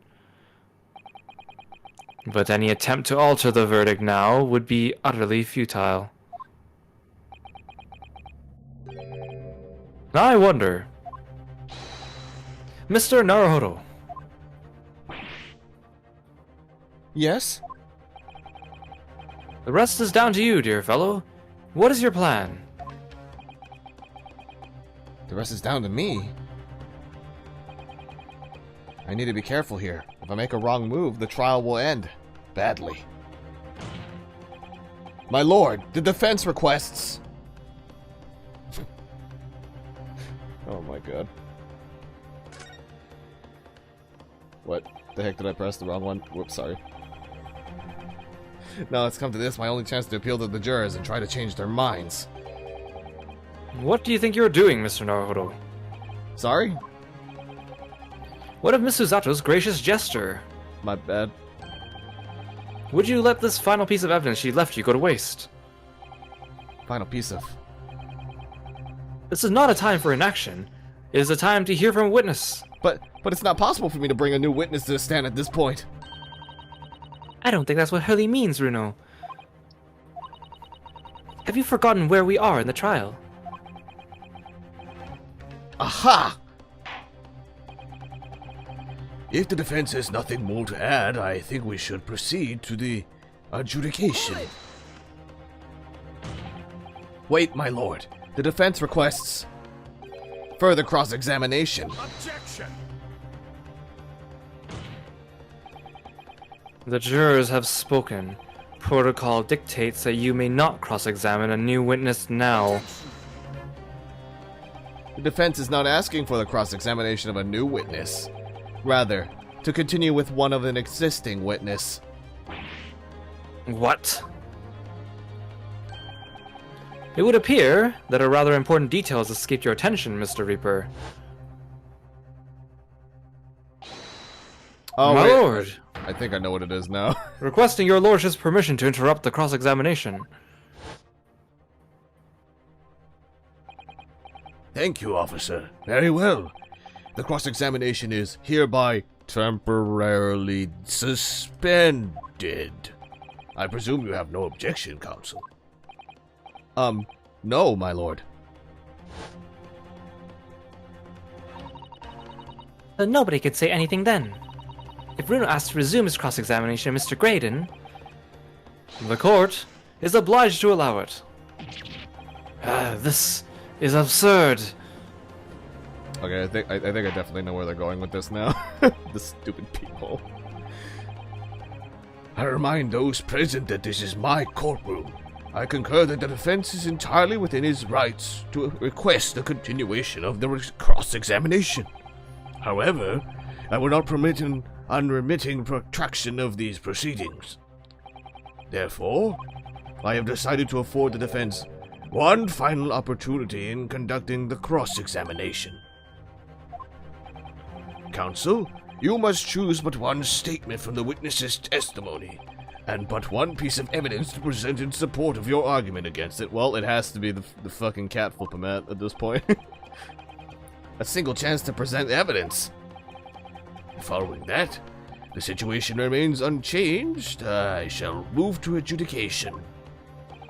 Is that clear, counsels? You will not press the witness any further. My lord. Yes, my lord. A single statement and a single piece of evidence. Most generous. Well then, Mr. Naruhodo, it's high time I fell in a dead faint. He's just gonna drop down, isn't he? I leave this in your capable hands.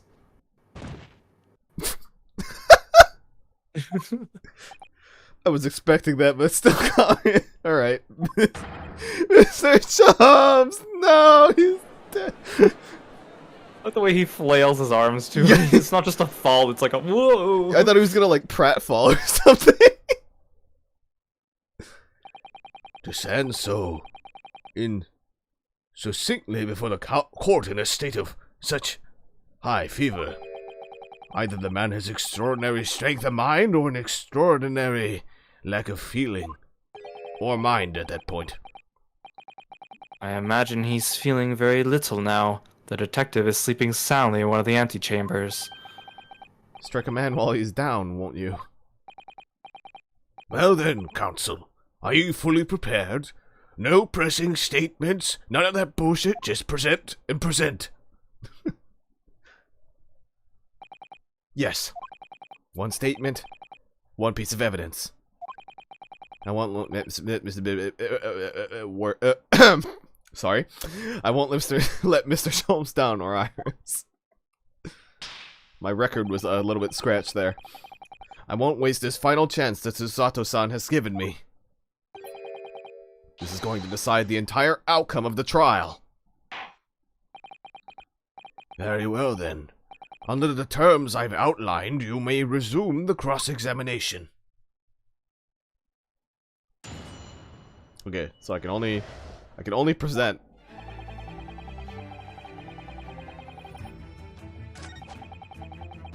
Dude, actually, I felt a sharp pain in my arm. I can see him through the peephole of the door, though. So I'm just gonna double check something real quick. Yeah, there's no peephole there. And now there's a peephole. No people. People. God damn it. You know, it's weird to think if he threw Nash over the counter and then they had to like place everything back on the counter. That 130 photograph, everything should be messy on the counter. Somehow it's still exactly pristine so you can use your stereoscopic view. Yeah, I was like, how the fuck did they manage to do that?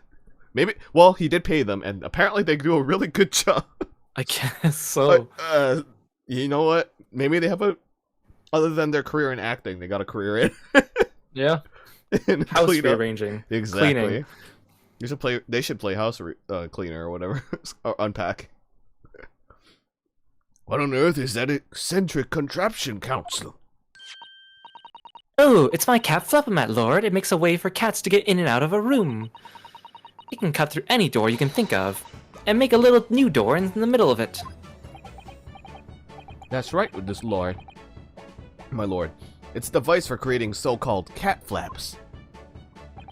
Small doors for cats to come and go as they please, without their owners having to open the main door. I'm sure we can all work that out for ourselves. Pot agreed. What does it do? I don't know. Sorry. Ah,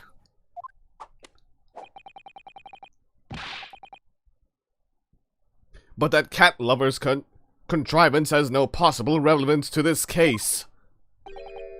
Oh, really? Of course it doesn't. To start with, there was no cat flap in the pawnbroker's door. Not being a keeper of cats myself, I'm afraid I fail to see what this has to do with the matter at hand.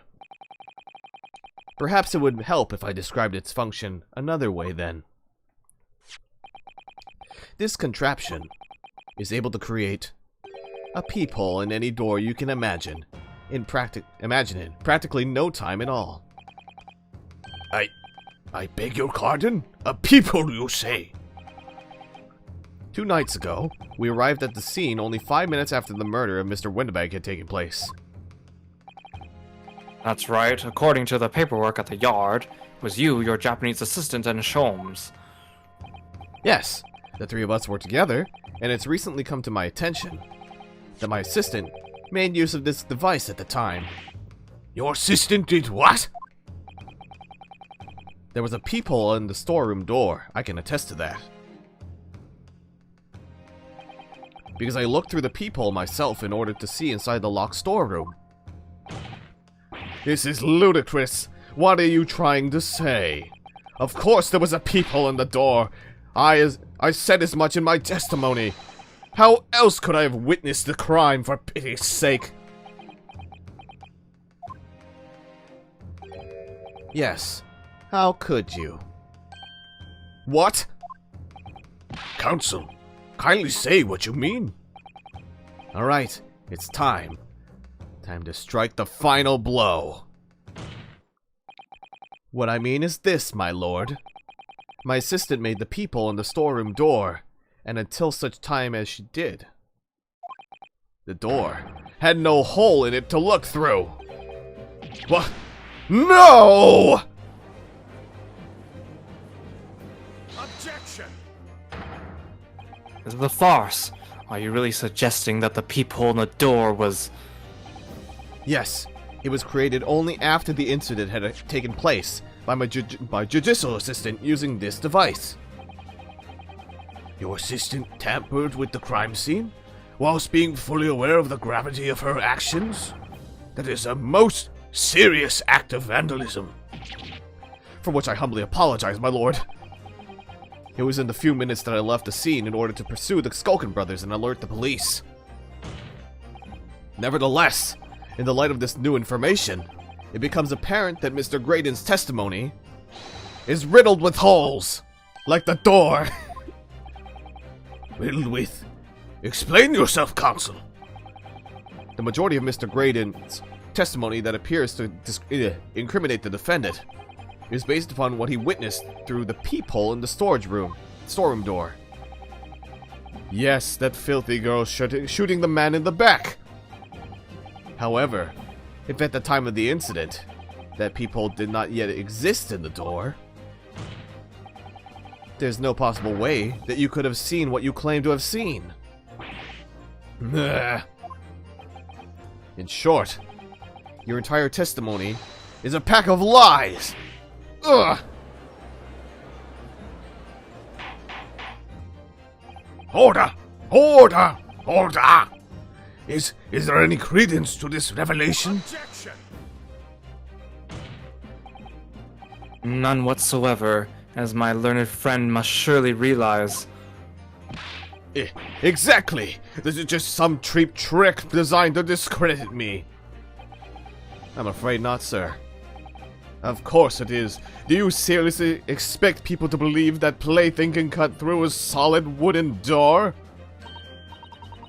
Oh yes, I designed it to be very powerful. It can cut through even the toughest of doors. That's absurd! I don't believe it for a second! Haha, I had a feeling you'd say that. What?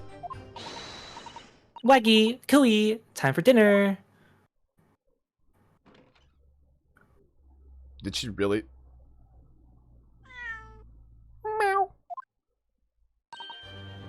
Well,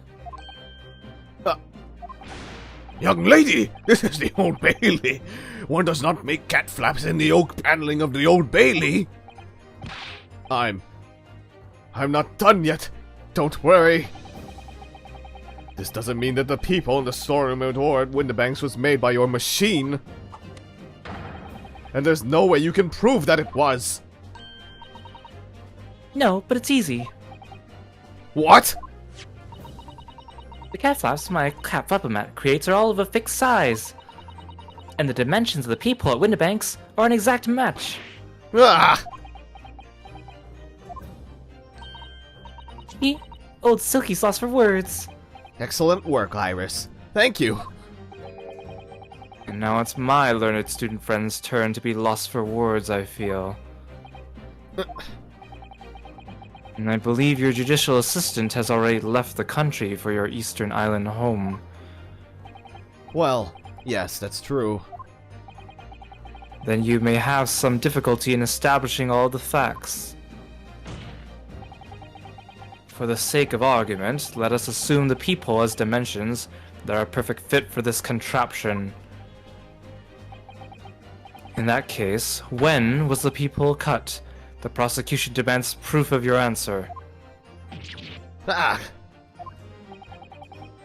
What is the purpose of your line of inquiry, Lord Van Zeeks? It's very simple, my lord. The defense argues that the peephole was created after the incident using this device. But now that the perpetrator has returned to her native land, she cannot testify to the fact. There is no proof. Ugh. And for as long as the defense remains unable to prove when the peephole was made, my learned friend's claim amounts to nothing more than a baseless accusation. What? Indeed, that is so, Lord Van Zeeks. Well, counsel? Don't give up now, Runo.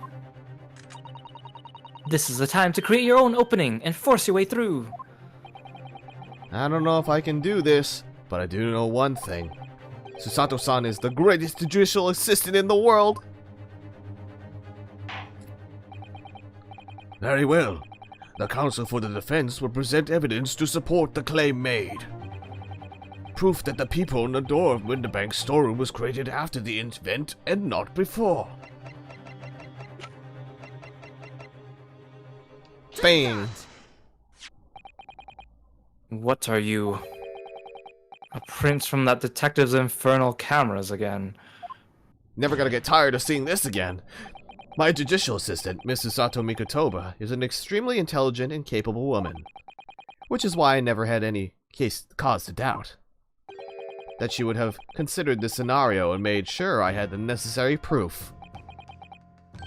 And the necessary proof is this photographic print, counsel.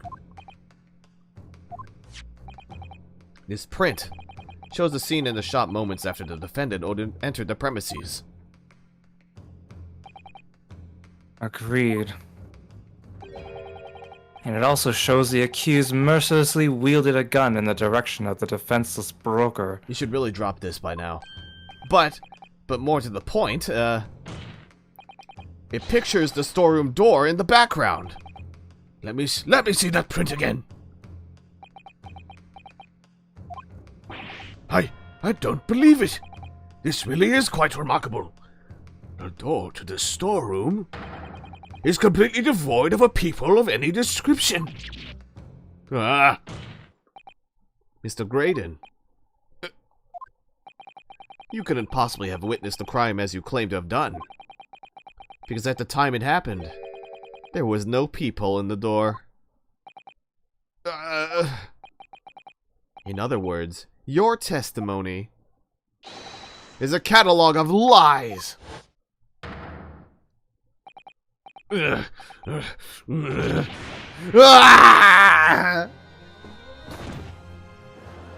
He's dead.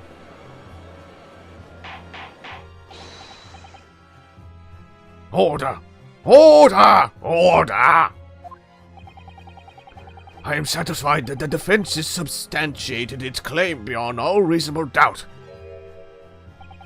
This witness's testimony was entirely fallacious.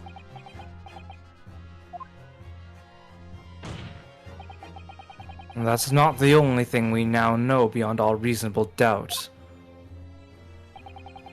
My learned friend's assistant's guilt can no longer be denied. The woman tampered with the crime scene. Yes, let's fixate on all these small little things instead of the actual murder. But more importantly... Good lord, there's more Lord Van Seeks? More than the woman tampering? God damn it. Fucking this time period, man. The defense may have established a reprehensible instance of perjury. None of my witnesses have lied on the stand so far. Definitely, absolutely not once. But that is no proof that this man is the victim's killer. Yes, that's right. What? I was there at the scene, it's true. And I was shot in the arm, it's true. But that's all. Yes, in fact, if you look at the circumstances, I am the victim here. Oh, please, no! Renosuke, you're gonna, like, break your spine at this point. I don't believe this. But they're right, as it stands now. I don't have any definitive proof that he is the culprit. Still, he can't worm his way out of it now. Iris? You know what they say? There's no point locking the cat's door after the cat has bolted. That's a really thick door, I just noticed. Like, holy shit. It can cut through anything. Isn't that right, Runo? As Hurley always says, one lie begets another. No, wait. That might have been a line I wrote for him in one of my stories. Well, no matter who said it first, you're right. Mr. Graydon, not only did you give false testimony to the court, but the lies you told make no sense. Make no sense? What do you mean by such a remark? What you said in your testimony reveals that you know something you shouldn't have known. In other words, there is a fundamental inconsistency in your statements. What? Objection! This is provocative talk, counsel. Won't you enlighten the court? Explain this alleged inconsistency. Iris is right. One lie begets another. The inconsistency is revealed by the lies in the witnesses' statements. They show that Mr. Graydon had knowledge of something he shouldn't have known anything about. Namely, the people. Unless he was hiding somewhere in the dark, really awkwardly. The point is not that you lied in your testimony, Mr. Graydon. It's the nature of the lie you concocted that is so revealing. You're not making any sense. Then let me ask you a simple question. How is it, Mr. Graydon, that you knew of the existence of the peephole in the storeroom door? What? Well, obviously I... Ah, shit. I mean, arg. Has the cat got your tongue, witness? The peephole in the door was made after the incident occurred. And once I returned to the shop having failed to catch the 2 burglars, Scotland Yard's investigators arrived immediately. Since that time, the police have been at Windibanks constantly carrying out their investigation. Isn't that right, Inspector Gregson? Well, yes, of course. The place is chock full of pawned articles, and my lads have to thoroughly examine them all. So I gave the order to have the officers working around the clock in shifts so we can get through it all. And consequently, there's no way that you, Mr. Graydon, could have gained access to the shop. Therefore, you should have known nothing about the peephole and the storeroom door. So the fact that its existence forms the basis of your testimony is completely inexplicable. Objection! And yet, the fact remains that Mr. Graydon did maintain that he witnessed the crime take place through the peephole in the door. How on earth is that possible? Could I have a word, please, Lord Van Zeeks? Speak, Inspector. It's just that I really ought to be getting back to the station now to put in my report. There's really nothing more I can add to this testimony, so if it's all the same to you... Permission denied. Oh. It's not at all the same to me, Inspector. Not at all. You will remain exactly where you are until this trial concludes. Of course, sir. I'm just out of fish and chips. Oh yeah, he actually... yeah, he's not even doing anything. Mr. Graydon. Oh, never mind, I found some. God damn it. The infinite fish and chip. You shouldn't have known about the existence of that peephole. Which can only mean that you must have been informed about it by somebody else. Objection! Stop there, my learned friend. You realize, I trust, that the words you just uttered have extremely serious implications. Yes, but the defense believes that the details about the case that Mr. Graydon claims to have seen must have been revealed to him by a certain person before his testimony. And in fact, considering a particular clue we have, there's really only one person that could be. Who is this person in question, Counsel? Who gave this witness details of the crime scene to facilitate his false testimony? You know, Take that! I don't know. Could be, the guy tried to leave. Maybe the truth is, it could only have been you, Inspector Gregson. Yeah, me. Objection! You had better have some proof to substantiate such a rash claim, my learned friend. Consider the fact that we have only been aware of Mr. Ashley Graydon's identity for the last few hours. We learnt of it only during the course of the trial today. Indeed, preparations for his testimony were made with great urgency during our hour-long recess. While the police executed the subpoena and brought the man here from the communications station. And until that time, Mr. Graydon would have no idea, no inkling that he would suddenly be required to appear in court. Are you suggesting that until such a time he was summoned? Yes, my lord. Until then, it's reasonable to assume he knew nothing of the peephole. It was only once Mr. Graydon was on the stand that he realized his position, that he would have to defend himself against the accusation that he was the third intruder.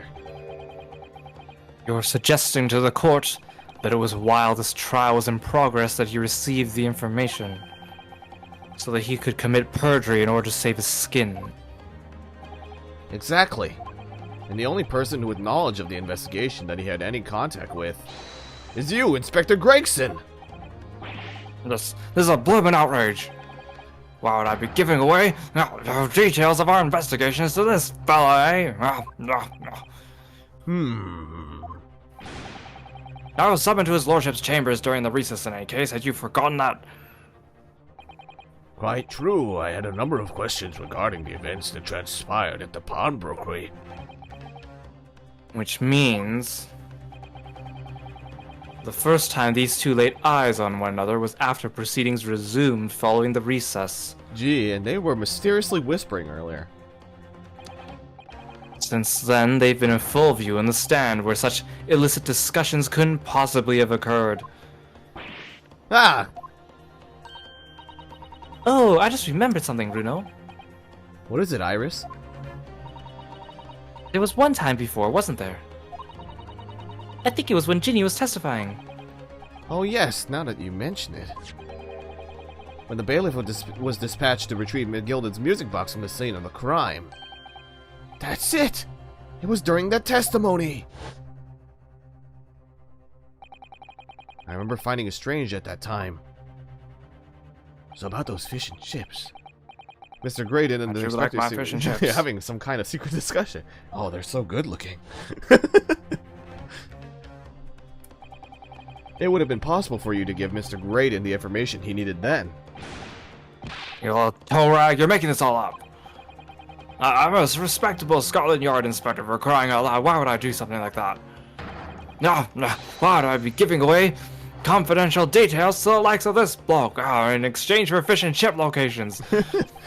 Admittingly, you wouldn't have had any reason to do something like that for no gain. But perhaps it was part of a deal of some kind. Then it starts to make more sense. What deal, Counsel? I wonder if perhaps in exchange for details about the people at the crime scene, Mr. Graydon agreed to have a certain something to give a certain something to the inspector. I'm sure I need not remind the inspector that, if found to be true, striking a deal of any kind with a witness would be considered a gross case of malfeasance. Oh, well, Objection! It's becoming clear that jumping in with accusations is this Nippony student's specialty. Well, you're not wrong. I don't do that. But with the stakes so high, the prosecution is not prepared to listen to baseless charges. It is incumbent on the defense now to present evidence in support of this diabolical claim. Evidence? Just what are you proposing that the inspector demanded of the witness in return? That the court must see proof of this alleged deal. If Inspector Gregson really did strike a deal with Mr. Graydon, then logically, there's only one thing he could have asked for. That must be it! Bruno, do you think it could be... Yes. It's the missing link that would join all the dots together in this puzzle. I must press you for an answer now, Counsel. What evidence explains the nature of the alleged deal that Inspector Gregson made with the witnesses? I mean, the witness. Witness, not two, just one. Technically, you can buy either, huh?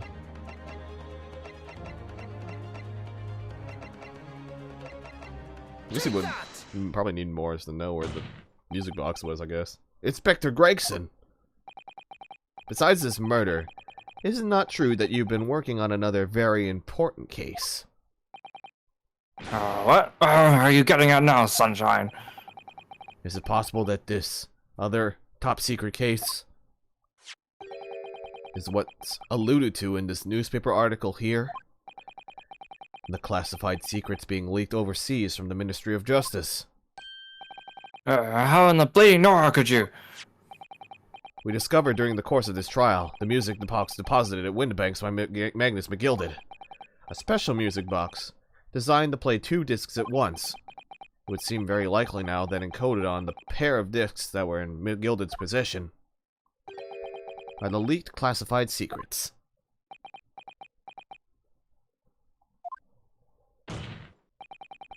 So I put it to you, Inspector, that in order to recover the second of the discs containing those secrets, you covertly made a deal with Mr. Graydon in which you exchanged the disc for details of the case. You little I like how the two mugs are just on the side like, we're here. And they're just like, I don't know what the heck we're doing. Order! Order! Order! On the day of the incident, when we met you at Windbanks, you said this.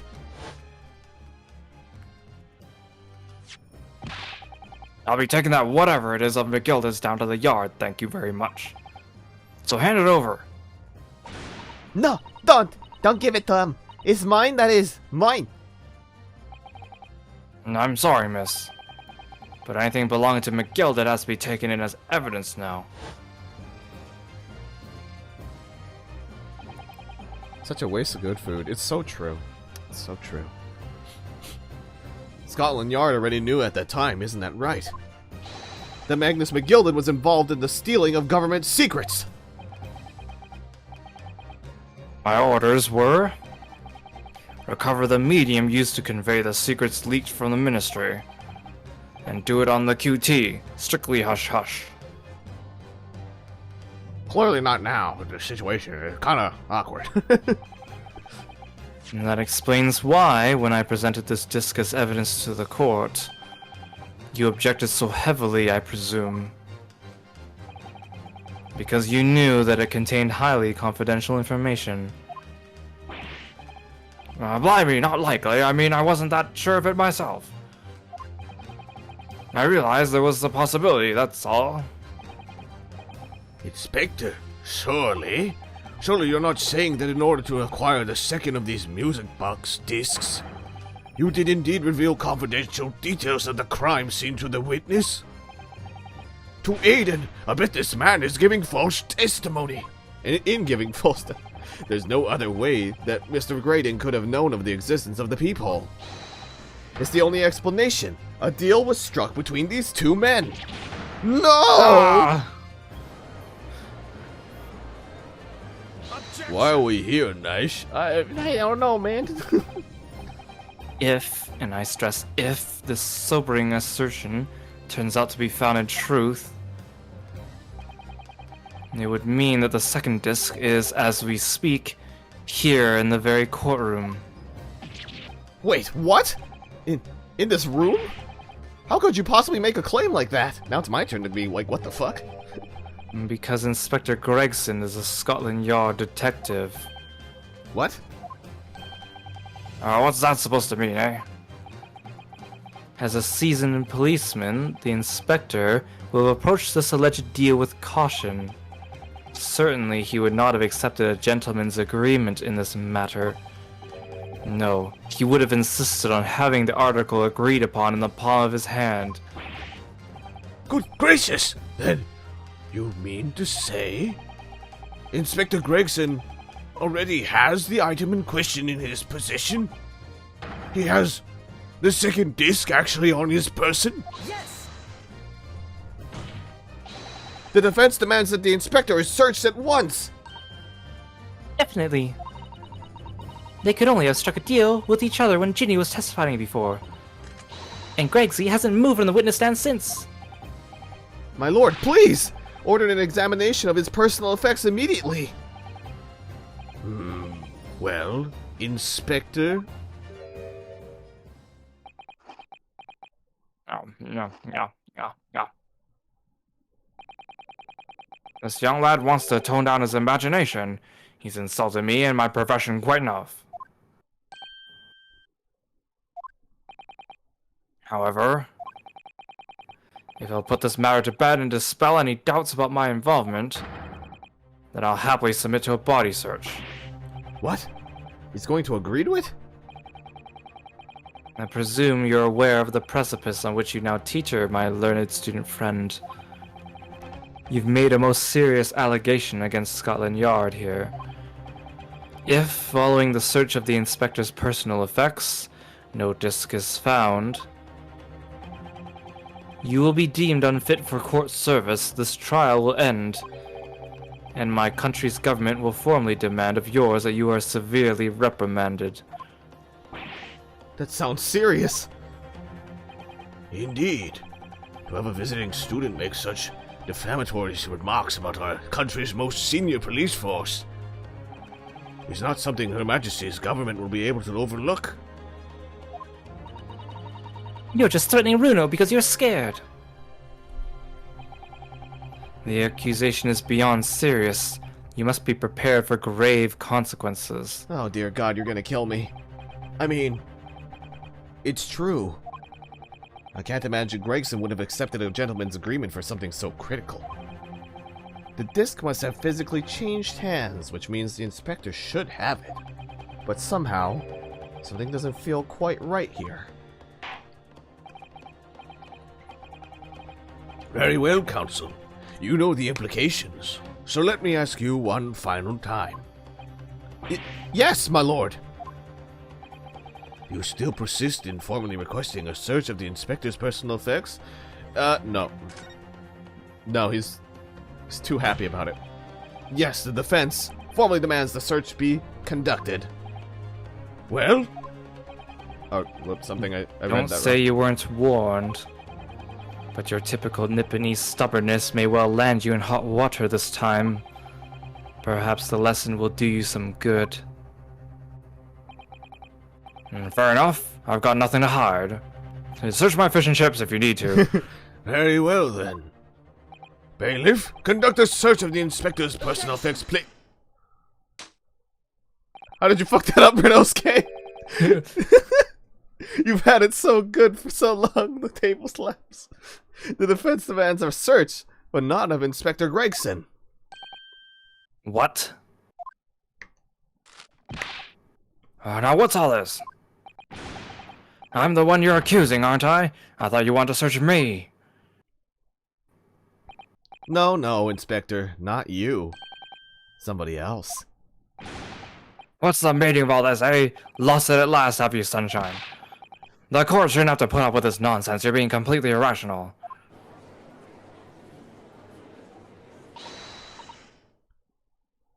Be quiet, all of you? Oh.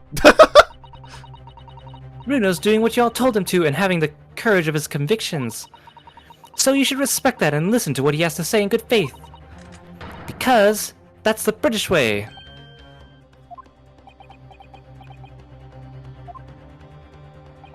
Well said, young lady, I think. Indeed, this court is in the awe of the defense counsel's conviction and eagerly awaits his next words. Your what? Don't be hasty, my lord. If I'm not mistaken about the things I've seen in court today, I'm fairly sure that I know who has that disc at the moment. There's only one person it can be. Counsel, of whom do you request this search now? It's not this jackass. It's not him.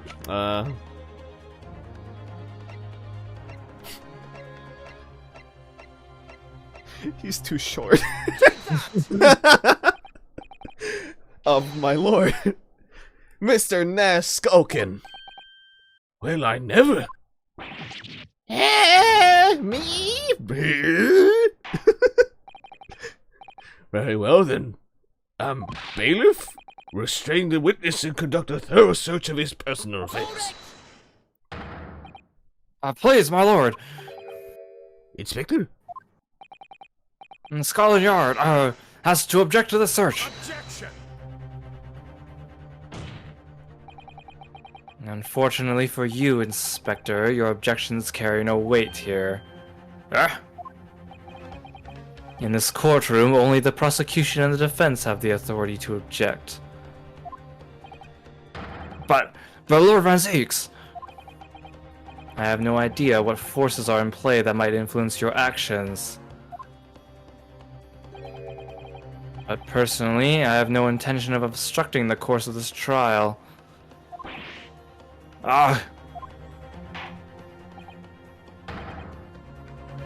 Bailiff, carry out the search. Now, hold on a mo. I don't know nothing. Nothing about no disc. Cut it out!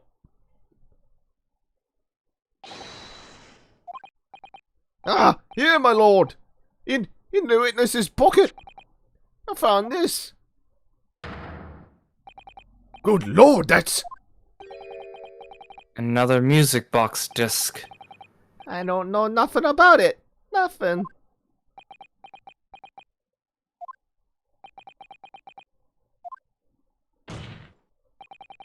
That is the second music box disc left behind by Magnus McGilded. Is it not, Inspector Gregson? Ah! Not the inspector. My chips! Order! Order! Order! Mr. Skulkin, what have you to say for yourself? Gordon Bennett. Just Gordon Flamin' Bennett. I swear I didn't know nothing about that disc, honest to God. Counsel, would you please explain what exactly is going on here? The alleged deal that was struck was between this witness and this detective, no? Without question, my lord. Then, for pity's sake, why on earth was this man in possession of the disc that the inspector traded for information? Inspector Gregson is a shrewd, calculating man who rarely loses his composure. But at one particular point in this trial, he exhibited some unusual behavior for a brief moment. I don't recall. What unusual behavior? Ah! Oh. That's what they wanted me to look at. I was thinking of a different line. It was, yes. You just pass it to him because he was taller. Yeah. During my cross-examination of Mr. Graydon. Tell me, Mr. Graydon, when you left the pawnbrokery that night, was it by any chance the second disc in your jacket pocket? I admit to nothing of the sort. While Mr. Graydon answered my questions, the inspector appeared to have grabbed Nash Skulkin by his coat and was shaking him violently. Yeah, he did it all. Thought me noggin was gonna fall clean off, I did. I was wishing I'd been born as me brother, I was. And what exactly happened to make the detective attack you like that? I ain't got a clue! He just suddenly turned and grabbed me whistle like that and started shaking me. Why the blazing didn't you mention the third gun when we got you down the station? That's what he said. Got it right down my ear, all he did. Me head's still throbbing now. The way the detective behaved then was extremely out of character. But looking back now, it must have been then that he did it. That was the opportunity Inspector Gregson created for himself in order to hide the disc. Well, bless my wig! He hid it? You... I'm afraid I fail to comprehend the motive here. If the detective had acquired the disc he was after, why on earth would he then proceed to hide it in another man's pocket? This is a court of law. He could have submitted the item as evidence. It would appear, my lord, that the inspector was not at liberty to do that. I ever not. As the man himself revealed earlier, his current assignment has some special conditions. My orders were... recover the medium used to convey the secrets leaked from the ministry. And do it on the QT, strictly hush-hush. Hush, hush! A top secret assignment, is it? As far as we're aware, the information stolen comes from confidential government communications. It would seem that if information was to be revealed in court as evidence, it would be problematic. Does that sum up the situation, Inspector? I'm operating under direct orders from the Ministry. I'm afraid I'm not at liberty to answer that question. So, realizing there was a chance you may be searched here in court, you took steps to hide the disc you had acquired from the witness. Ah, does this mean? He only pretended to attack Mr. Skulkin in order to get close enough to him. He slipped a second disc into his pocket. So it was all a pretense. This game's really smart with how they do the where you're supposed to pay attention compared to like the other games, huh? Right? Well now, Inspector Gregson, and you, Mr. Graydon, you G-name brothers, are you prepared to admit to the accusation made against you of this alleged deal?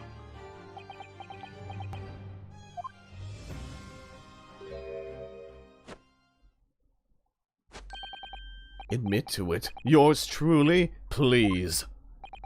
Mr. Graydon, we're really dragging this out at this point, Mr. Graydon. Clearly our Eastern visitor has an uncommonly active imagination. However, there is no proof that I passed this disc to the inspector. But then, how do you explain the reason why you knew about the peephole? I'm under no obligation to explain. What? Yes, I lied in my testimony, that I admit. So sentence me accordingly. Well, that is all I admit. Murder, leaking government secrets, striking a deal with a detective. All of it is this young Eastern man's fancy. I have no idea what any of that is about. What? I love how the jury never speaks up like against the other people. Like it's just always for your defendant. They just don't care. Well, what about you then, Inspector Gregson? Do you admit to making a deal with Mr. Graydon in order to acquire the disc?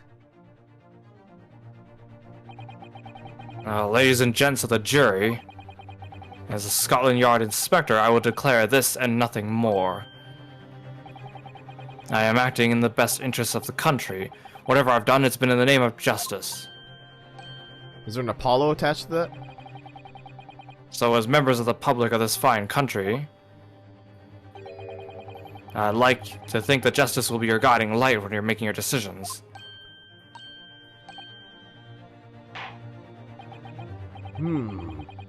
This is quite a quandary indeed.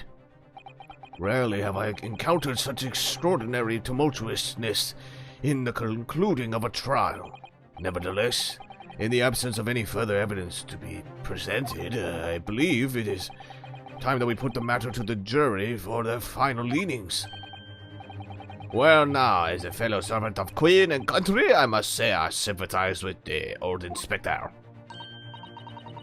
Yes, he's a dependable man, I'm quite sure. In service, one becomes a good judge of character. Even crossing your eyes doesn't help when it comes to looking at this case. It's all blood to me. Well, as a fellow professional, I'd like to put my faith in the detective, really. Graydon is a highly skilled operator. Stop! Currently in presence of idol. Stop! Okay, Simp. He's been going on like that the whole time. God. Detective is very much trust in my eyes. More than this, I cannot say. I don't believe it. These 6 jurors are. They're going to believe Gregson if they declare the decision now. Is Ginny going to be found guilty? If I don't manage to produce some definitive evidence right now, then we're going to lose. Either some proof that Graydon killed Mr. Windbank or stole these government secrets. Or some evidence to force Gregson into admitting that he struck a deal with the witness. Well then, counsel. I think it's time I imposed on the jurors to declare their final decisions. No? That is, unless you have some compelling evidence you have thus far not presented to the court. If I let the judge call on the jurors to announce their leanings, Gina will be found guilty. But there's no choice then, Bruno. You have to throw some more evidence at them. This is it now. It all comes down to this. Who do I present evidence against? Gregson or Graydon?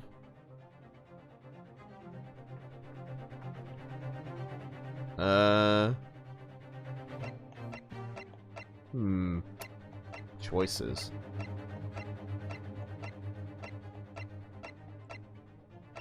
I think Gregson would be more nervous in this situation. Inspector Gregson, there is one final piece of evidence I would like you to see. What's that then? You got some new fish and chips? Oh, yes, of course. But even more tasty. If you refuse to acknowledge that you did in fact strike a deal with the witness here today, then you leave us no choice but to examine this piece of evidence thoroughly. Well, go on. This is my last chance. It looks like I'm going to have to force his hand here. Yup. Yup. One final piece of evidence to get this detective to admit to the deal he clearly struck with Graydon. Hey, detective, you remember those government secrets you were trying to protect? What if I just, you know... What if I just played both discs right now? Is that Mr. McGilded's peculiar music box council? Yes. With the disc already in place, ready to play. I think perhaps now would be a good time to listen to the sound produced by the music box again. Only this time, with the second disc we've just discovered and set in place as well. God, words. Goodness! This council? No, wait! I can't let you do that. Why not? Because it's got nothing to do with this case. That's why. Why is that your go-to for every single thing? Not true, Inspector. Yeah. The defense has already proposed that the sounds heard by the court earlier from this music box were part of a Morse code message. We know that Morse code comprises of 2 distinct tones. The defense believes that the second disc contains the second tone needed to complete the message. And now we have a chance to confirm that theory. We're crying out loud, Sunshine. We're talking about state secrets here. If you go letting the whole courtroom hear confidential information like that, it's treason. Then do you admit the charge? Then in order to protect those state secrets, you engaged in unlawful dealings with the witness. You're mad. If you let that secret information out of the public domain, you'll be making an enemy of the entire British government, you idiot. I wouldn't be. Let's not forget, Inspector, that you, a Scotland Yard officer, leaked confidential case details to a witness.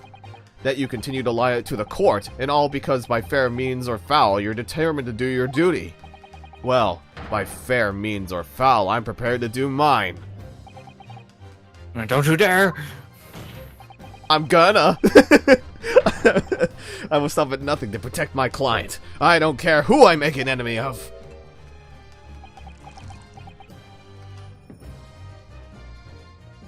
Can you yeet that cup behind you?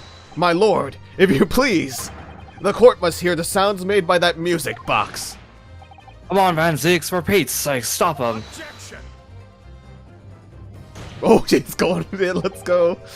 Inspector, you should know my methods by now.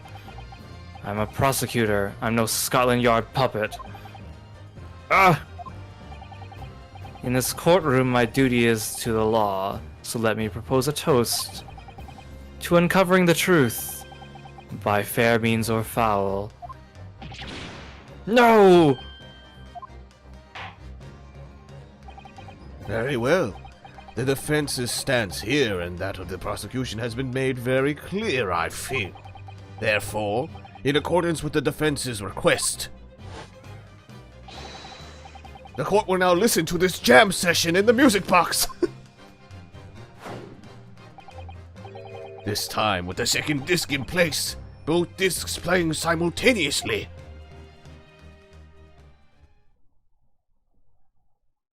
You really could have avoided this at all. You really could have avoided this.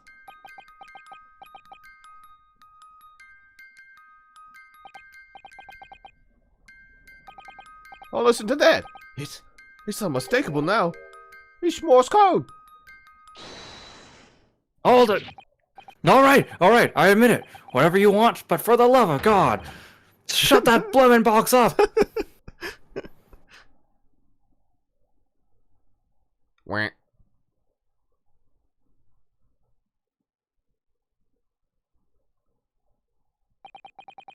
Let me ask you again then, Inspector Gregson. Did you, or did you not, strike a deal with the witness next to you in the stand, Mr. Ashley Graydon? Specifically, did you furnish the witness with confidential case details in exchange for this music box disc?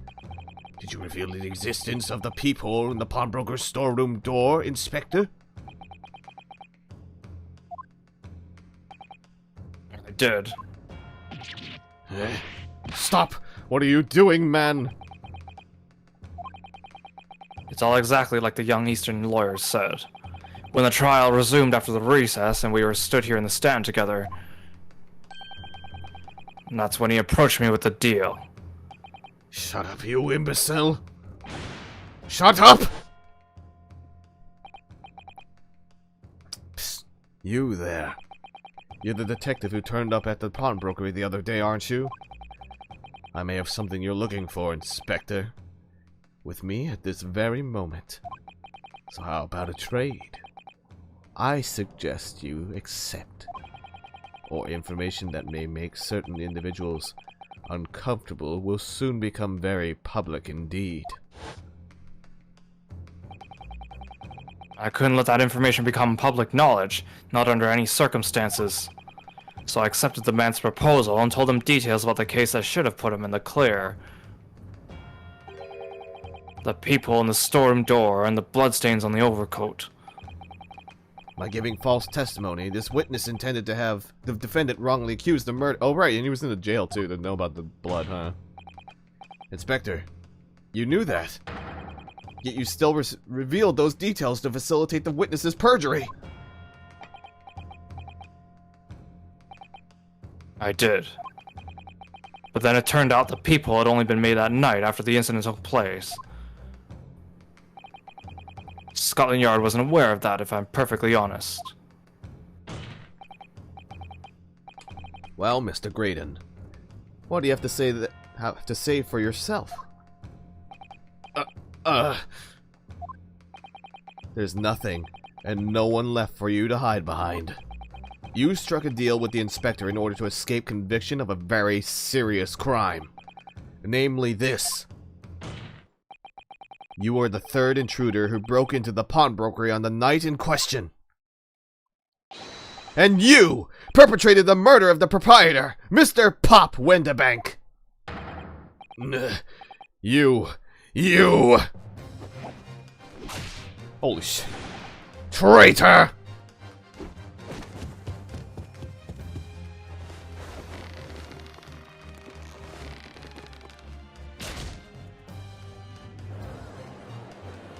Oh my god. Bailiff! Bailiff! Restrain that man! At once! That stray chip. The one chip from his gullet. That's it then. It's all over.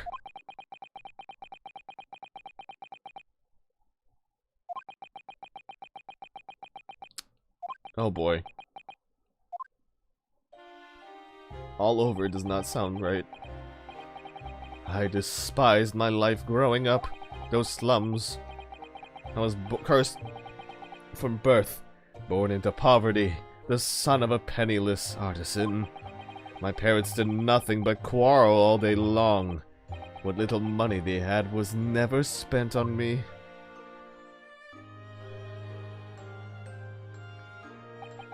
So I set about studying, to better myself, to one day escape from that hellhole. And you eventually became a communications officer. I admire your determination. But then you decided to try to sell government secrets? Why?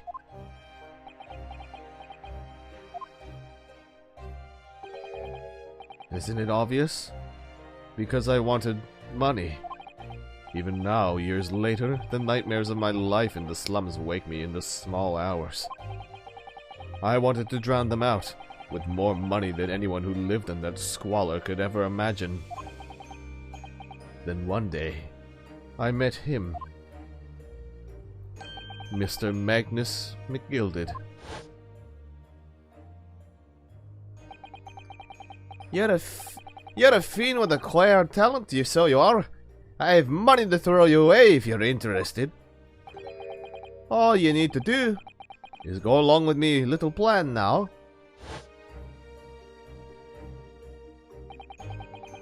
I was told to steal the Ministry's telegraphic message logs, and McGilded would buy them for a handsome sum. As I was responsible for inspections of the Ministry's communication office, it was a simple enough task. The allure of the devil's offerings. How easy it is to succumb. But you must surely have realized the seriousness of the crime you were committing. And for that reason, I took great lengths to ensure that my actions were untraceable. By using the music box. My father was a brickmaker, though my mother divorced him when I was still a child. Yes, Mr. Mason Milverton. That's right, he was very skilled with his hands. He'd once been a music box maker's apprentice. Wait, we never found out what happened to that hat guy in the other case. And then the banker, he was like, I don't even know what happened to him. But like, this guy's blonde. Oh, nothing really happened to them. Oh, okay. I just thought it was like, for part of me was like, was he pretending to be to be that guy the whole time on the roof?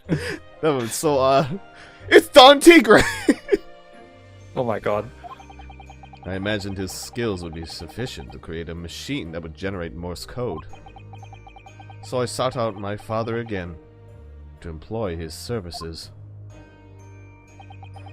It was the first time I'd seen him since I left the slums 10 years earlier.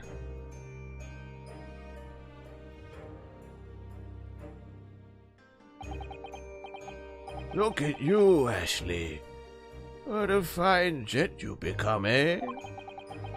He was a different man to the one in my memory. A thin, frail old man. But poverty had never broken him, never corrupted him like it had me. I was sure that he wouldn't help me if I told him the real reason. So I made up a story. I've got some work for you, Father. I need some music box discs made. Music box discs, eh? A musician friend of mine has written some music he wants to sell to the public. I brought the score with me. There are 2, actually. I'd be delighted, son. It's been 20 years since I did any work like this, though. Fetch my tools, won't you? They're in the loft. This music sucks. It's just a bunch of beeping. My son, I don't think your friend has a future music career. That's how I had him make the 2 discs. Thereby splitting the information in 2, you were taking considerable precautions indeed. It was to protect myself as much as anything. It meant that I could deal with McGilded in 2 separate transactions. The first involved the first of the 2 discs in the music box for playing them. I exchanged them with McGilded for 10 guineas. Then, on receipt of the second disc, he would pay 1,000 guineas. So, what happened on the omnibus 2 months ago? Was the second part was the second part of a deal? The exchange of the second disc? Yes. I'd sold the man information that way a number of times already, but it seems he became reluctant to part with his money. But that doesn't quite make sense, Mr. Graydon. For why was it that on that omnibus 2 months ago, your father, Mr. Milverton, was the one dealing with Mr. McGilded and not yourself? When I received the 1,000 guineas after my first completed dealings with McGilded, I decided to give 200 to my father for his troubles.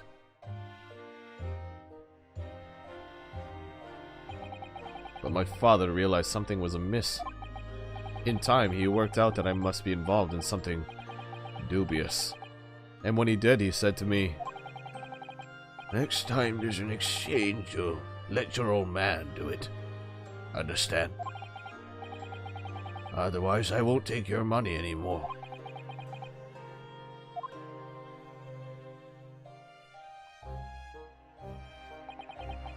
That was my father's way of dealing with it, I suppose. Climb into the omnibus, hand over the second disc, and take the money from McGilded. That's it. He had no idea what was actually on the discs I'd asked him to make. He never knew. Just like I'll never know why everything went so horribly wrong that night. All I know is that the disc was taken from him, and he never returned home.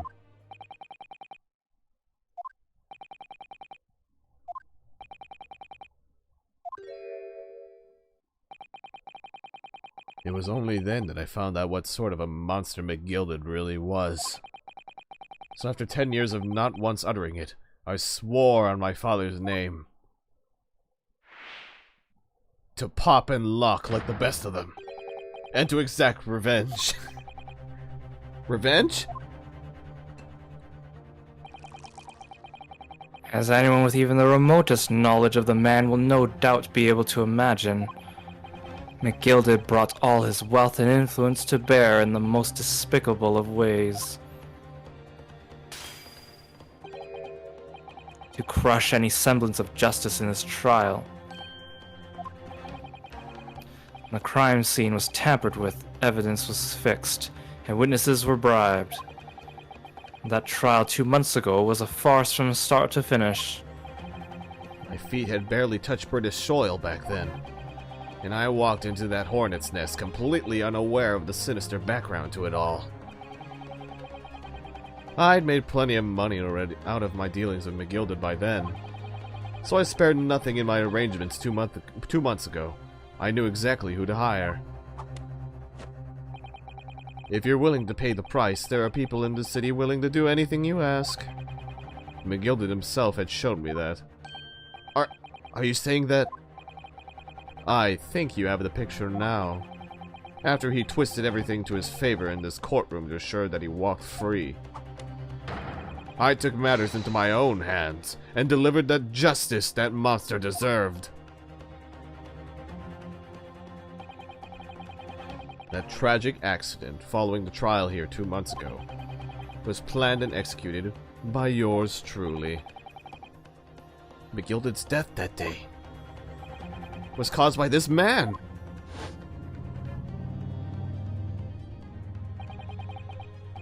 Everything is ready, sir. If you would like to follow me into the courtroom. What's this, officer? This sooner than I was led to believe? I hope it's not inconvenient, sir. There were some changes to the schedule. Well, I must be making tracks now. It is time for the inspection. They're going to examine the omnibus again, so I'm told. I asked if I could be present for it myself.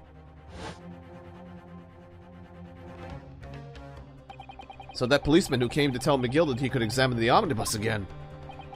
That's right. An imposter hired by me. McGilded used his wealth to manipulate the trial. He paid people to adulterate the omnibus with all manner of false evidence. He threatened witnesses to lie in their testimony.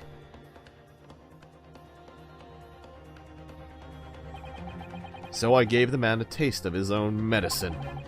Once the omnibus was doused in paraffin, one of my sham policemen ushered McGilded inside and sent him on a one-way journey to hell. To the Shadow Realm. And God damn it, it fits. With the power of my Millennium Eye, I sent him to the Shadow Realm. That's how I avenged my father's death. Spine-chilling account. Indeed.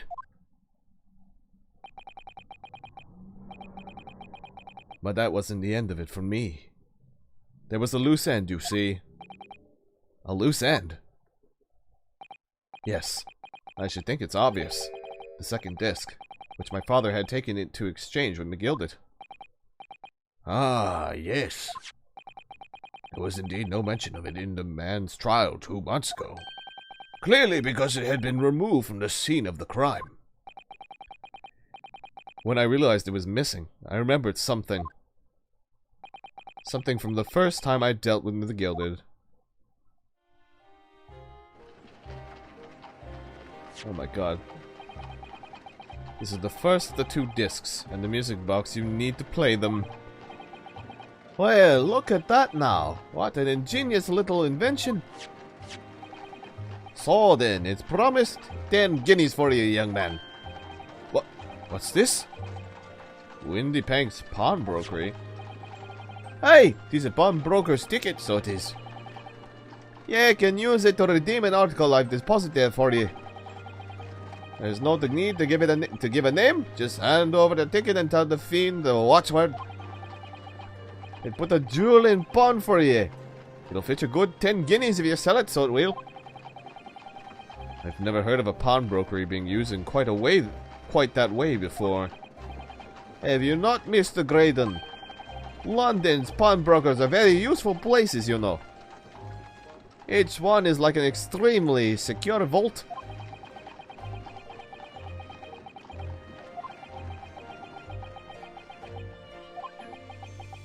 Man, McGilded really likes a pawnbroker. Right? Apparently everyone's using them like banks now. So I knew that if he'd taken steps to hide the disc, it would be in that pawnbrokery somewhere. And that on the night on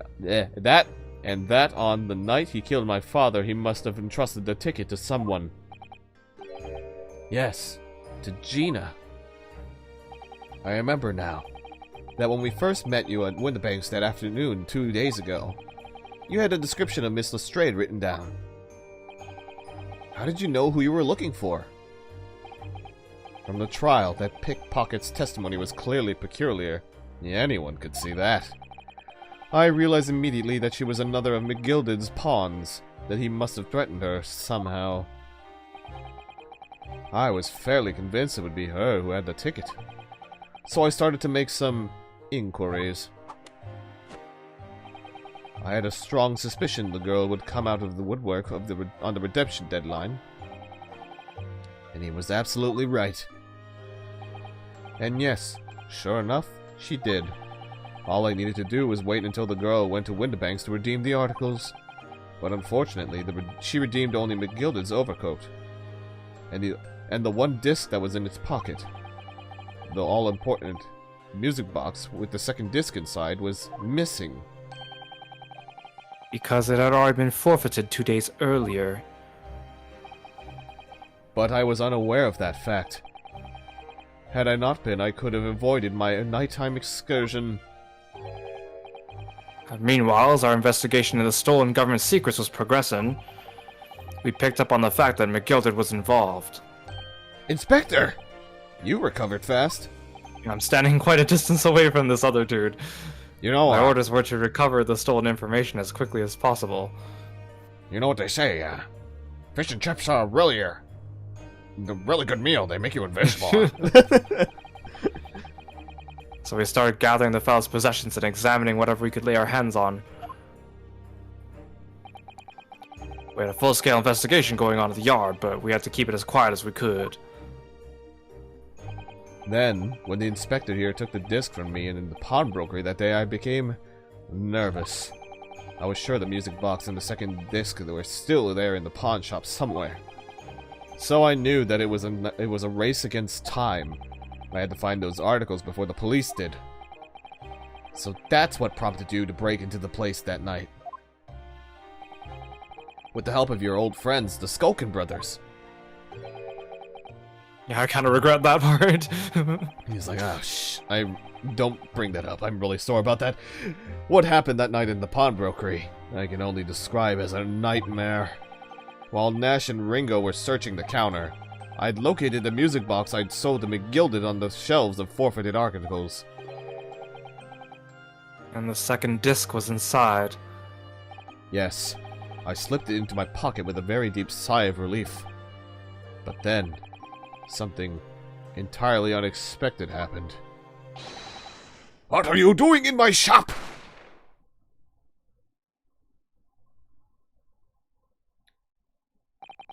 A gunshot rang out in the shop, and I felt a sharp pain in my left arm. At least the bullet didn't go in my arm, and people had to use some, I don't know, some sort of metal detection thing to figure that out. The broker fired his gun, and the bullet pierced your limb. Yes, exactly. But unfortunately, I decided to bring my own gun with me that night. Just in case.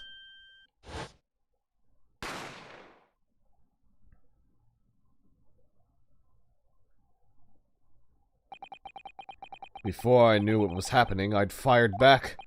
The man had already turned to flee. I hadn't intended to fire in his direction, much less kill him. But unfortunately, before both of us, the bullet hit home. It struck him in the middle of his back as he fled through the storeroom door for refuge. A sorry tale.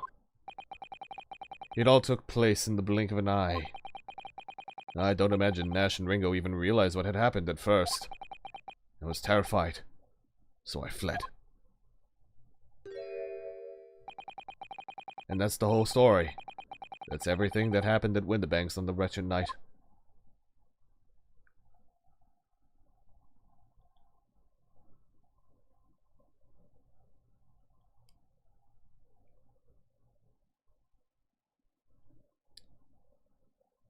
God, it's so quiet.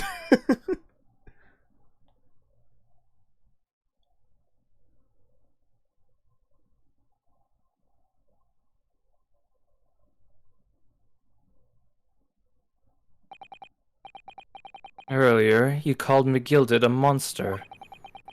A man who used his wealth and influence to distort the facts and escape justice for the crime of murder. What tragic irony. For what you have done is exactly the same.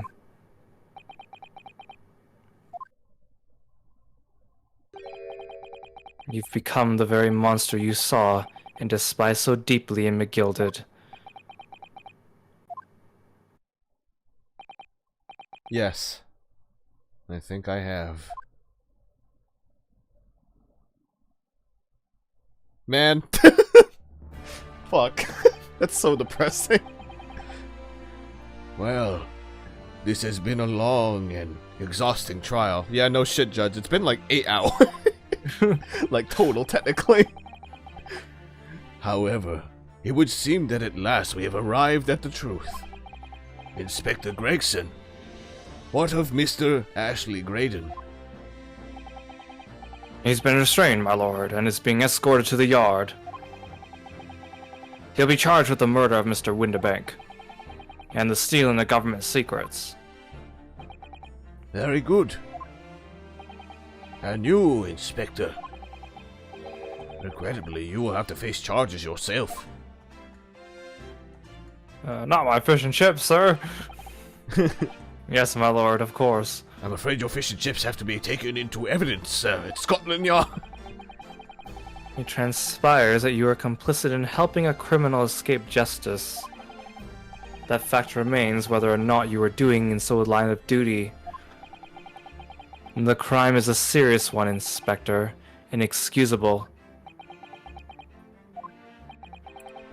And now to the defendant, Miss Gina Lestrade. Huh? Yeah? It is time for the final adjudication. Is the jury ready, Mr. Foreman? Yes, sir. Yaradeb Squadron standing by, sir. This is really it now. The last push, the final call, the finishing whistle. My men are ready to deliver the verdicts for... Oh, Jesus, wait, how many fucking 4 times at this point? Thank you, Mr. Foreman. Very well. Ladies and gentlemen of the jury, you will now declare your final decisions to the court. Not guilty. Not guilty. Not guilty. Not guilty. Not guilty. Not guilty.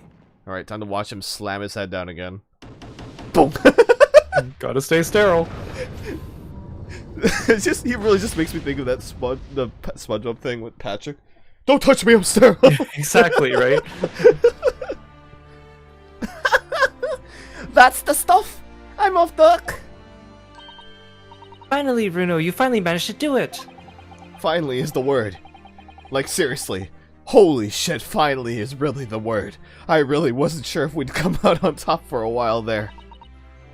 Susie was right. You're the best lawyer in the world. Miss Lestrade, I am not finished with you yet. Eh? What are you looking at me like that for? Before you start enjoying your freedom, there are certain other crimes to consider. Eh? 2 months ago in my courtroom, no less, you gave false testimony, did you not? And in relation to the trial today, not only did you unlawfully enter Windebeck's party, you also attempted to abscond with Mr. McGilded's property, it seems. Eh?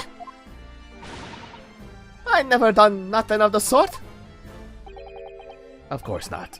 It's not like you were gleefully wearing McGilded's coat in your cell yesterday or anything. Aw, just when I was getting excited about throwing a party for Ginny this evening. And turning our attention to the defense, you also have to go through some shit, sir. Determining that when played together, the music box discs contained a message in Morse code was, well, it was certainly a most unexpected revelation, counsel. And you were drinking in the courtroom. Quite so, my lord. The prosecution was caught entirely off guard. In fact, I think we should applaud my learned friend's courage here today, and I propose a toast to demanding that government secrets be disseminated before the entire courtroom. Very sorry about that.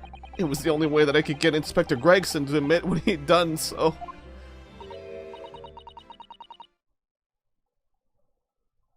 Is that Gregson? Is it Gregson? Is this Sholmes? Uh, If I may say something on that point. isn't that...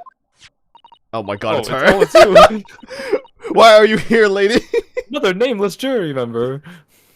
It's, about the sounds produced by the music box before. I do wonder if that was really Morse code at all. What are you saying, ma'am? Oh well, it's just that I'm really fanatical when it comes to Morse code, you see. I know you find that hard to believe. Oh, incredibly hard to believe. So much so that the whole world seems to be covered in dots and dashes to me, in fact. Goodness, madam. An unhealthy level of obsession, one feels. Not as obsessed as I am for Mr. Graydon, you see. I'm still sipping after him now. But I must say that in my opinion, the sounds produced by those two discs were nothing more than that.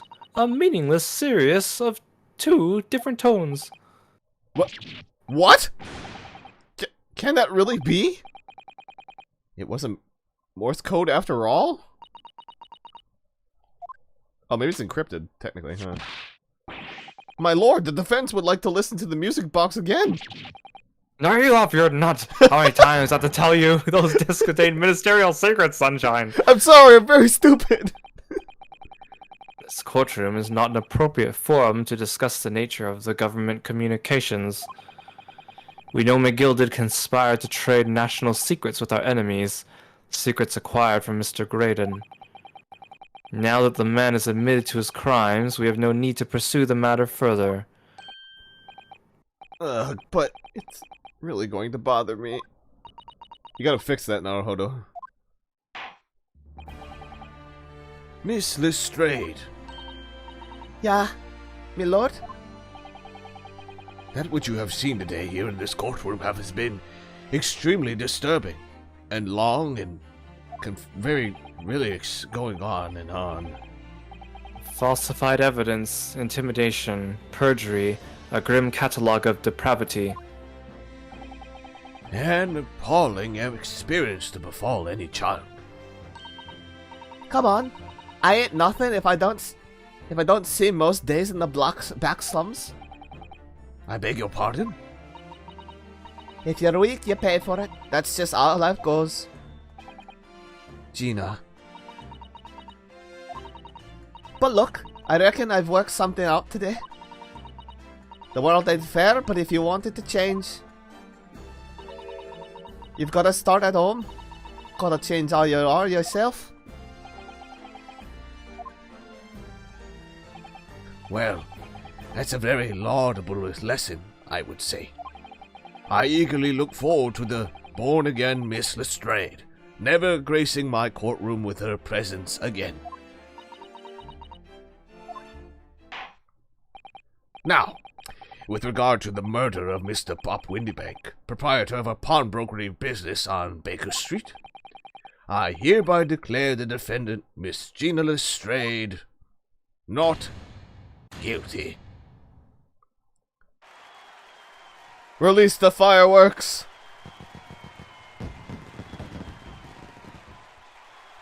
Sir, the courtroom's on fire again!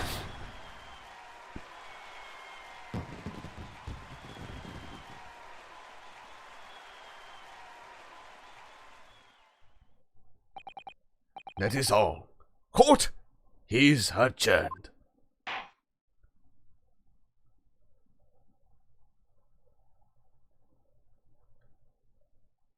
What? Why are we having a 1-to-1?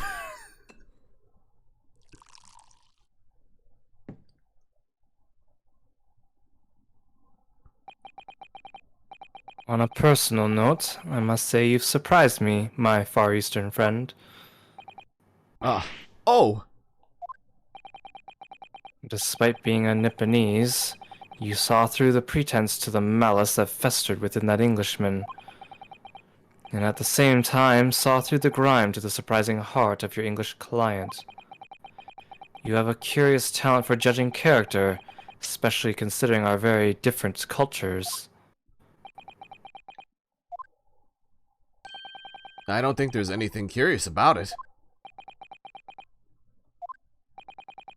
Whether we're from the Empire of Great Britain or the Empire of Japan, we're all human beings. We're not so very different on the inside. You know, I took this case for one very simple reason. To lock swords with you once again here in the courtroom. You did? When I encountered you for the first time 2 months ago, it reminded me of toasting friendship and trust with another Nipponese, only to find my trust betrayed. Oh. Through you, I hope to look into the eyes of the man I once knew and try to understand.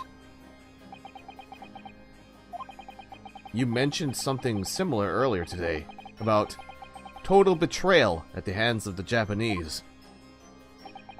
What happened exactly? Well, you may ask. And one day, when the time comes, you will learn the answer, whether you like it or not.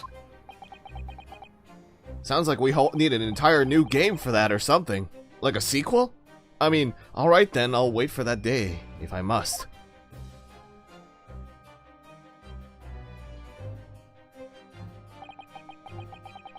Coming to be known as the Reaper of the Bailey, in my retirement from service 5 years ago, it gives me cause to wonder if our meeting has some deeper purpose.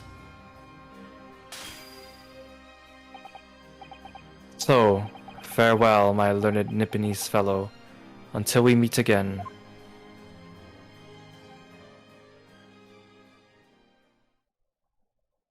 Huh. Alright.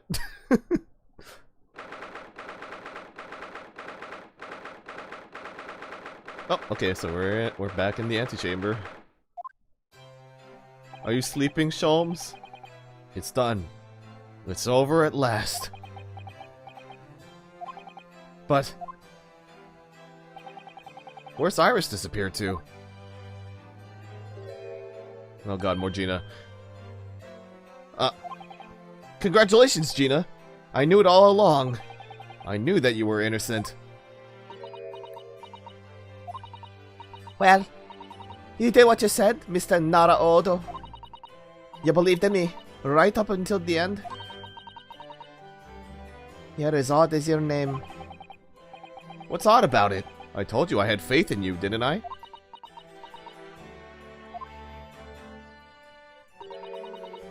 No one ever has before, you see.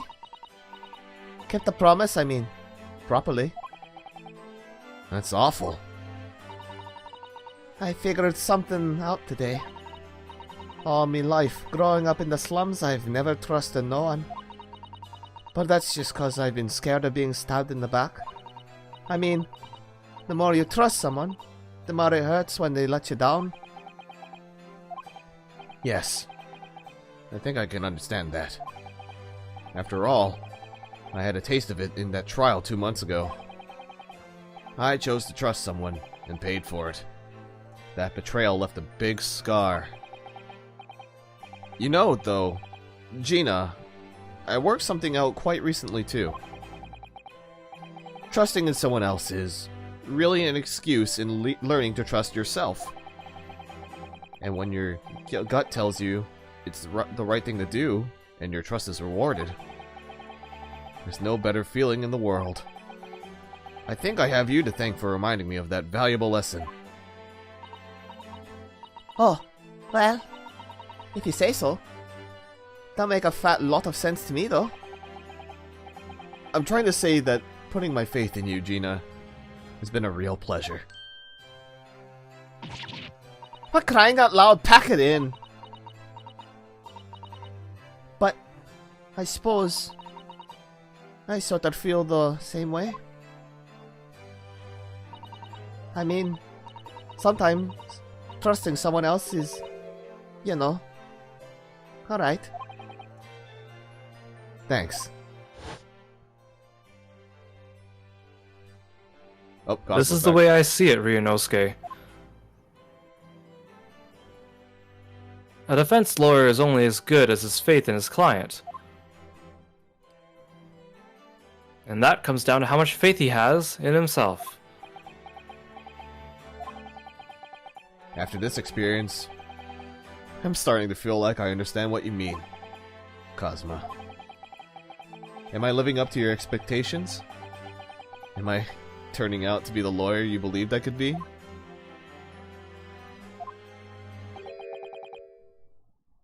Pardon the interruption?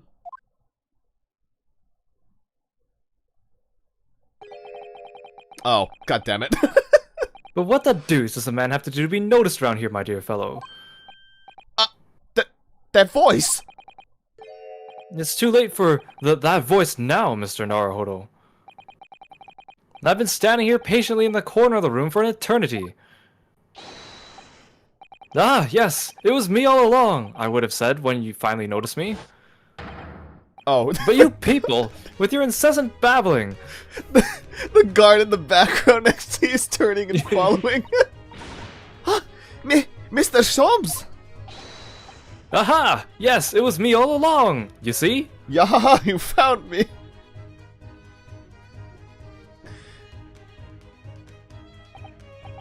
I'd assumed you'd been taken back to the hospital, to be honest. Indeed I was, but I managed to escape again. Oh. I happened to be aware of one or two foibles of the doctor who was tending to me. I merely made my knowledge of them known to the man, and he happily issued me with a leave of absence. How very above board. But enough of my adventures. That was a fine victory, Mr. Naruhodo. Your tireless efforts justly rewarded, I feel. Congratulations are in order. As a close friend, I tip my hat at you. Oh, thank you. Some great detective you are. Great at being cold as ice, maybe. Have I irked you in some way, Miss Lestrade? Well, you've been having a snooze in your nice soft bed. Some of us have been fighting for our lives. Ah, well, that bullet did cause me to lose a substantial amount of blood, it's true. So I've indeed been feeling somewhat cold. Not perhaps as cold as ice, but, well, have a feel. Could you take your hands off my neck, please, Mr. Sholmes? I just witnessed a man get strangled today. And in some way, I suppose, Congratulations are in order for you too, Miss Lestrade. What's that supposed to mean? Why so half-hearted? Well, naturally, it isn't my intention to alarm you, but an acquittal in a trial with that particular prosecutor is perhaps a little precarious. Well done, Mr. Sholmes. Not alarming in the slightest. Oh, the Reaper, you mean? Cause anyone who's found not guilty in the trial he was working on winds up dead anyway. Is that it? The very point I was trying to make. As exemplified by the fate of Mr. McGilded, in fact. Ah, but of course, I pay no attention to such irrational drivel myself. Yeah, well, it don't bother me. Oh, really? Course not, the way I see it. The Reaper's a bit like I'm upstairs. Him? Oh, like him upstairs. Oh, I see. Him upstairs? You mean like God? Yeah. Him upstairs knows what's what, right? He knows what people are like on the inside. You would have got the wrong end of the stick. There are some codes like that bug tratter what are rotten to the core. At the end of the day, him upstairs makes sure they get what they deserve. I suppose that's one way of looking at it. Divine justice is one thing, though. The Reaper taking matters into his own hands and claiming lives is another. Well, I ain't like the McGildeds of this world. Oh, Well, I ain't like the McGildeds of this world, so I ain't scared. I got principles, see?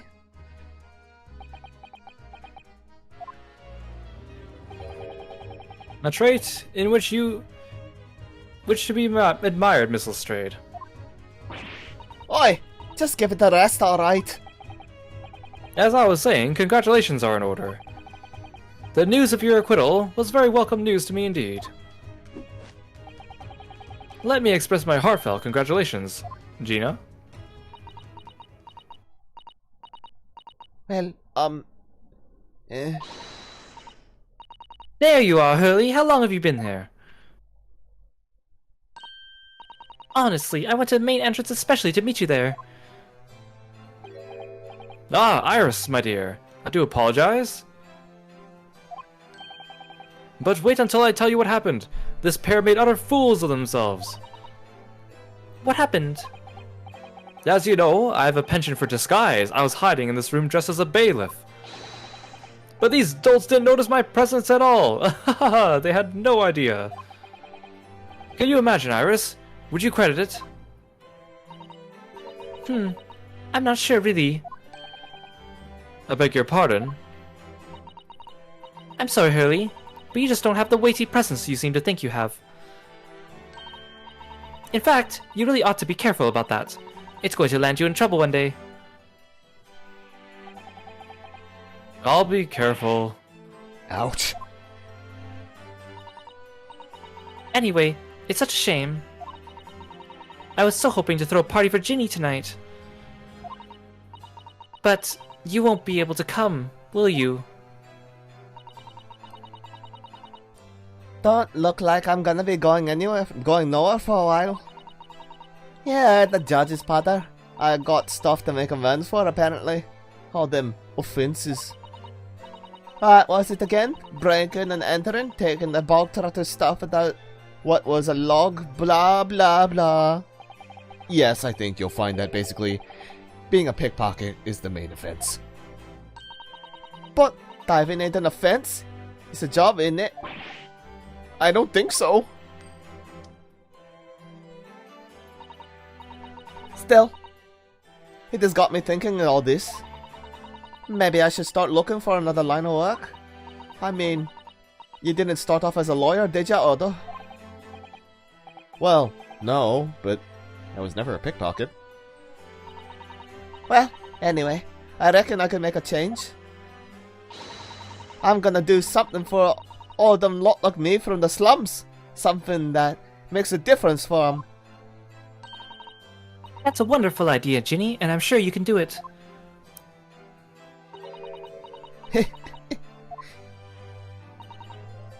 What is it?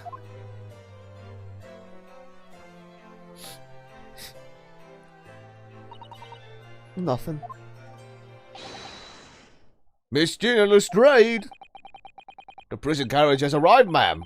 Come with me to the rear gate at once. It will totally not be lit on fire. Oh god, please no. Right, well, looks like I'm off then. Yes. Goodbye, Gina. And good luck.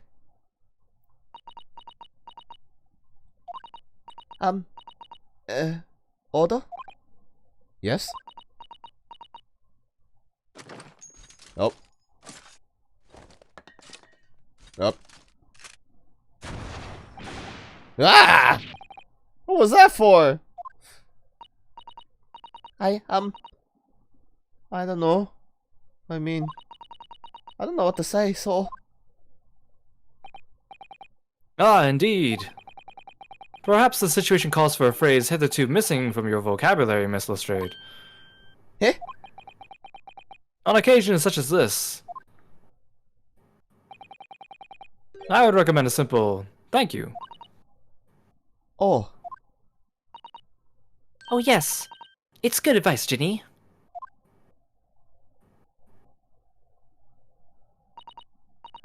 Right? I see. Well...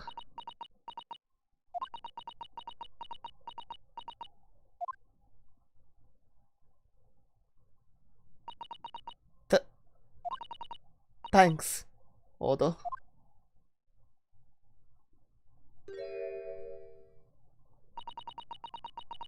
Thank you for everything, what you've done. For believing in me. Not at all. In fact, that should be my line. Thank you, Gina. All the soot is gone from her cheeks and stuff too. Well, there she goes. There she goes again. I mean, I wonder if we'll ever see her again. Well, well, quite the indomitable pick purse. Oh, I nearly forgot. I brought a paper outside. It's a special edition, and this trial is all over the front page. Pickpockets, innocent, proven. Isn't it wonderful? You should have shown it to Gina, Iris. She would have been thrilled. How did they publish this so quickly? They're so powerful. Oh no, how silly of me. Ah, but anyway, would you like the good news or the bad news? Ugh, not again. Well, what do you say, Runo? Hurley? As usual, I think I'd rather get the bad news out of the way first. Absolutely not. I have no intention of listening to anything but good news. And there you have it. How people answer that question says a lot about them, doesn't it? Let's not go there. Alright then, maybe let's start with the good news this time. The rain has finally stopped. It was a record level of rainfall, apparently. Well, that is good news indeed. We can journey back in greater comfort. Alright then. What's the bad news? A huge storm has left the seas very choppy. The channel is in particular awful, so sailings out of the Dover have been delayed by a day or more. Wait. Dover? That's right. If we head to the station immediately, we may still make it in time to wave Susie off. Oh! But... There won't be a train, surely. We couldn't be that lucky. Who do you think I am, Mr. Naruto? Mr. Sholmes?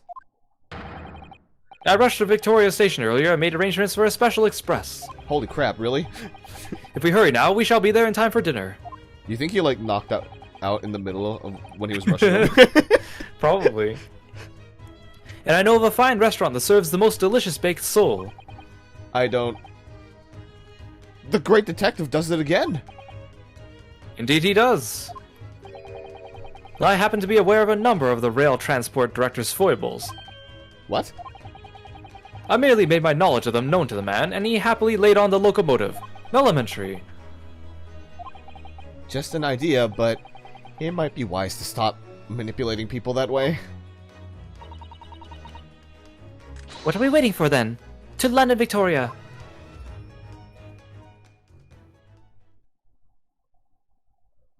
Well, it's not an Ace Attorney game if the last bit isn't very long. Right? Gotta get everything tied up. Sort of. That took somewhat longer than I had anticipated. Susie's boat must be about to leave now. Miss Susato, where are you? Oh, there she is. Over there, look! It looks like she's reading something. Wow, she has a bigger book.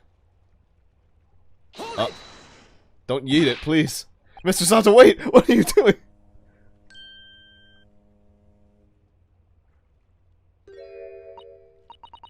Mr. Naruhodo, what are you doing here?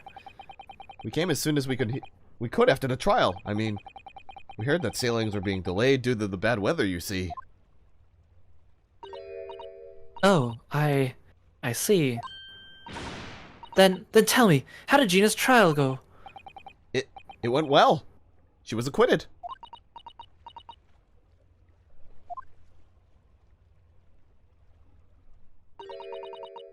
That's wonderful. Really wonderful news.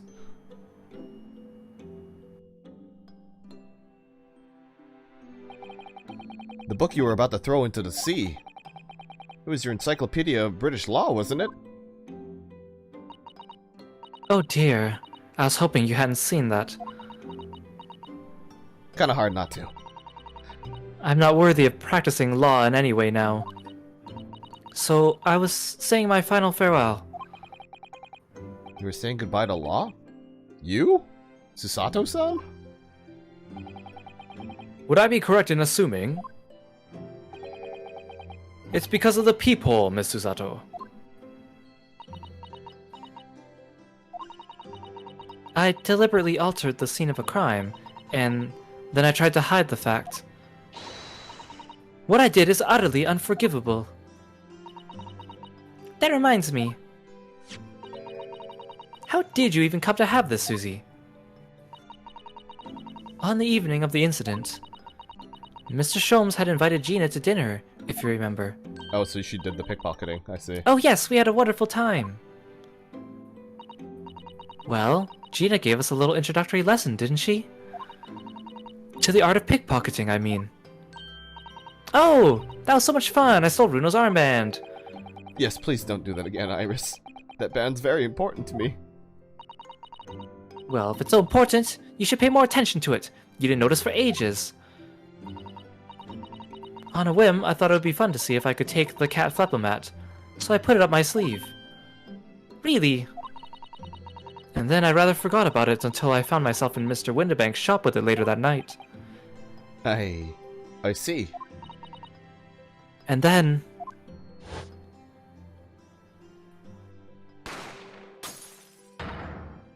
Ah! Mr. Sholmes! Mr. Sholmes! Leave me, Mr. Naruhodo. Right!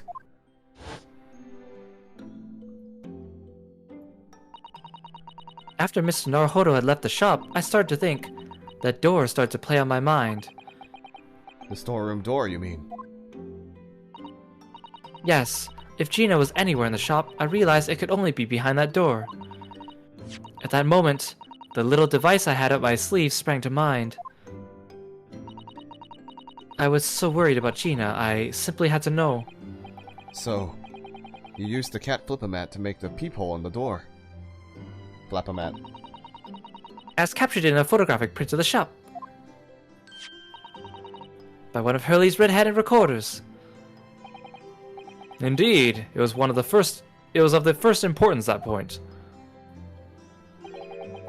Precisely when the peephole was made, that information would prove to be Mr. Naruhodo's greatest weapon.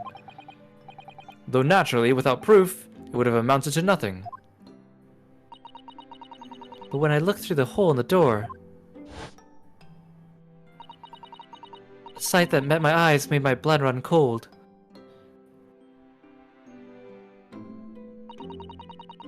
Thoughts started to run through my mind. I remembered that trial 2 months earlier. The trial of Magnus McGilded.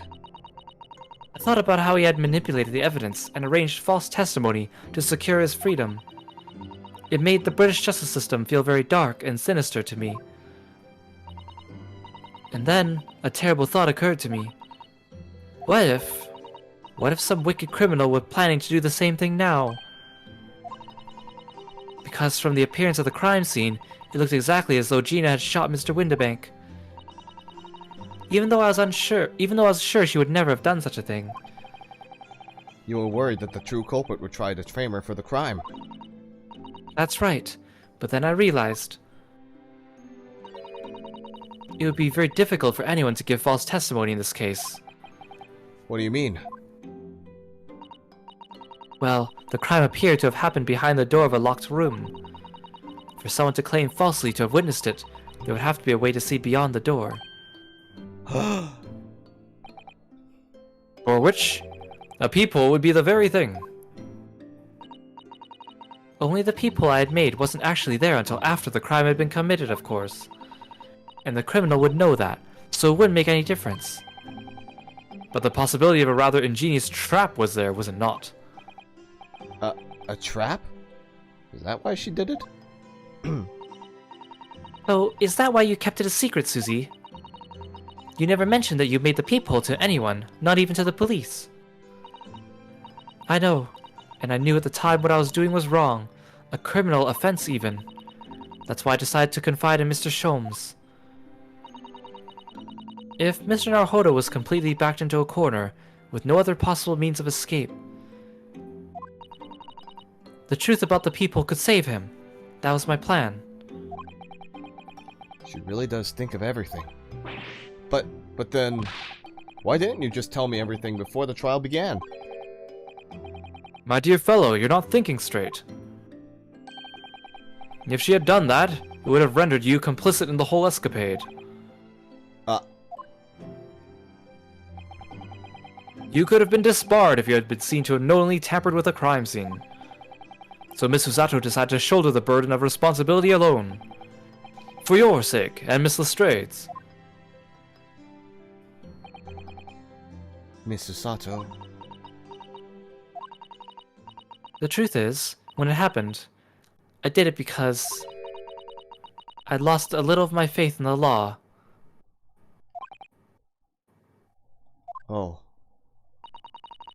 I was worried that the right person wouldn't be convicted of the crime. But the moment I allowed myself to think that is the moment I lost my right to call myself a judicial assistant. What you did is the comparable to what he did. Raiden is the one who lied in the witness stand using the peephole as a way to implicate Gina. And besides, if the peephole inconsistency hadn't existed, I'm not at all sure that she would have been acquainted in the end. Mr. Sato, what you did saved Gina's life! Well, with your kind words, Mr. Naruhodo, you saved me too from my regrets.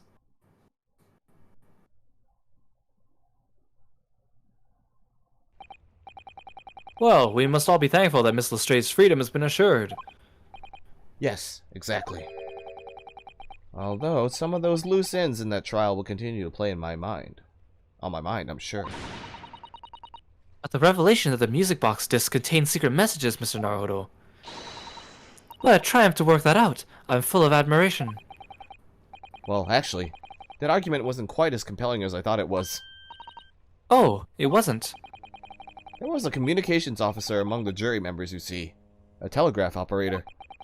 And she said that the majority of the sounds on the disc were just meaningless tones. As one would expect, after all, we're talking about secret government communications.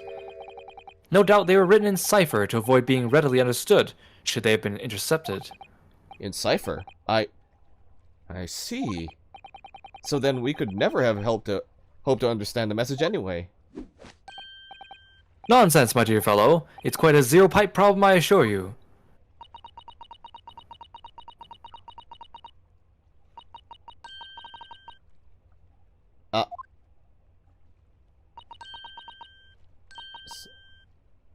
What? Yeah, what? Well, that can't be a real word, can it? How funny. Wait, Iris, what did you just say? Oh, I just said asogi. Does that word mean something to you? Oh. Wait, it was in Japanese. God damn. Means something? Asogi was the name of my best friend. What? But how? How do you know that name, Iris? I wrote it down during the trial before, when the message was playing on the music box. Oh my god, she actually wrote out the dashes and dots. She transcribed it on the fly? She really is a genius. I thought the message probably wouldn't be written out in plain Morse code, so I tried various ways to interpret it. But whatever I tried, the words just didn't seem to make any sense. That is, in English at least. Oh. It suddenly occurred to me, you see. There's more than one Morse code, not just the English variety. Various countries around the world have altered and added to Morse code to use it in their own languages. I don't believe it. Are you saying? That's right.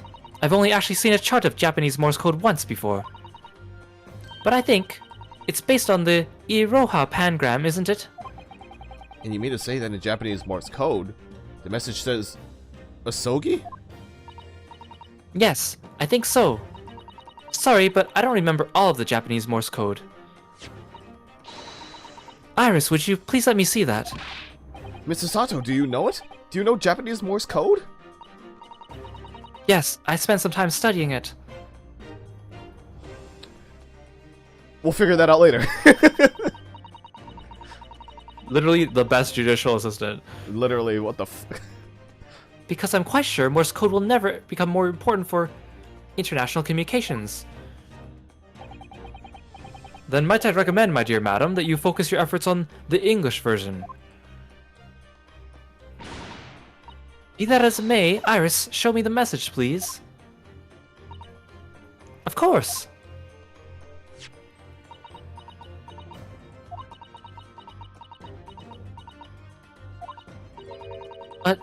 But what could this possibly mean?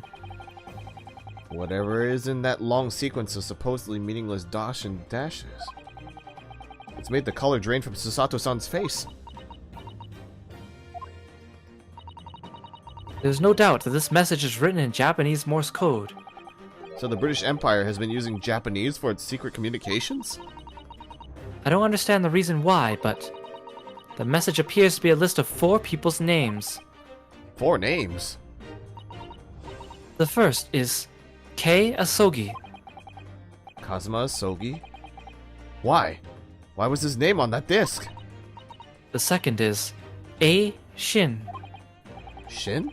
I don't recognize that name. The third is T Gregson.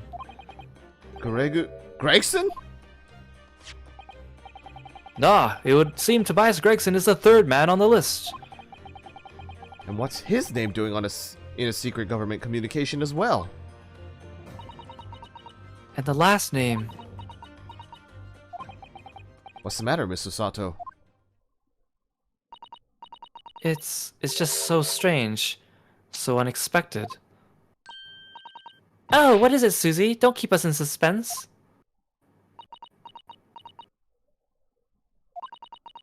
The last name is J. Wilson.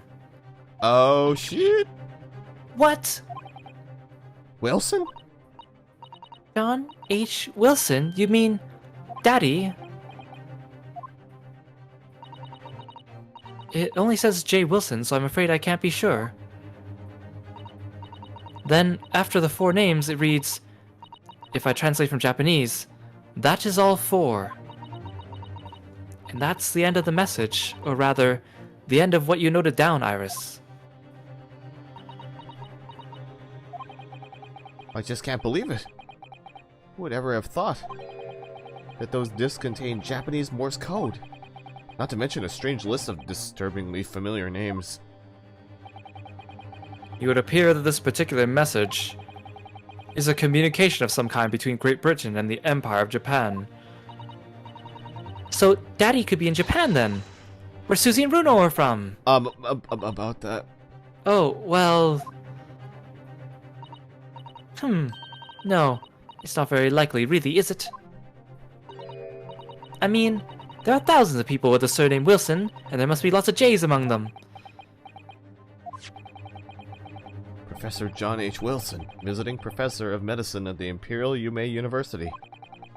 But we can't tell Iris about that now. We just can't. Yeah, we gotta make her in the dark for an entire hiatus between games, apparently, I guess. This is so strange. Somehow, in solving the case of Mr. Winterbank's murder today, I feel like I've rolled back a boulder at the mouth of a very dark cave. I do wonder if perhaps it's a dark cave that we shouldn't go wandering inside, at least until the next game. I have a boat to catch, you see. Oh.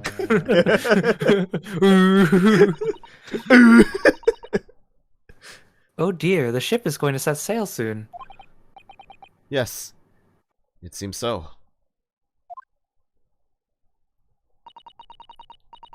I'll sail on that steamship first to the port of Dunkirk in France. Then I'll change onto a larger passenger vessel bound for Japan. You're really going then, Susie?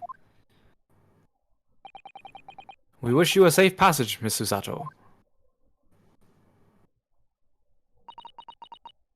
Thank you so much. I wish all of you the very best. Miss Susato, I had hoped to have you always at my side, to guide me and support me. Mr. Naruhodo. Please, come back soon. As far as I'm concerned, you really are the very best judicial assistant in the world. Oh man. Let me Susato take down you one last time for No, memories. please, no, please, my leg! I'm quite sure I'll be back before you know it. Really, Susie? Oh, now don't forget, Iris. I made you a promise I've yet to fulfill. A promise? About your manuscript. Ah. Oh yes, the Hound of the Baskervilles that we have in our inventory still, apparently. Well, I'll be waiting for you then, Susie. A promise is a promise. Definitely, Iris.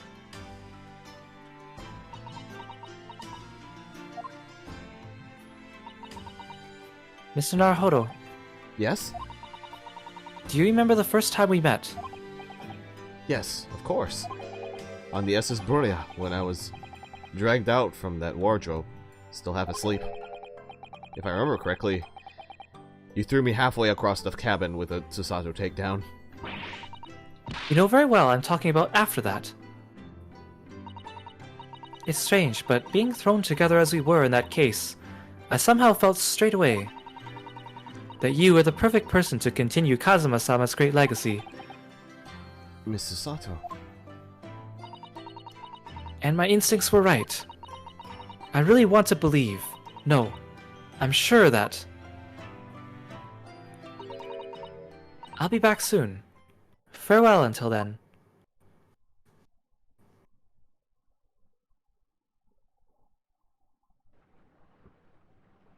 Oh. Last cutscene. Somehow we seem to have come to the end of the adventures of Ryunosuke Naruhodo. Or the first volume, at least. There she Looking goes. back now, it feels as though fate has led me on this journey.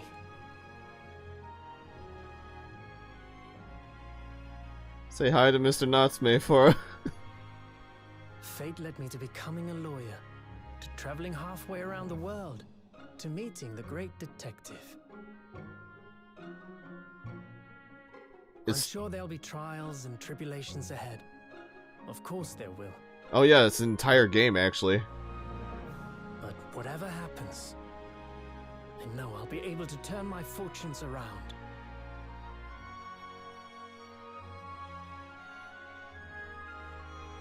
After all, I have the greatest friends in the world on my side.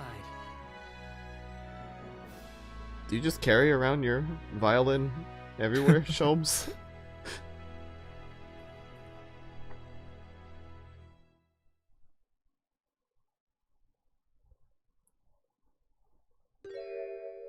What? Ah, yes, Mr. Naruhodo. Yes, Mr. Sholmes? I have some rather awkward news. The railway company has decided to sue over the special express train, apparently. Huh? It caused such a commotion on the line, all the other trains had to wait at the stations. But really, we would never have made it to Dover in time otherwise. Anyway, I explained everything, and how it was all your fault. Huh? Huh? I believe a formal complaint should be delivered to your office tomorrow. But not to worry, my dear fellow. According to Miss Usato, you love defending yourself in court. Huh? Huh? Huh? It's alright, I'm perfectly happy to testify. He really didn't look like the sort of man who'd do something so outrageous. See? Mr. Sholmes? Yes? A word, if you don't mind. Why, certainly, any word you like. Bellow it out, my dear fellow. Oh, here it comes. Oh yes, I love Runo's words, and I know just the one he'll use here. Then, I really must say... Objection! Ah yes, they can't end an Ace Attorney game without doing the objection at the end.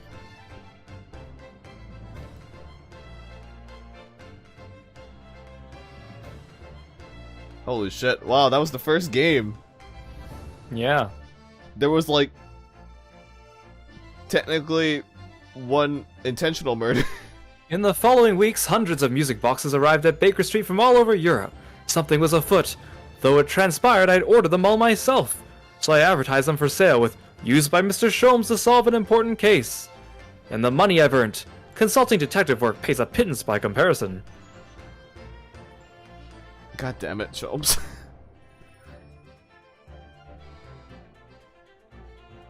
Well, at least I got closure on the freaking music box. I haven't slept a wink. This manuscript is due tomorrow now. When I'm this busy, Hurley usually cooks me breakfast. Well, cooks is an overstatement for some dry toast and insipid coffee. I do miss Susie and her lovely Japanese breakfasts.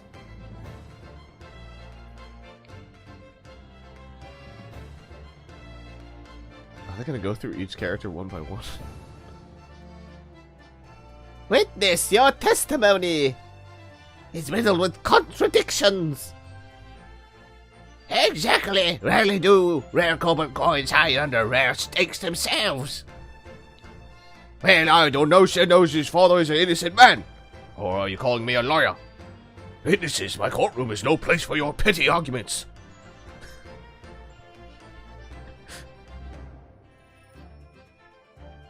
Oh no. Having delivered the Russian dancer to shore in Shanghai, I laid low on the steamship for a while. But last night I apprehended an extremely suspicious Japanese national on board. I've done nothing wrong. All I did was give Wang his offspring refuge in my pocket. A man brings some kittens on board and suddenly he's a hardened criminal? It's not fair. This poor man can't catch a break. Right?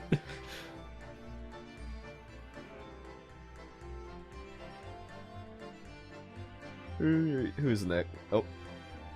Scientific investigation will be the gold standard for policing in the new age. I dream of a world governed by the tenets of order and discipline. Like a great clock, in fact, whose hundreds of parts mesh together. Now, if you'll excuse me, I have but 2 minutes and 37 seconds until my next appointment. Please don't be evil in the next game.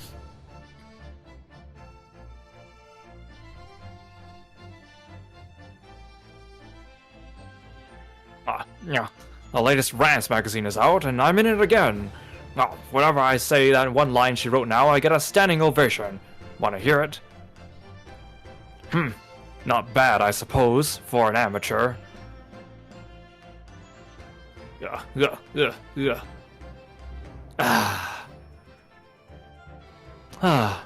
Her ladyship puts me to shame. Well, at least he didn't get screwed over by the last game. The rating. Right?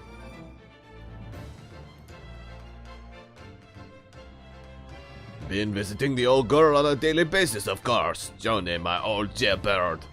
Must say, battling with those balusters every day has done wonders for my dicky peg.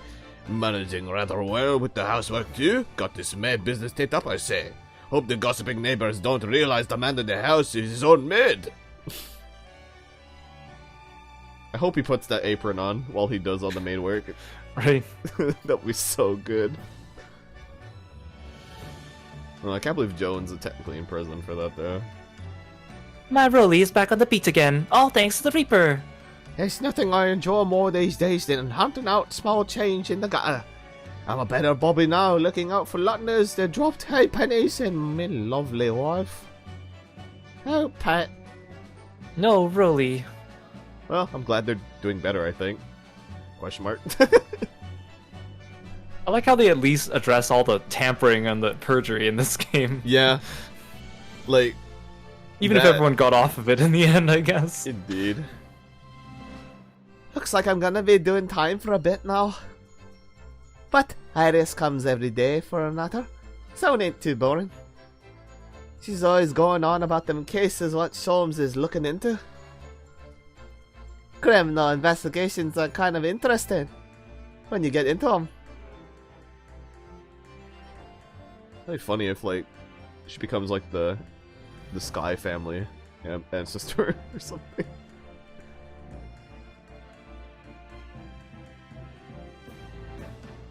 Oh, hi, Graydon. Yes, I renounced my upbringing and chose a life of sophisticated crime.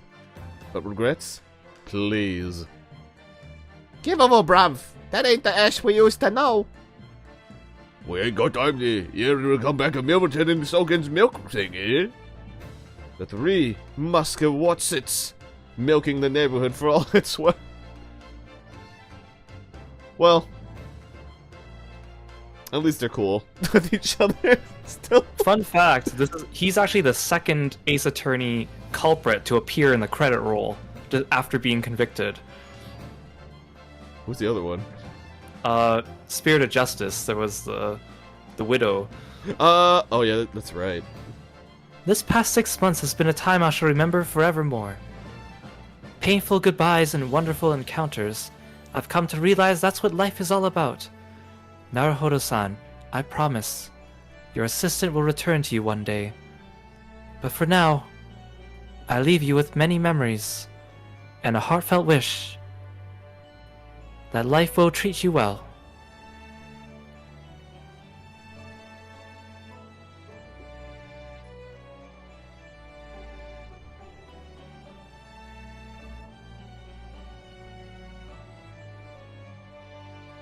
Aw. It's a cute picture.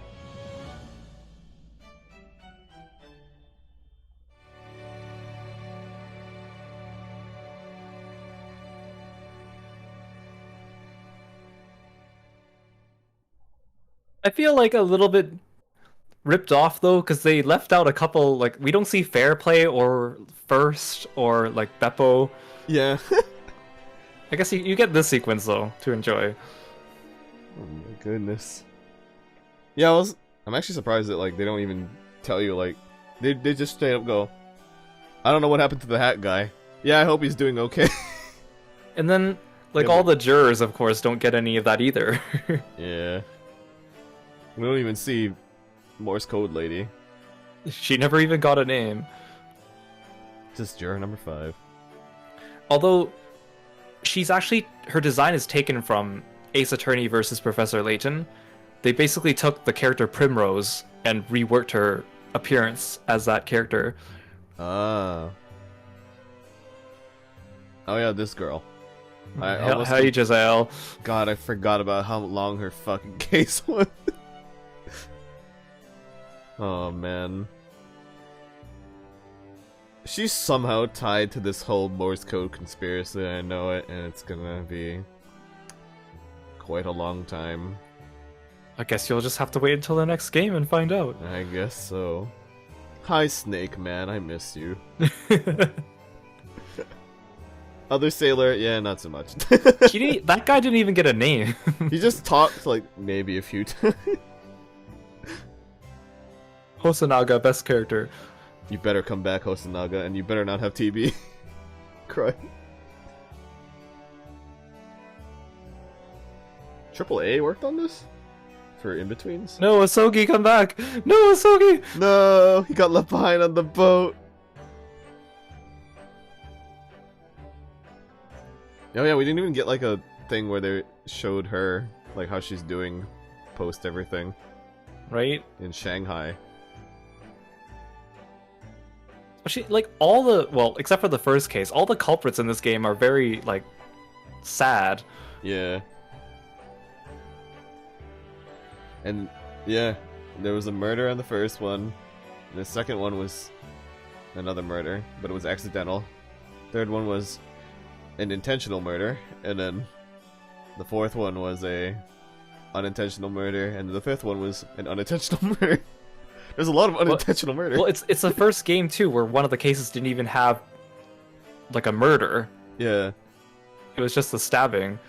Oh yeah, oh, that's right. It wasn't even a murder, right? You're right. Right. Accidental damage.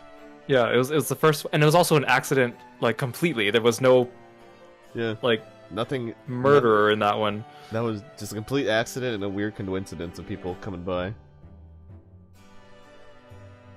Like, this game breaks so much mold for Ace Attorney. I really appreciate it, yeah. And the sequel does too, and I'm just like, how come they should carry more of this stuff forward? It's kind of interesting how, like, there was something that's the part that stumped me for a while, and it was like presenting the bullet. I mean, you have to present how the guy got shot diagonally for one part. Oh yeah, yeah. And then I kept fucking that part up because I just got so confused. Like, which line? I got the new line, but I was like, what do I present? And I was like, I understood what they were going for, but it's just like, where did I put that? Was I supposed to put that in? Yeah. Oh, there they go. All the really quirky characters. Oh, I didn't even notice that he was wearing, like, the sandals. Yeah. Not to me. Right? Oh look, there's Van Zeek's leggy. Oh, yep, there it is. Man, he must have some really great hamstrings to, like, not pull something every time he does that shit. I can barely do anything with my hamstring.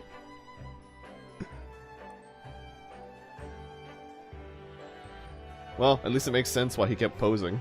Yeah, right? Like, once you see him with the others, it's like, wait a second. It's like, there's a reason they did that.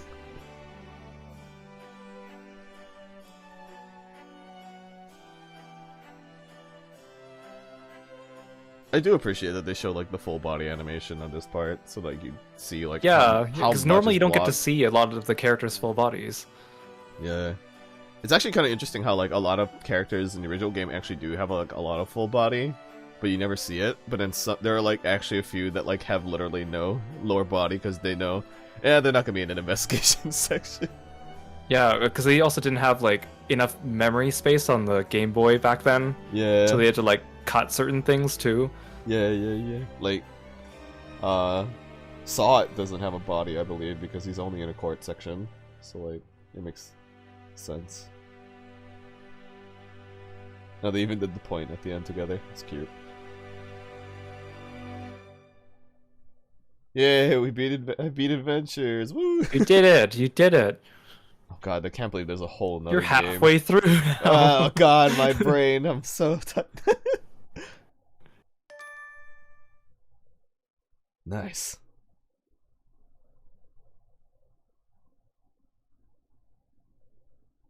Oh, can't wait to see the pop-out for a new episode has been unlocked.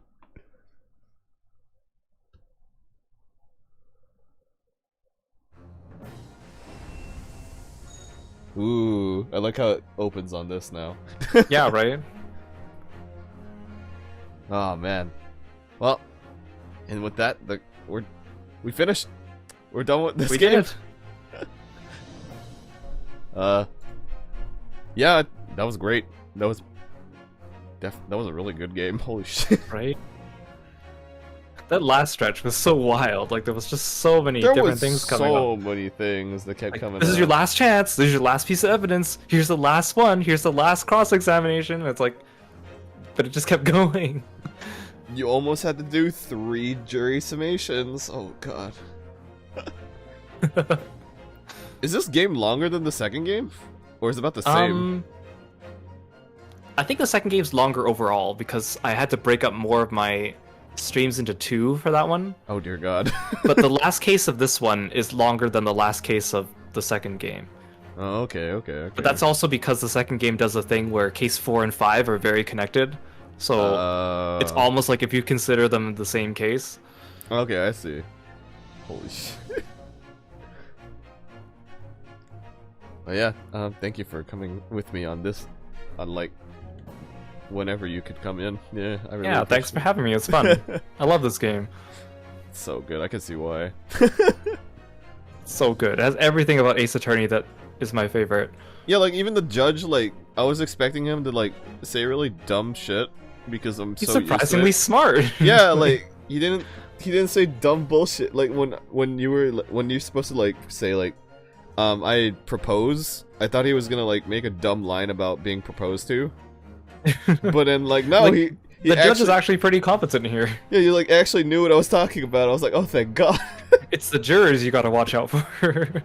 Yeah. Oh god, yeah. The jurors cannot be biased. Jurors proceed to be biased for the entire game. Right? I still love how they brought back the villain Bolshevik for the last trial. I like how like even when you listen to his thing, it sounds like maybe he might have not actually been a radical and he was just like some dude who was treated like a radical, and it was like, I don't know why, but they kept shooting me, so I was running away. He's able to revolutionize his appearance. That would have been so funny. If, like, it turns out he's actually not that important. It's like, how did this guy get on the truck? I like how they also have like the returning jurors, but they come back with like some other gimmick. Like typewriter lady comes back with a telegraph, and apparently that's her thing, and apparently that's always been her thing, yet she had the typewriter in the first one. Maybe she was part of like the side of the communications like in the earlier part of the game where it's just like I do all the typing stuff that they translate into Morse code or something, and then like she got promoted or something. And then you have the old man coming back as a doctor. Yeah, it's like I was a doctor the entire time, and it's like, what? I'm a surgeon. Excuse me? Are you the guy that from the earlier case? You said you went to the bookshop every day at 5 p.m. and then you slipped and hurt your hip? Like, yep, you're a surgeon? Me. He's just like, yep, that's me. Also, I'm a surgeon. It's like, what the fuck? And it's like, yeah, and then like the jury's just all the really interesting. Wow, that's a convenient coincidence that this happened. That yeah, right. I'm sure that'll probably get explained in the second game or something, but like, damn. You're in for a wild ride. Oh god, I can only imagine. Conspiracy between Japanese government and Britain. There's gotta be something. Like, I remember when they started reading out that Morse code at the end and Iris translated it, I was like got out of my seat. I was like, Asogi, what are you saying? What are you talking about? Yeah, look, so I was like, well, I mean, it could be encrypted, that like the Morse code, and then like she started saying it, and I was like, wait, it's Japanese. Then after that, I kind of felt like, wow, I'm dumb for not thinking that about the fact that it's a completely different language for Morse code. English isn't the only Morse code. But yeah, I don't know, I started thinking of binary for some reason. I was like, I mean, if it's only one noise, maybe it's just binary. But then it's like, oh no, there's 2 sides. Oh no, they didn't have computers back then. Nah, I know. But this game has technology that it doesn't make any, so you know. Sholmes and Iris's ridiculous technology. Yeah. I mean, hey, they can integrate their science more into society, apparently. I mean, it's better than spirit mediums. Yeah. Like, at least it's like quote-unquote more realistic to be technology than spirit videos. And to be fair, they also didn't accept it as real evidence. So I'm like, okay, fair. Yeah, I was like, I oh, guess. at least they, like, the jury was like, well, I mean, we'll give it a try now, because like we have doubts now that things could be a thing. And then after they were like, no, we have to be real rational here, and they were like, it's chemicals, man. He's not a chemist. That whole. I like how they're like, ooh, Mr. Sholmes, the famous Sholmes, we should believe in it. And then Van Zieks is like, no, don't do it. And they're like, yes, we won't do it. It's like, well, at least they're good about it.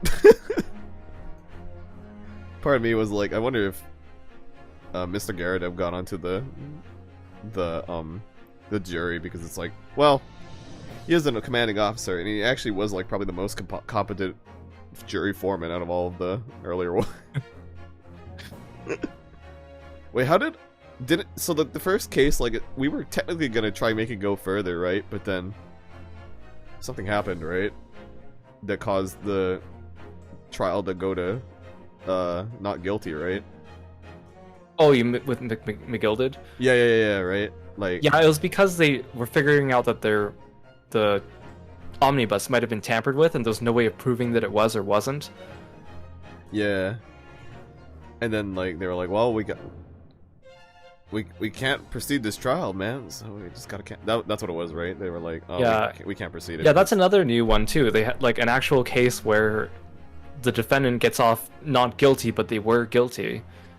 Is also new for Ace Attorney in general. Yeah, a guilty person actually getting off, and then like the case ending abruptly and still having like an actual verdict still carried out despite the fact. That's... Yeah, I was really surprised by that too, because like you expect it's like, oh, my first case here in Britain, it's gonna be another tutorial case, and it's like, nope. It's like a really weird mixed case. Yeah, and then like I noticed like a lot of weird things in that case too. Like before, like the twist came out, it's like, oh, he literally tampered with it. Where it's like, yeah, if you looked at the carpet... Yeah, because you start second guessing yourself, right? Because you're like, I checked that, didn't I? Yeah, I was like, wait, there was shit in here. What? And then like, yeah, if you actually look at the carpet in the first part, you can see the outline where the blood stain gets added later. So like, I was really confused. I was like, is this a texture problem, or like, did they hide it for now and so that it was hiding later, kind of thing? I was like, this is weird. But yeah, this game did a lot of really cool stuff, and yeah, I can't wait to play the next part later. Yeah. Not right away. Next week I have. Do you have any favorite characters from this one? I mean, despite the fact of how much of a pain in the ass it was to read Gina's lines, I really do like Gina. Yeah, her development was really good. Yeah. Her animations are good too, and I really liked her character. I mean, the Skull Brothers like only showed up for like one case, but they were fun. And like they genuinely looked like they were just idiots who wanted to be burglars. So it's like, yeah, they're not vicious, they're just idiots. So I really like that. Old Man is pretty top tier though, just because of the fact that he was actually a surgeon all along. Like, yeah, that like when there was like, oh, it's the new jury, and I looked and I was like, wait a second. Wait a minute, these are all the same people except for like one dude. And the fucking Russian dude, and I was like, wait, that's the guy from the newspaper. I don't know how to describe it other than like it felt like when you see people play like Papers, Please, and like they like start recognizing certain people who are like, oh look, it's that guy that keeps trying to get in over and over again. Yeah, it, like it gave me that kind of feeling when I saw it. I was like, oh man.